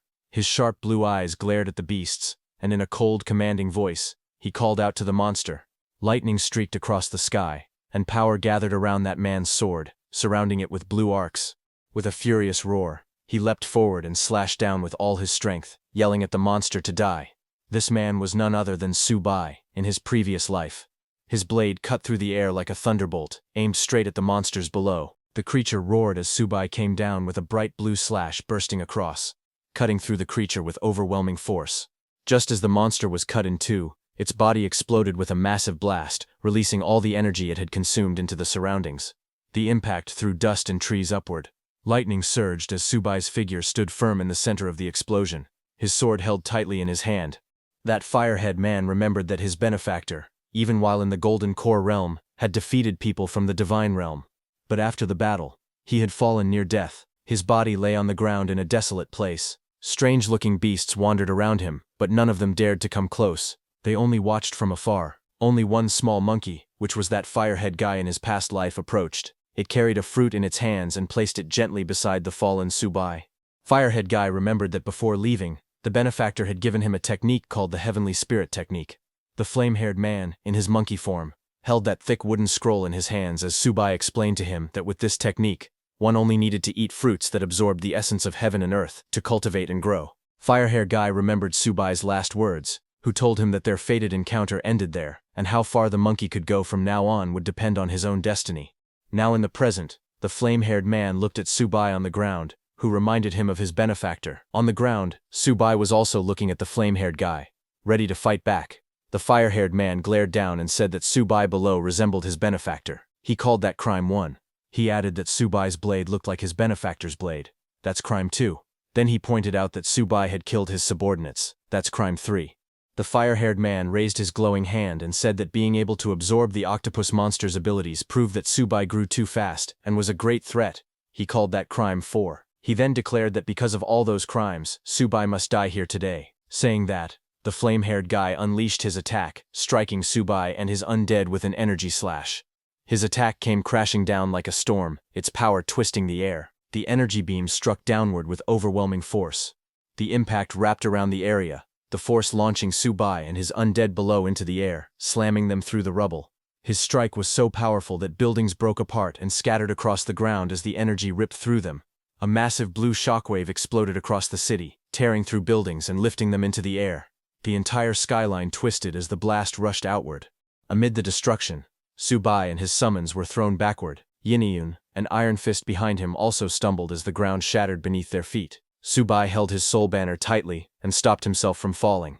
Bone Lord behind Subai explained that the octopus and mantis monsters were already commander level, so a disaster level creature was to be expected. Birdman, who hovered in the air, asked his master Subai if they should run, offering to fly and carry him away quickly. Subai looked at the flying monster approaching from the distance. Blue energy circled around the area. He shook his head slowly and told his undeads that against a creature of this realm, escaping was impossible. He explained that they had just absorbed 2 beings beyond commander level. Now that a disaster level threat had appeared, not fighting would be too demoralizing. So a small smile formed on Subai's lips as he raised his head and declared that they should fight. Saying that, he raised his soul banner and summoned the large mosquito monster. The mosquito monster answered loudly, saying yes, and immediately charged. The giant mosquito monster rushed forward at high speed. As it moved, it shouted loudly that it wanted to make an achievement and become an official servant. Not far away, Iron Fist stood with a serious expression. He looked up at the monster and said that wherever a disaster-level monster appeared, disaster always followed. He admitted that if he were still alive as a normal human, he would definitely turn around and run away. Iron Fist then lifted his head with a sharp gaze. He said that now Master had given him life again. Because of that gift, he declared that he, Iron Fist, would absolutely follow Master's orders. Saying that, with a loud cry, Iron Fist jumped forward with full force. At the same time, Bone Lord also raised its weapon and shouted that their lives were all given by Master, and there was nothing to hesitate about. Birdman followed, and all of them charged ahead together, ready to fight. A bright blue energy wave spread across the whole battlefield as Subai's undead rushed at the flame-haired guy. But the flame-haired guy stood calmly on the ground as blue energy circled around him. He raised his hand, and a huge burst of blue light wrapped around it. Then he shot that energy outward with an explosion. The shockwave pushed everything away and covered the monsters in thick blue ice. Birdman and Bone Lord were frozen mid-air. Yin-Yun and Iron Fist were also trapped inside the spreading ice. The flame-haired man looked forward with a cold smile and told them to get lost. The frozen Bone Lord, Birdman, Iron Fist, and Yin-Yun were thrown back violently, falling from that tall building. Ice shattered everywhere as they hit the ground. Bone Lord let out a painful sound while falling with the others, all covered in broken ice. That flame-haired guy floated above the ruined street with lightning swirling around his body. Subai stood below him holding his weapon, while his summons struggled on the ground. Then the flame-haired guy came down on the ground with crackling blue energy running around him. The air shook from the pressure he released. Nearby, Yin-Yun and Bone Lord sat on the ground, looking at him with fear. Iron Fist stared up in shock. His face was pale, sweat rolling down his cheeks. He asked with a trembling voice if this power was really disaster level. Bone Lord on the ground growled that if he had regained his full strength, he could defeat the flame-haired guy with a single strike. But Birdman beside him told him to be quiet, saying they were far too behind to catch up right now. But suddenly Yin-Yun's green eyes widened when she saw Subai step forward. Subai walked toward the flame-haired guy, while debris cracked under his feet. Seeing that, Yin-Yun called Subai's name. But Subai continued walking, his steps heavy and firm. Dark red energy rose behind him like a shadow. Seeing that, Yin-Yun asked loudly what Subai was doing and if he had gone mad.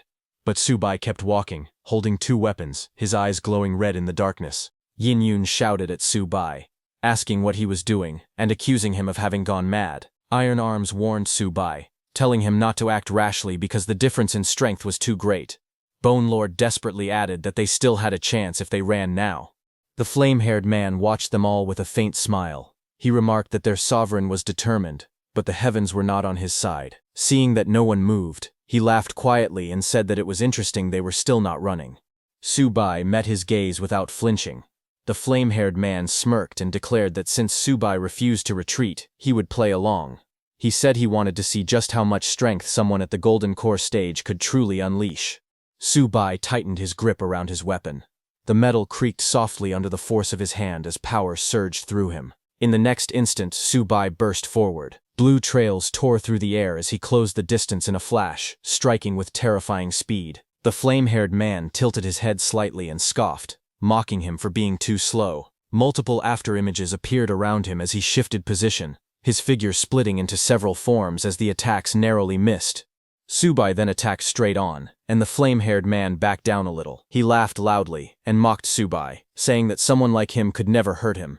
But just as Subai's soul banner appeared above the flame-haired man's face, its eyes glowing with blue light, shock flashed across his expression. The soul banner glowed with cold light, and waves of wind and energy began to spin violently around it, forming a huge vortex. Seeing this, the flame-haired man sneered again, asking what kind of magic tool that was. He mocked it, saying it was just drinking in the wind and nothing more, calling it a bluff. He raised his hand and gathered energy in his palm. With full power, he swung his hand to attack Subai, but the flame-haired man suddenly froze as his eyes widened in disbelief. He shouted in shock, unable to understand what had just happened. He stared at his hand and questioned himself, wondering how his skill could have missed. For the first time, doubt appeared on his face, as the battlefield fell silent. Yin-Yun and Iron Arms watched from below as the raging storm of cyan wind filled the sky. The flame-haired man, who had been attacking violently, suddenly stopped moving inside the swirling currents. Yin-Yun's eyes widened as she asked what was going on, wondering why the monster had stopped attacking. Iron Arms stared upward as well, confused, and questioned what kind of magic the sovereign had used on the monster. Above them, the flame-haired man hovered in the air, his expression uneasy. He looked at the soul banner's skull trapped within the rotating wind, and questioned how such a thing was even possible. He suspected it might be nothing more than a low-grade magic tool. Before he could think further, a sharp shout echoed across the battlefield. Subai's voice rang out, telling him there was no time to think as he called out to Birdman. Birdman, with green wings, instantly appeared. Subai jumped onto its back, and at full speed, they charged toward the flame-haired man. Seeing this, the flame-haired man's expression twisted in irritation. He told himself to stop overthinking it. In his mind, Subai was nothing more than someone at the Golden Core stage. Snarling, he thrust his hand forward and used his windwall skill, but nothing happened. Sweat rolled down his face as disbelief crept in. He stared at his hand, unable to understand how such a thing could happen. But before he could understand anything, Subai reached the flame-haired man and pierced his chest with his sword. Blood splattered as the weapon pinned him in place. The flame-haired man's thoughts echoed in shock as he wondered how this had happened at all. Seeing Subai's sword pierce the flame-haired man's body, Yin-Yun and Subai's undead were left in shock. They realized just how strong Subai truly was. On the other hand, the moment Subai pierced the flame-haired man's body with his sword, the flame-haired man's blue soul burst out from his body. Seeing this glowing soul, the flame-haired man screamed in confusion, demanding to know why this had happened. Then Subai spoke calmly. He explained that wind, fire, thunder, and lightning were all forces of nature. With red glowing eyes, he told the flame-haired man that what the forces of nature relied on was air. Subai explained that his banner did more than absorb souls. He said it could also draw the surroundings into a vacuum. Hearing this, Bone Lord laughed loudly, finally realizing the truth.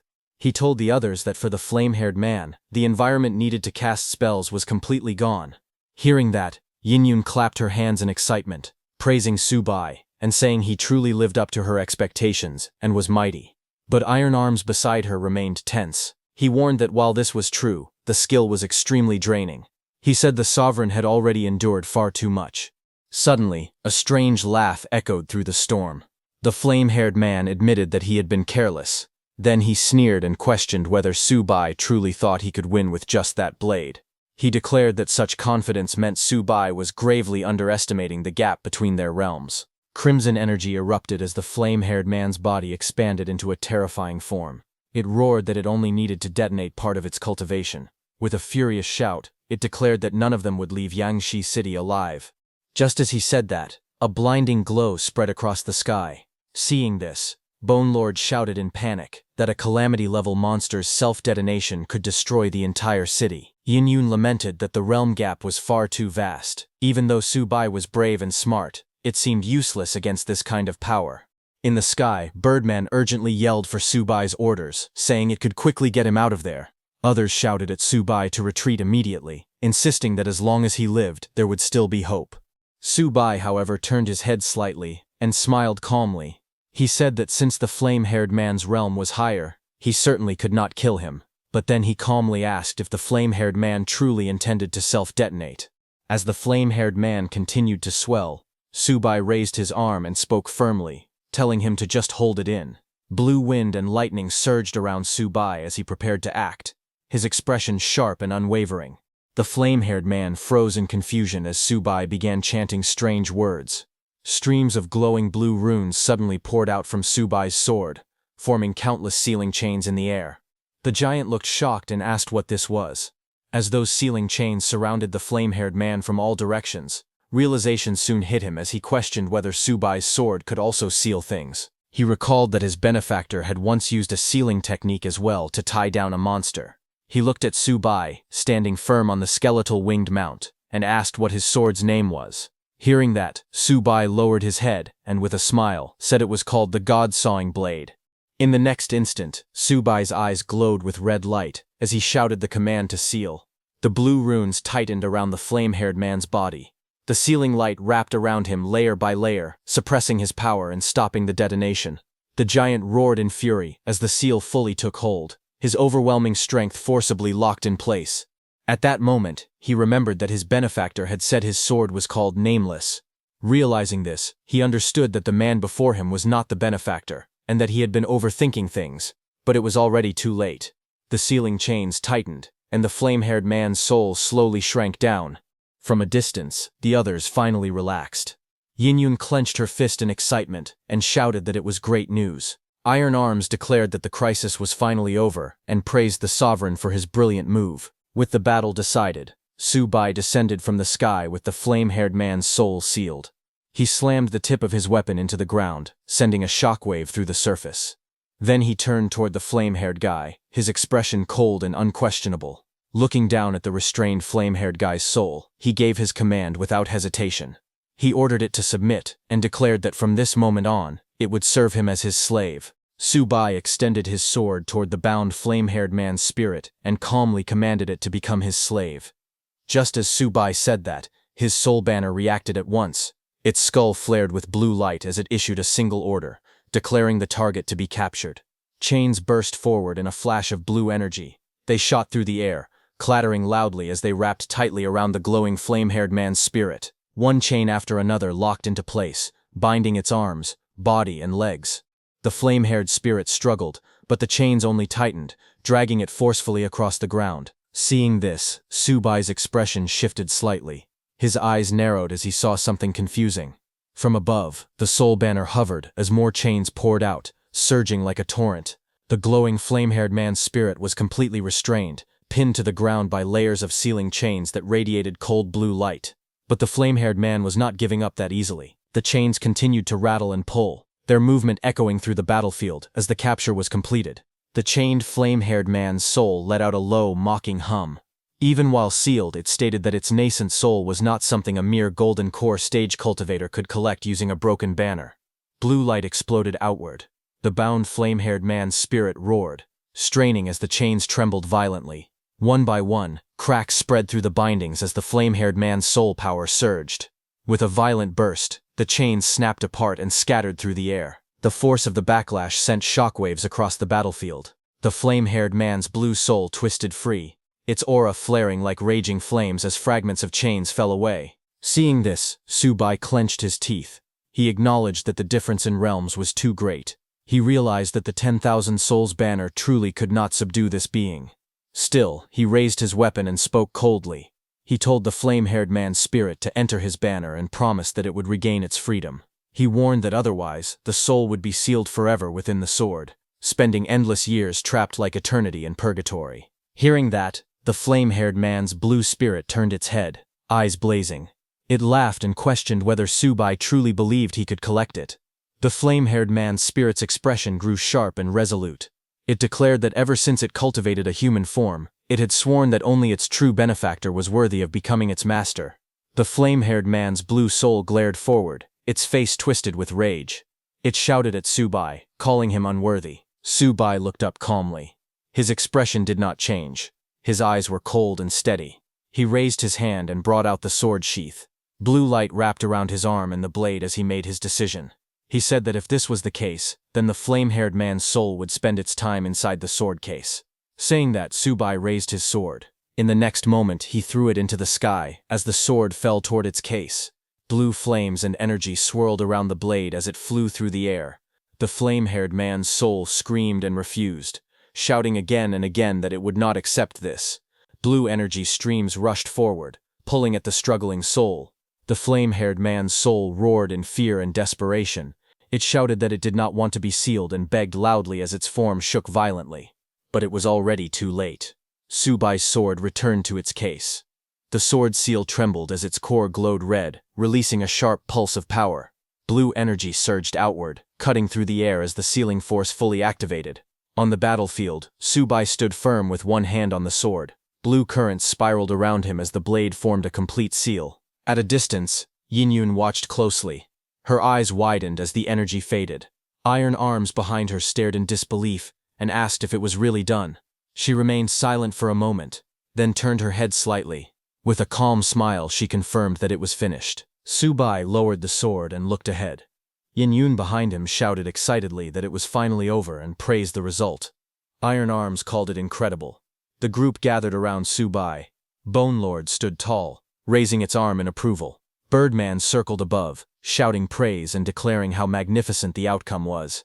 Yinyun followed, saying it was amazing and that she had always believed Subai would succeed. Iron Arms said that now Yangshi City was finally free, having lost the rule of the calamity-level monster. But Yinyun stepped closer and placed her hand on Subai's shoulder. She said there should still be commander-level monsters nearby.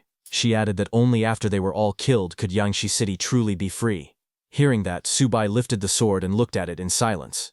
Then he asked the flame-haired man's soul trapped within the sword how many commander-level monsters were still in Yangshi City, and where they were located. The flame-haired man's sealed spirit appeared again in front of the sword, sitting cross-legged with its arms folded. It laughed and asked why it should tell him. Hearing that, Subai looked down at it without expression. He said never mind. He added that even if the flame-haired man's spirit did not tell him, he could still kill them all the same. The flame-haired man's spirit spoke again. It said that it did not matter. It explained that those monsters were only vessels used to gather the spiritual essence of the world. Now that it was sealed, they were useless to it. Hearing that, Subai frowned slightly and said that there were no trees or fruits here, only humans. He asked if the flame-haired man's spirit was taking the blood essence of humans as the spiritual essence of the world. The blue flame man's spirit replied that there was no spiritual energy in this world at all. It said it had to raise its strength in order to return to its own world, so it had no other choice. Hearing that, Subai realized this flame-haired man's spirit did not belong to this world. He then asked if the cultivation method the spirit practiced was the path of immortal cultivation that absorbed spiritual energy. The flame-haired man's spirit responded that even if it was, Subai talked too much. While Subai stood with his companions, from a distance someone was watching him using a periscope that was coming out of the ground. Underneath the ground, many humans gathered and watched in shock. The man who was watching what happened outside said it was unbelievable and incredible. The man holding the periscope spoke loudly and told the others that there was a young man who had cut down a demon with a single saber strike. Someone asked which demon it was. They asked if it was the praying mantis or the monster that had taken human form. The man with the periscope turned and answered that the young man had cut down all of them. His words hit the crowd hard. People stared at one another, stunned. Someone stammered, asking if that meant even the monster in human form was dead. A woman, tears welling in her eyes, struggled to speak and asked if that meant they were finally free. The answer was clear and loud. They were free. The realization swept through the crowd like a wave. People began to cry, laugh, and shout. Some raised their fists into the air, others collapsed in relief, and some embraced each other tightly. Voices rang out again and again, cheering for freedom, shouting that they were finally free, celebrating with unrestrained joy as the long nightmare finally came to an end. The man with the periscope looked again and spoke seriously. He said that the heroic young man had promised to kill all the monsters in Yangshi City. However, he also said that the heroic young man could not find where the monsters were hiding. The man told everyone that they needed to give the heroic young man information. He asked everyone who was willing to go and deliver the intelligence. Hearing that, everyone hesitated. One person worried that it might be another trick. He said the monsters were too cunning. Another person agreed and said that was true. The crowd fell silent, faces turned uneasy, and fear spread among them. No one stepped forward at first. Just then, a young boy climbed up, carrying the information with him. Looking above, the young boy wearing a cap said that he would go. He said that if it was a trick, then he would die, but if it was not a trick, then everyone would truly be free. His face was firm, and his eyes were full of resolve. He said that if he succeeded, freedom would finally belong to all of them. The scene shifted outside, where Subai and his companions stood among the ruined streets. A voice called out to him, asking him to wait. The boy approached carefully and bowed slightly. He thanked Subai and his companions for helping them kill the monsters. He said that the people of Yangshi City would forever remember them. The boy then held out a rolled map with both hands. He explained that it contained all the information on the monsters in Yangshi City. He offered it to Subai, saying that he hoped it would help him slay demons and fiends and save the people. As Subai looked at the boy, he noticed something unusual. There was a faint glow on the child's forehead. In that moment, Subai realized that this boy carried the sign of a chosen one. Subai reached out and accepted the map. Then he gently placed his hand on the boy's head. The boy looked up in surprise, his eyes wide, as light reflected softly around them. Subai stood calmly, as golden flames curled around his arm and shoulder. Looking down at the boy, he said that he could see the boy was fated, and that he would give him a fated opportunity. The golden light continued to swirl as his hand rested gently on the boy's head. At that moment, the flame-haired guy's soul suddenly appeared, clinging to Subai's shoulder. Its form flickered with energy as it stared closely. It let out a low sound, sensing something strange. It reacted in shock, feeling something familiar. It said that the sensation reminded it of the past, just like when its benefactor had taught it before. The boy looked up with wide eyes, surprised by the glowing energy close to him. Subai turned his head slightly and asked the flame-haired soul what it was being restless about, saying that the people around were no longer containers. Subai then gave the blueprint to Iron Arms and ordered him to give the blueprints to everyone. Iron Arms stepped forward and received the rolled document. Nearby, the boy who had awakened stared in amazement and whispered in awe, saying that it was magical. Iron Arms then went to the group gathered together and gave them the blueprint. Subai told Birdman, Bone Lord, Iron Arms, and Mosquito that the four of them would split up and head in different directions: east, south, west, and north. Their task was to round up and eliminate the remaining commander-level monsters still hiding in Yangshi City. Subai stood quietly as his companions checked the blueprints. He then spoke calmly, telling them that they could absorb the souls of the defeated monsters themselves. Hearing that, all four companions reacted at once. Birdman, Bone Lord, Iron Arms, and the mosquito creature all spoke with confidence. They declared that the Sovereign could rest assured, and promised that the mission would be completed without fail. Moments later, the Birdman and the mosquito took to the sky. As they flew off in opposite directions, one of them laughed, saying that he had been thirsty for this opportunity for a long time. Another shouted, telling Subai to wait for his good news. Below them, Bone Lord and Iron Arms turned away as well, preparing to depart. Subai remained standing, watching them go. The young boy looked up with bright, determined eyes and called out softly, addressing Subai as hero. He said that he would remember the hero's face. Subai turned his head slightly, gazing into the distance. His expression remained calm and steady. In response, the boy clenched his fists and spoke with resolve, declaring that one day he would become just as mighty as the hero. Meanwhile, in a distant location, Yunbin, dressed in long robes, sat alone at a stone table beneath a dark, swirling sky filled with strange markings and shadows. He paused in his movements and let out a low hum, as if he had sensed something unusual happening far away. A bead of sweat slid down his face as he sensed the change in the battlefield. He realized that a calamity-level beast had fallen. However, he could still sense that its physical body had not been completely annihilated. Yunbin let out a low breath, his lips curling into a faint smile. He muttered that his master truly made him suffer. Still, once he obtained the physical body of that calamity-level beast, that would be the moment of his master's downfall. Back on the battlefield, a massive turtle-like monster roared in fury. Its eyes glowed red as it opened its enormous mouth and lunged forward. Bone Lord did not retreat. With a heavy roar, it charged straight at the beast, its spiked weapon raised high. It slammed down with overwhelming force, the impact shaking the ground as the beast's massive body collapsed. Green, ghostly energy surged from the fallen monster. Bone Lord stood over the corpse, its mouth opening wide as it absorbed the escaping soul. The green light flowed into its body like smoke being swallowed. Bone Lord let out a satisfied laugh, saying that the old turtle's soul smelled incredibly good. Afterwards, Bone Lord took the turtle monster's shell and laughed loudly. It praised the turtle's shell, calling it excellent, and declared that it would take it first.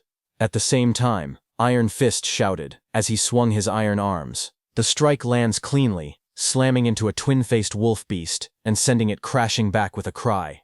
After killing that monster, Iron Arms starts absorbing the monster's soul. Red energy erupts around Iron Arms as he stands firmly on the ground. He is frenzied by the barbaric strength. He feels his strength and speed increase greatly as power surges through his body.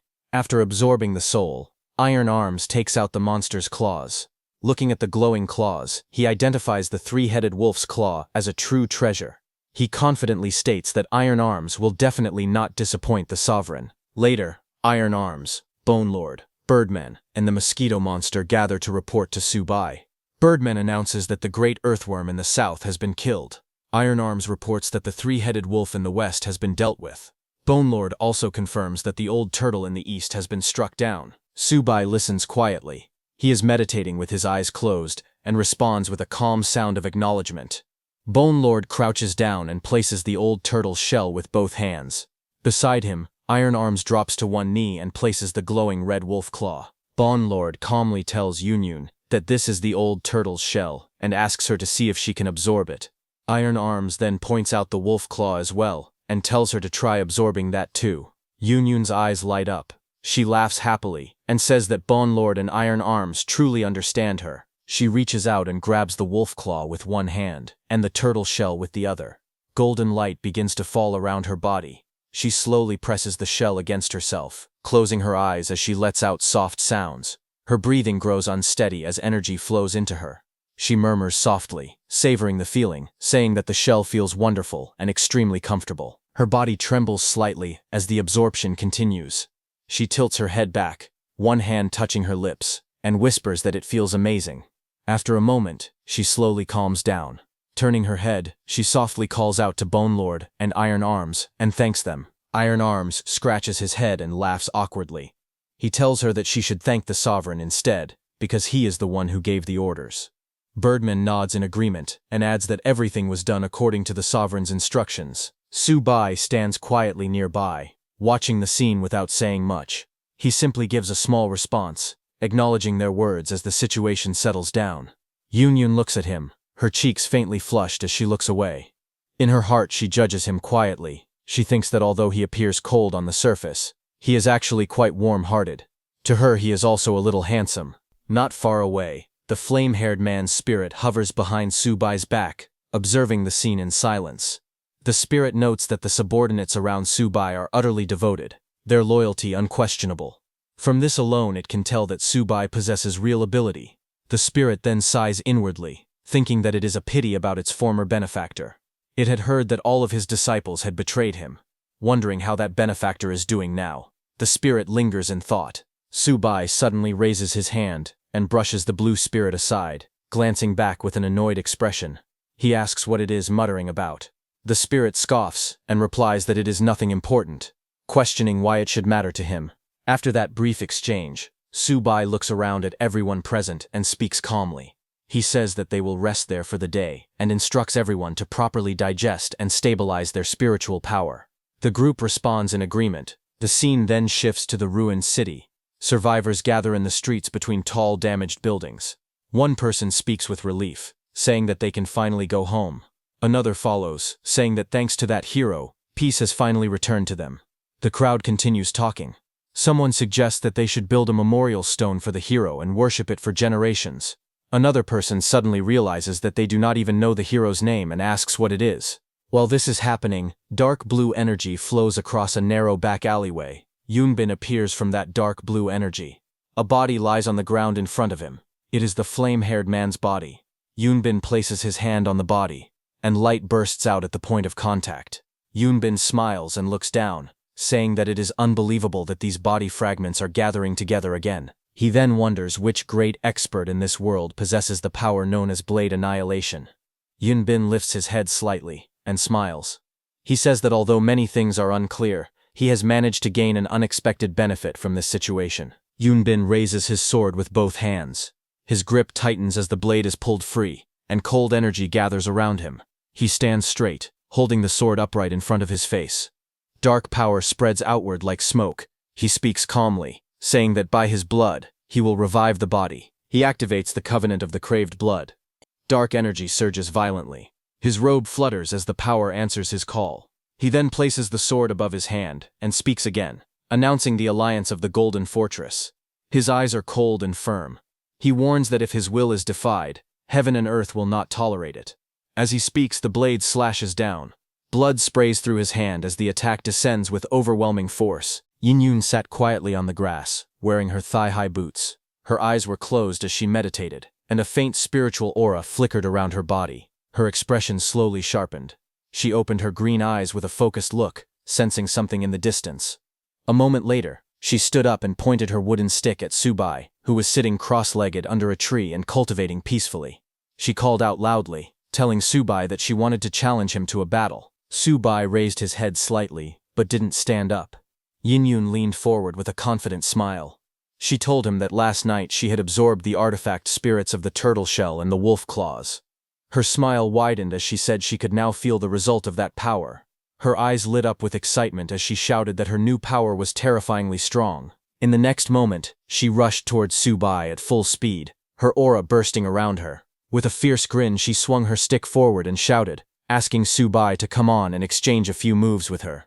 Yin leapt high into the air with a loud cry.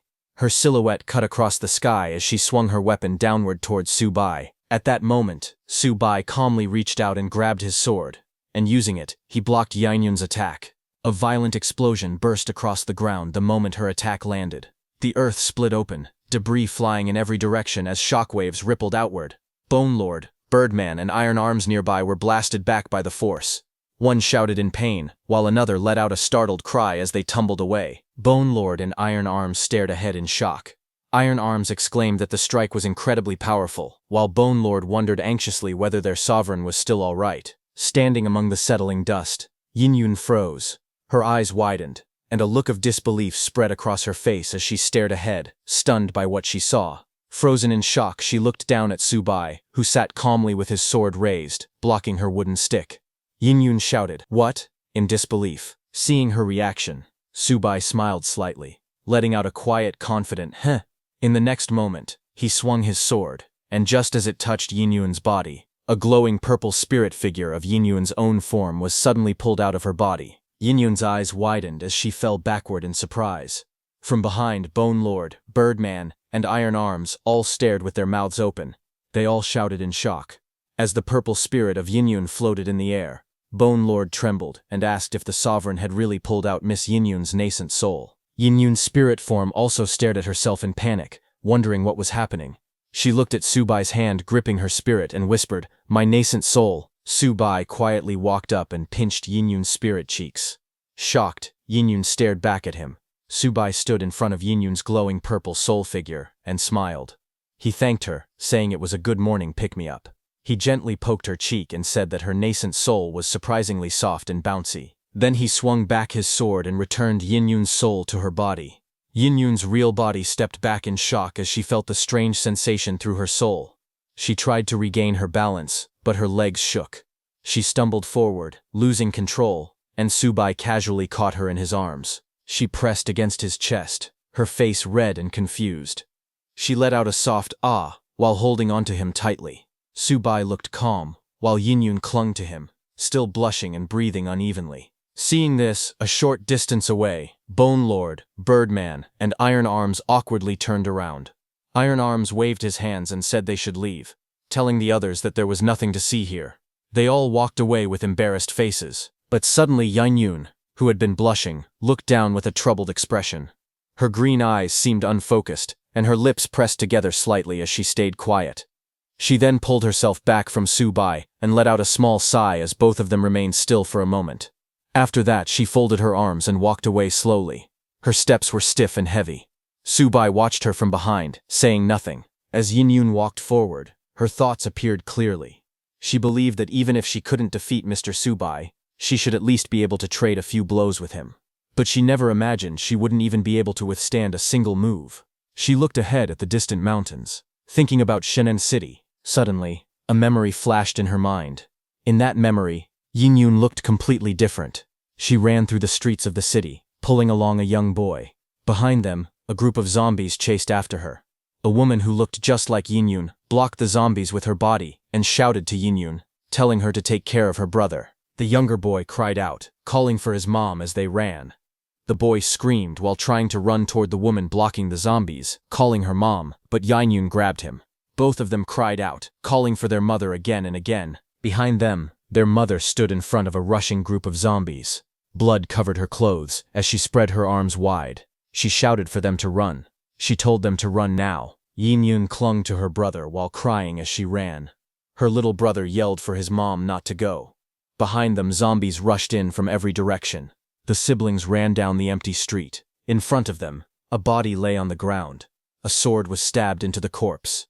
The little boy pointed at it and told his sister that there was a sword over there. Yin Yun saw it, an abandoned sword stuck in a corpse. She rushed over and grabbed the handle tightly, but as soon as she lifted it, something strange happened. The blade began to break apart in her hand. She stared in shock, asking what was happening. Blue sparks danced around her as she held her little brother over her shoulder. Then a dark shadow rushed toward them.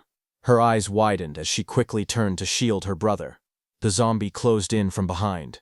The little boy screamed as one reached out. He yelled for his sister. Yin Yun turned and shouted back in fear. Her voice cracked as she screamed. The next second, Yin Yun's personality flicked completely. She swung her arm with full force, smashing her fist into the zombie's face. Blood burst out as the zombie's head snapped backward. Just as she killed that zombie, more zombies rushed toward her from every direction. They jumped to attack the little boy on her back. But just as they came close, Yin Yun struck again, slicing down another zombie into two with just her hand. Their bodies fell around her one after another as she pushed forward without stopping. But suddenly, a huge deformed zombie charged at her from behind. its two faces screaming loudly. Yin Yun kept fighting the other zombies, not running away. The two-headed monster charged toward them, roaring furiously. Yin Yun stood firmly with the little boy on her back, not backing away, even as the giant creature lunged at them. Golden slashes flashed through the darkness. The light streaked across the air, cutting through the monster's body again and again. Yin Yun struck the giant zombie, her attacks tearing through its flesh. The monster let out a trembling sound, its glowing eyes widening. A loud gulp came from the zombie as it stared at her in shock. The next second, the creature's massive body shattered, breaking into pieces as blood scattered everywhere. Yin Yun rushed forward through the falling debris, with the little boy still clinging to her back. Yin Yun stood still amid the drifting body parts of the zombie, her posture steady as dark fragments fell around her. Her brother clung tightly to her back, his arms wrapped around her neck. Her face was calm, but her eyes were fixed forward. Her brother weakly called out to her, but Yin Yun slowly raised her hand and looked at it. At that moment she realized something important. She had gained an ability, the power to absorb weaponry. However, when she lifted her head and stared at the colossal face looming in the sky, her heart sank. The massive presence filled the heavens, its eyes glowing with overwhelming pressure. She understood instantly that she was nowhere near strong enough to stand against it, and so, she made a decision. Carrying her brother on her back, she turned away from the ruined streets and fled Xinging City. The city faded behind them as smoke and destruction lingered in the air. Later, the two of them stood outside a fortified city surrounded by walls and mountains. Yin Yun held her brother's hand as they looked ahead together. She settled him in Fenzhou, with the National Army garrison there. His safety was guaranteed. After that, she wandered alone through desolate lands. She searched the earth, scouring every place she passed for weapons she could absorb. Battle after battle followed. Each fight made her power surge. People who knew of her ability to consume armaments began to fear her. They gave her a title, the Artifact King. She stood as the undisputed apex among the rogue wanderers. Fallen enemies lay scattered behind her as she walked forward with a weapon in her hand. Yet even then, she knew the truth. Compared to the colossal face that once hovered over Jining City, an unbridgeable chasm of power still separated them. In the present, she crossed her arms tightly as unease filled her expression. Just then, Subai's calm voice echoed from behind, telling her to put aside those heavy thoughts for now. He told her to go to the spiritual cave and become stronger. Only then would she have the capacity to pursue the answers she sought. Hearing that, Yin Yun's green eyes sharpened with resolve. She turned her head and spoke with determination, saying that Subai was right. He was stronger, and she needed to become stronger too. But just as she turned, she saw that Subai was already leaving. She raised her arm and shouted after him, calling out his name and telling him to wait for her. Then, sometime later, the jagged mountain spires known as Blade's Edge Rift rose sharply into the sky, their stone surfaces glowing faintly under the pink light of dusk. Along the narrow cliff path, Subai and Yin Yun walked carefully, their footsteps echoing against the steep walls. The air around them trembled with faint ringing sounds as loose stones shifted beneath their feet. From the Soul Banner, Iron Arms and Birdman observed the towering formation. Iron Arms raised a hand to his forehead, shading his eyes as he stared upward. He said that north of Yangshi, the enormous Blade's Edge Rift truly lived up to its reputation. Beside him, Bone Lord responded. He explained that in his own world, a place like this would be perfect for secluded meditation. But Birdman disagreed, muttering that the land looked completely barren, with not a single spiritual artifact anywhere. He scoffed at the idea of meditation. Back on the cliff path, Subai tapped the ground lightly with his soul banner. The moment the tip struck the stone, a sharp sound rang out. Instantly, light surged across the entire rift as Subai opened his spiritual mind. The world around them shifted into a glowing blue outline. Countless crystal-like peaks rose in perfect rings, surrounding a circular basin. At the center of that illuminated formation, Subai stood alone, bathed in blue light as ripples of energy expanded outward from beneath his feet. Subai studied the glowing map in his mind. According to the markings, the spiritual cave was somewhere within a 5-kilometer radius. His eyes narrowed with slight frustration. His cultivation realm was still too low. He couldn't sense the cave's exact position. Beside him, memories of Lin Wanchu surfaced. Without her guidance, finding the cave had become extremely difficult. He admitted silently that he had no way of knowing whether she was still alive or already dead. Then, a cold thought crossed his mind. For a disciple who had betrayed him, perhaps an early death was only what she deserved. Just then, A sudden cry echoed through the towering cliffs of the Blade's Edge Rift. Both Subai and Yinyun lifted their heads. High above, a massive bird streaked past the sharp stone pillars. Birdman reacted first. He shouted that the creature was a golden-winged eagle. He explained that the bird's golden feathers shone with a metallic glow as it stretched its enormous wings. It was a raptor over a meter long, strong enough to tear a mountain tiger apart, but iron arms standing behind them corrected that assumption. He told them that a normal eagle would never have such a deafening cry. This one was clearly a mutated golden-winged eagle. Judging by the aura washing over the cliffside, its strength was comparable to the Golden Core stage. The eagle released another powerful cry, the sound ripping through the air. The next second, the eagle charged at them. The golden-winged eagle shot downward from the sky like a falling spear. Its sharp beak cut through the air as streaks of green light followed behind it. The eagle crashed onto the ground with tremendous force. Rocks exploded under its claws as Subai and Yinyun jumped and dodged its attack. Yinyun then leapt high into the air and raised her wooden stick to attack the eagle. She countered with a powerful strike. A flash of yellow energy erupted beneath her as she struck down, landing directly on top of the eagle. Her attack sent feathers and fragments scattering everywhere. When the eagle pulled back and fled upward, Yinyun stood on the cliff, watching it rise. She smirked and lifted her chin slightly. She said that she might not be able to beat Subai, but a small bird like this was nothing to her. Below, Subai raised his soul banner and shouted for the Mosquito King to chase after the fleeing eagle. He explained that the eagle carried the scent of spiritual energy and the scent of humans. The giant mosquito spread its wings wide and shot forward at high speed, following the creature through the air. A fiery shockwave tore across the towering stone cliffs as the mutated golden-winged eagle darted through the narrow rift. High above, the Mosquito King rushed after it. The Mosquito King spoke to itself proudly, saying that after absorbing the mantis's power, its stealth ability had grown stronger again. One day, it believed, it would earn recognition as a full member. The eagle continued circling through the rising peaks. The Mosquito King pursued from behind, weaving between the tall rocks. Soon, the eagle descended toward the ground. Before a dark cave entrance, a lone figure stood waiting with a crimson flaming spear in hand. The man looked up calmly as the eagle landed before him. He greeted the eagle by name, Deo, and commented that it had led an enemy straight to their doorstep. His voice remained steady as he added that he could not blame Deo, since the intruder's realm was far stronger than its own. The fiery red spear glowed in the young man's hand as he stepped forward with determination. He lifted the spear over his shoulder, readying himself for battle. A sharp throw followed.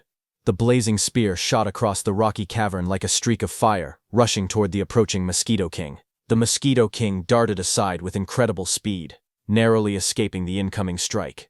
It boasted loudly, claiming it had survived countless battles. It said that under its sovereign, its power had only grown stronger. It mocked the attack, asking if the man truly believed such a simple throw could harm it. But before the Mosquito King could finish, the spear suddenly erupted in a violent explosion. Flames burst outward with a deafening blast. The Mosquito King jerked back in shock, letting out a startled cry. The explosion sent it crashing into the rocky ground. Its body tumbled through debris as it groaned in pain, barely able to move. Then the young man stepped forward again, with the eagle perched proudly at his side. He learned from the eagle that every one of the newcomers was above the level 3 mutant realm. Finding the situation amusing, he smirked slightly. He then turned to the eagle and said it was time for them to make their introduction, but the young man suddenly stopped and narrowed his eyes. He sensed something and turned his head. In the distance, he saw Subai and Yinyun standing on top of Birdman. The young man frowned slightly, watching them from afar. His red-eyed eagle stood beside him, also staring towards Subai's group. Behind them, spiritual energy was flowing out of the cave. Seeing that, Yinyun leaned closer to Subai and pointed forward. She asked if the place ahead was the spiritual cave. Subai smiled calmly. He said he had searched everywhere for it and never expected it to be right here all along. Hearing that, the pink-haired man lifted his flaming spear and swung it sideways, pointing it towards Subai. His aura grew fierce. He said that Subai had arrived sooner than he expected, but warned that if Subai dared touch his spiritual cave, the consequences would be clear. He launched himself forward with incredible speed. Flames swirled behind him as he charged straight towards Subai. He shouted that Subai had chosen death. Seeing him coming, Subai didn't flinch. He calmly reached for the sword strapped to his back, gripping the handle as the young man's attack closed in. The next moment, the two weapons collided. A burst of white and red energy exploded between them. The pink-haired boy's attack was extremely powerful, but Subai blocked it with his sword. The pink-haired boy's body flipped through the air as fiery aura trails twisted around him. Subai raised his sword just in time, blocking the flaming spear that was aimed directly at him. But suddenly, his expression changed to shock as the spear sparked on impact. The next second, a huge explosion erupted right in front of Subai as the young man's attack hit. Flames burst across the rocky valley, sending Subai, Birdman, and the others flying. It was terrifying as the shockwave rippled through the air. Subai and his undead, along with Yenyun, were blasted backward and slammed into the rocks behind them. The impact was so strong that they tore through the cliffside. Rocks shattered around them as Yenyun clung to Subai, her body lifted by the force of the attack. Birdman couldn't fly in time and hit the ground with a solid impact, rocks and debris scattering around it. Subai somehow stopped himself from falling and grabbed Yenyun in his arms. His movements were quick and steady as he put distance between himself and the young man. That young man jumped and landed lightly on a rock, looking down at them with a smirk. He raised two fingers and spoke proudly, saying that Subai wasn't bad and actually had some skill. Subai looked at the young man with raised suspicion. His voice echoed through the cliffs as he asked who he was. Iron Arms, standing behind, spoke calmly, saying he recognized the man. He told Subai that the newcomer was the leader of the Western region's rogue wanderers, the Spear King. He explained that the man was known as a martial fanatic and that his spear techniques were extremely strong. Hearing that, Yenyun turned slightly towards Subai, surprised that the rumors were true. She told Subai that it was said the Spear King had once slain a commander-level beast with a single thrust, becoming famous instantly. She added that after that achievement, the man had mysteriously disappeared. She also commented that the Spear King was known to have a foul temper. Across the cliff, the Spear King remained standing confidently on the tall stone pillar. He pointed his weapon at the group, studying them one by one. His eyes shifted first to Yenjun, and he stated that a woman holding a staff must be the Artifact King. He then looked at Iron Arms and noted the cords wrapped around his arms, identifying him as Iron Arms even though his body now appeared faint and incomplete. The Spear King remarked that only Iron Arms' nascent soul seemed to remain. His gaze finally moved to Subai, and he referred to him as the one in the middle. The Spear King bluntly announced that Subai looked like a demon who had taken on a human form. Hearing that, Yenyun's anger rose immediately. She stepped closer to Subai and shouted back at the Spear King, demanding to know if he was blind for accusing Subai of being a demon. She added that the Spear King himself looked more like one. Iron Arms stepped beside them, also displeased. He snapped at the Spear King, saying his mouth smelled worse than his temper. Hearing that, the Spear King standing on the high peak glared down at the shadowed figure. He pointed his weapon forward and shouted that Subai before him was a demon. He claimed that demon Subai wielded a banner that collected nothing but souls. In his eyes, anyone carrying such a vile artifact could only be a demon. He continued speaking proudly. He said it seemed the others had been deceived, unable to distinguish right from wrong. He added that it was not surprising since their cultivation realms were far too low to see the truth. Then, with a sudden burst of motion, he lunged forward through the air. He shouted to the Artifact King and Iron Arms, telling them not to fear, claiming he was coming to save them. Seeing him coming, Iron Arms immediately shouted back in anger. He demanded to know who had asked the spear wielder to save them. His voice echoed with frustration as he asked if the Spear King had lost his mind. As the Spear King descended, Iron Arms leaped upward to clash with him. Their weapons and power collided mid-air, sending a burst of energy through the sky. Iron Arms blocked the flaming spear with crossed arms. The impact pushed him back, but he gritted his teeth and glared at the Spear King. The Spear King was shocked to see this.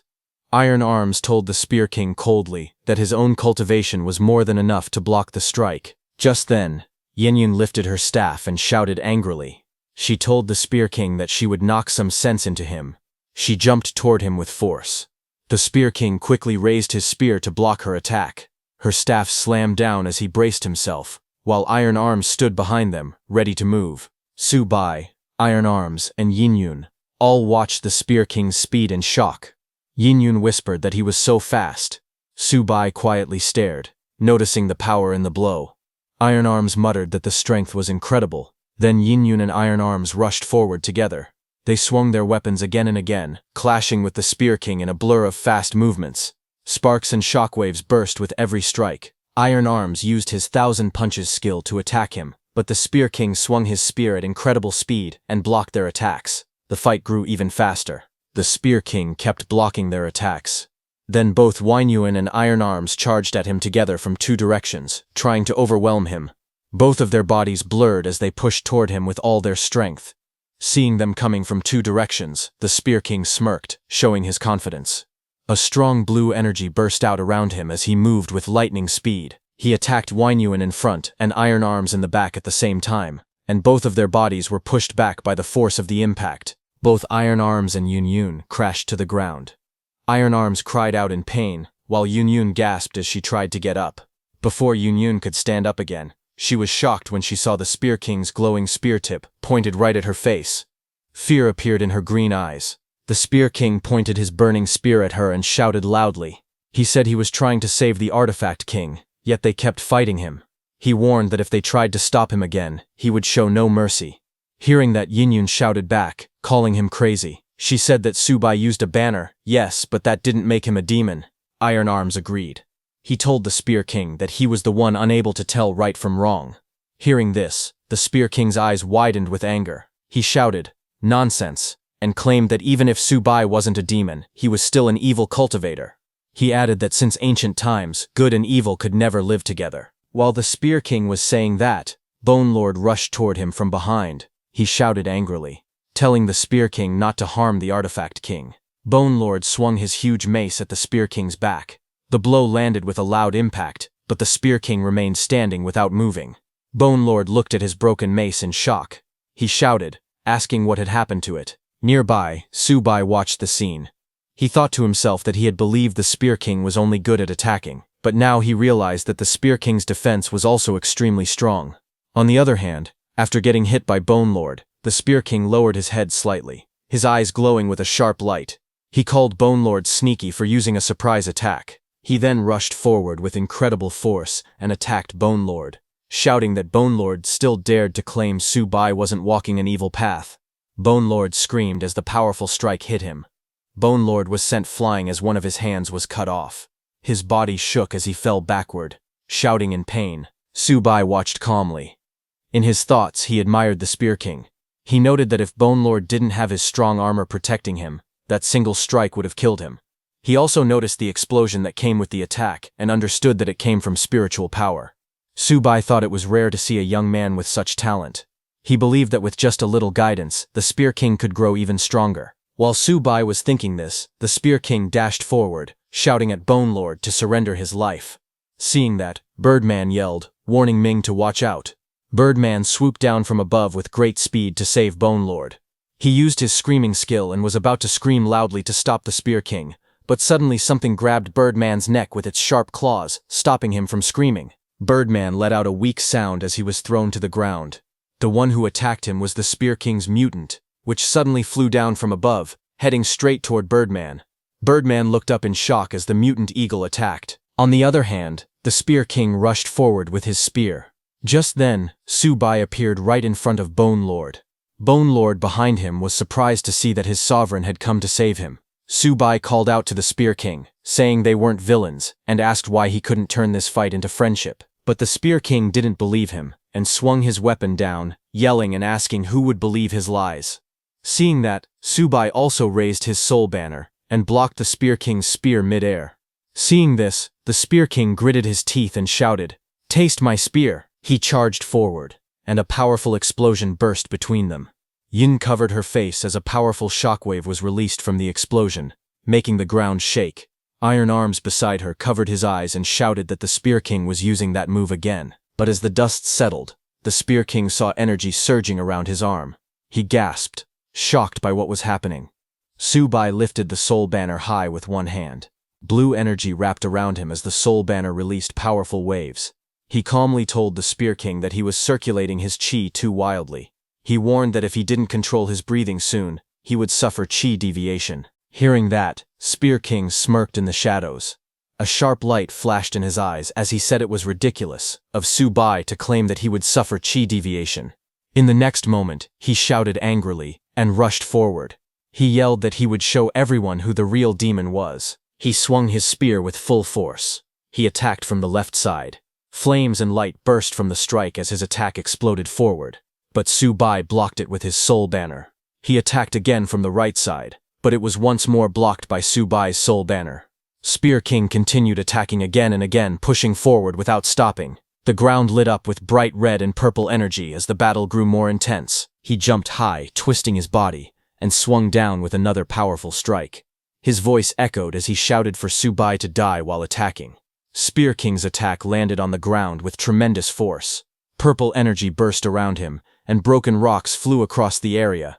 A massive explosion erupted from the ground, creating a fire mushroom. Bone Lord, Iron Arms, and Yunyun were thrown away by the blast as flames spread everywhere. Birdman screamed loudly as it tried to escape the shockwave. The explosion grew even bigger, rising like a giant fireball in the sky. Birdman caught Yunyun and Iron Arms falling from the sky just in time. One of them grunted in pain as they landed on its back. It also grabbed Bone Lord with its claws. Yunyun and Iron Arms, seated on Birdman, called out to Su-bai. Bone Lord also yelled for his sovereign. They looked toward the battlefield in worry as Birdman flew forward. Smoke drifted slowly through the pink sky. Just then, from inside the thick cloud, Su-bai's face appeared. He smiled calmly from within the smoke. Spear King, who had attacked with full power and even destroyed the nearby ground, was shocked. He stared at Su-bai in disbelief and shouted, asking how that was possible. Then he suddenly looked down and noticed something wrong. His eyes widened as he realized that his spear was stuck. Before he could free it, sudden pain rushed through his body. His face turned red, and he clenched his teeth.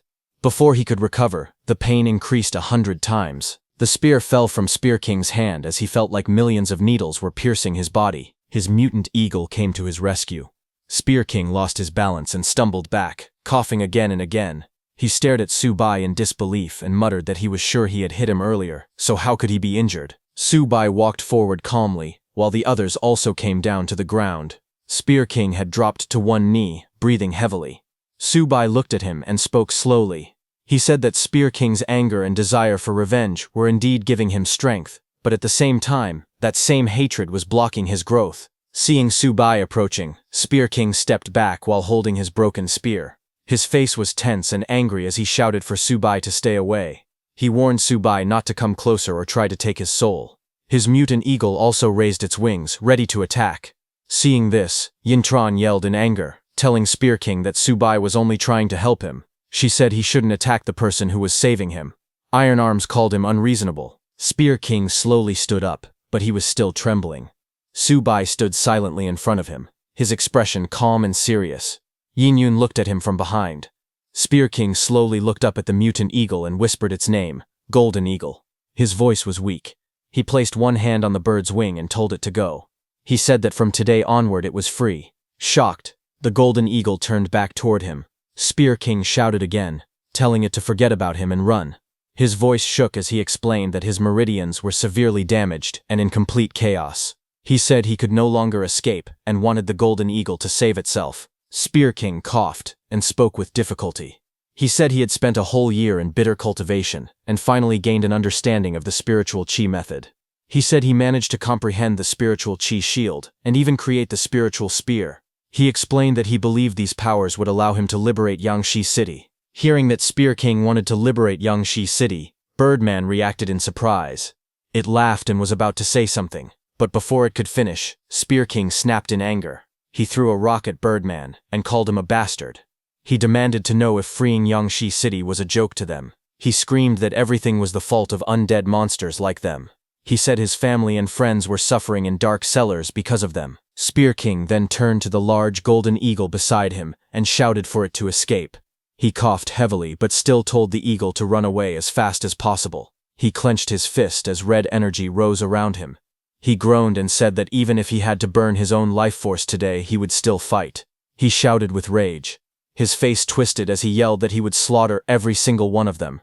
Hearing him, Su-bai stepped forward calmly. He explained that a restless heart and unstable emotions were the worst mistakes when using spiritual chi. He warned Spear King to calm down immediately, or his meridians would burst and he would die. Su-bai then asked the Golden Eagle to talk sense into him. The injured Spear King coughed again and again. Behind him, the Golden Eagle looked worried and tried to support him with its wing. Su-bai observed quietly.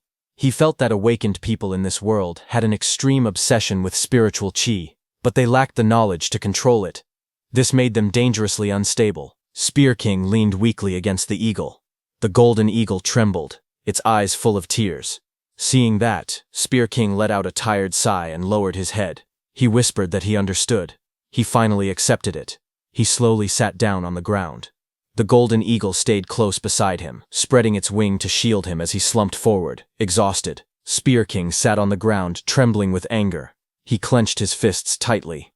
Subai looked at him and thought to himself that Spear King was extremely competitive and valued his pride more than anything. Forcing him to admit defeat was a fate even worse than death for him.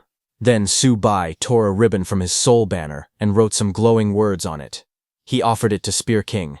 Subai explained that the ribbon carried a mantra that calmed the heart. He said Spear King must silently recite it for 6 hours without moving at all. Whether he survived or not depended on his own destiny. Hearing that, Yin Yun looked at Subai and asked why he would still help Spear King after how badly he had treated him. Subai didn't answer her question directly. He simply turned and told everyone to follow him into the cave. He reminded them not to forget the true purpose of their journey. Spear King sat on the ground with his head lowered. In a weak voice, he asked Subai if Subai would save his family in case he died. Subai looked at him quietly and did not answer right away. He turned and began walking toward the cave. He told Spear King to recover well. As for saving his family, Subai said that saving them was his mission. Hearing that, Spear King lifted his head in surprise, his eyes shaking, not knowing what to say. Sweat rolled down his face as he struggled to stay still. Subai continued walking forward with a calm expression. In his thoughts, he said that throughout his life, he had always valued talent and admired those with great potential. But in this life, he no longer valued only martial strength. What mattered more was something his former traitorous disciples never had. He looked back slightly and hoped that Spear King could survive the 6 hours of meditation. While Spear King was meditating, suddenly a distant voice rang out, shouting, "Uncle Hao! Uncle Hao!" Hearing that, both Spear King and the Golden Eagle were surprised. Spear King turned his head quickly and wondered if that voice belonged to Xiao Jun. He couldn't believe it. Xiao Jun had actually made it out of Yangshi City alive. Spear King sat weakly on the ground, still recovering. When he saw the small boy running toward him, his eyes widened in disbelief. He grabbed the boy by the shoulders and said in a shaking voice that he couldn't believe Xiao Jun was alive. He quickly asked about the others and whether they were safe. Xiao Jun smiled happily and told him that everyone had survived. He said the monsters were all gone and that Yangshi City had been saved. Hearing this, Spear King stared at him in shock. He shouted and asked Xiao Jun to repeat it. He could hardly believe that the city was truly liberated.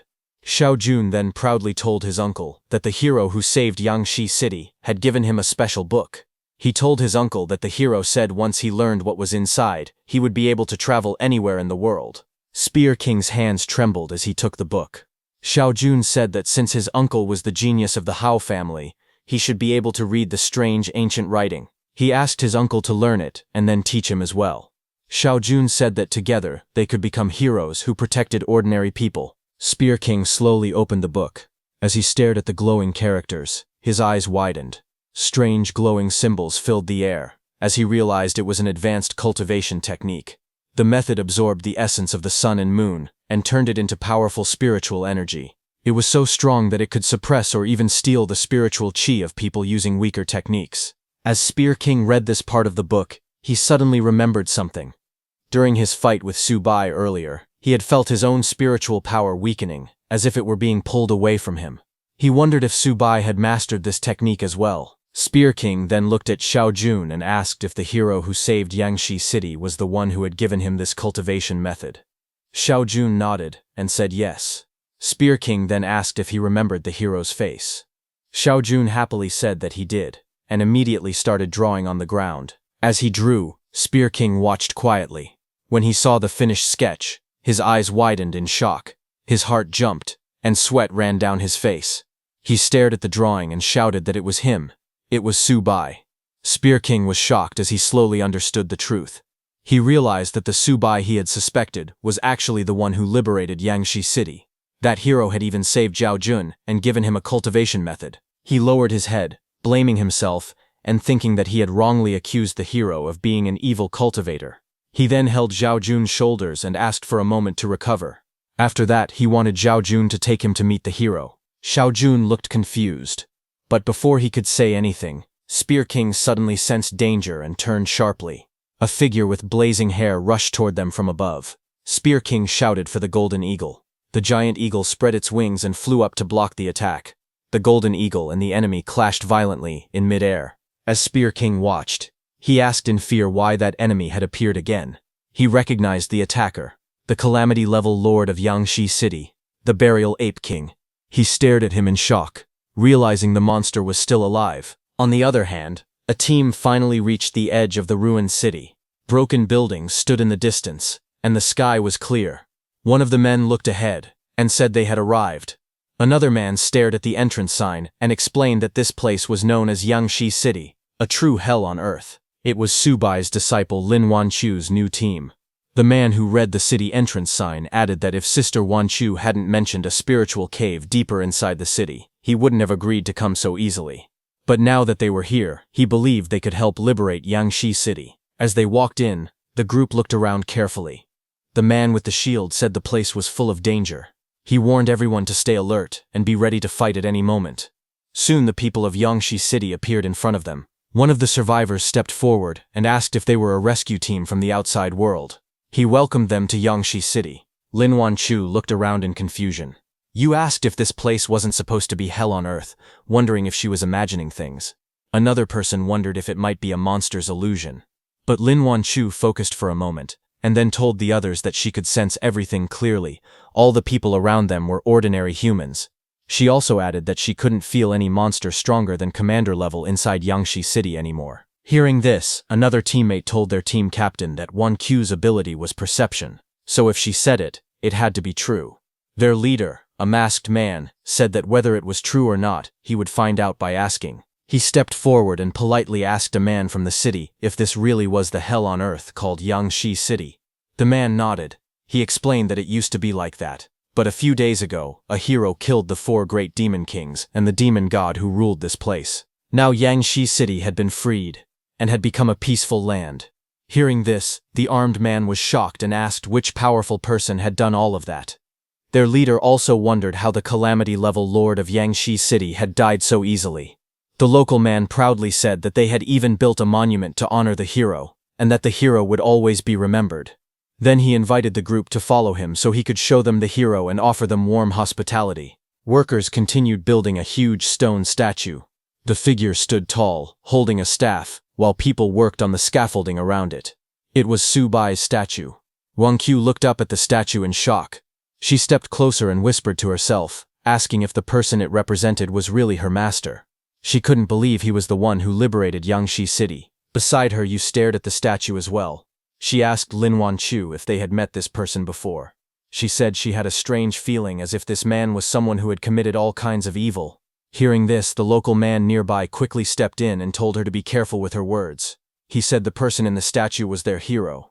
Without him, everyone would still be trapped in the darkness of the catacombs. Hearing this, you suddenly felt a sharp pain in her head. She grabbed her head and groaned. She told Wanchu that her head hurt badly, bending forward as the pain grew stronger. But Lin Wanchu stood quietly, deep in thought. She remembered everything she had seen and learned so far. She thought about Subai. People said he had committed every kind of evil, yet he was the one who saved Yangshi City. Now everyone treated him like a hero. Then she thought about her eldest senior brother. People called him kind and moral, yet he had harmed her again and again. Her heart felt confused. She wondered who was truly righteous and who was truly evil. Beside her, you pressed her hands against her head, still shaken by the strange pain she had felt earlier. Lin Wanchu looked at her anxiously and said that maybe they had misunderstood their master. You turned to her, surprised, and asked what she meant. But Lin Wanchu had already made up her mind. She turned and said she had to find her master and ask him the truth about what really happened in the past. She quickly walked away. You reached out, calling for her not to go. Another person nearby also asked where she was heading, but she kept moving forward without stopping.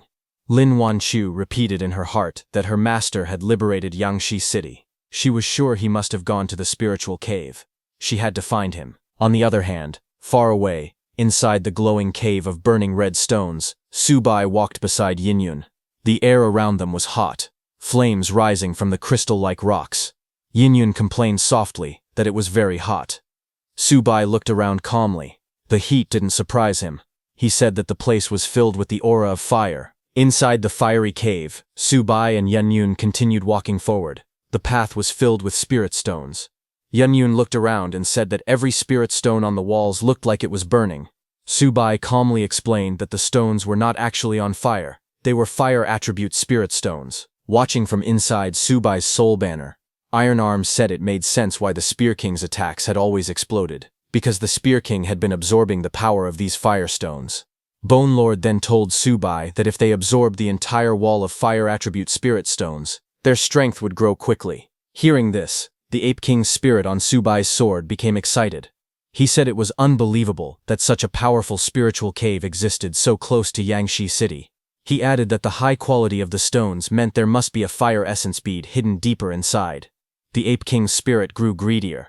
He said that if he could absorb that fire essence bead, this sword would no longer be able to contain him. However, he also warned that if he went any deeper right now, his soul might burn away, so he would quietly absorb energy from where he was.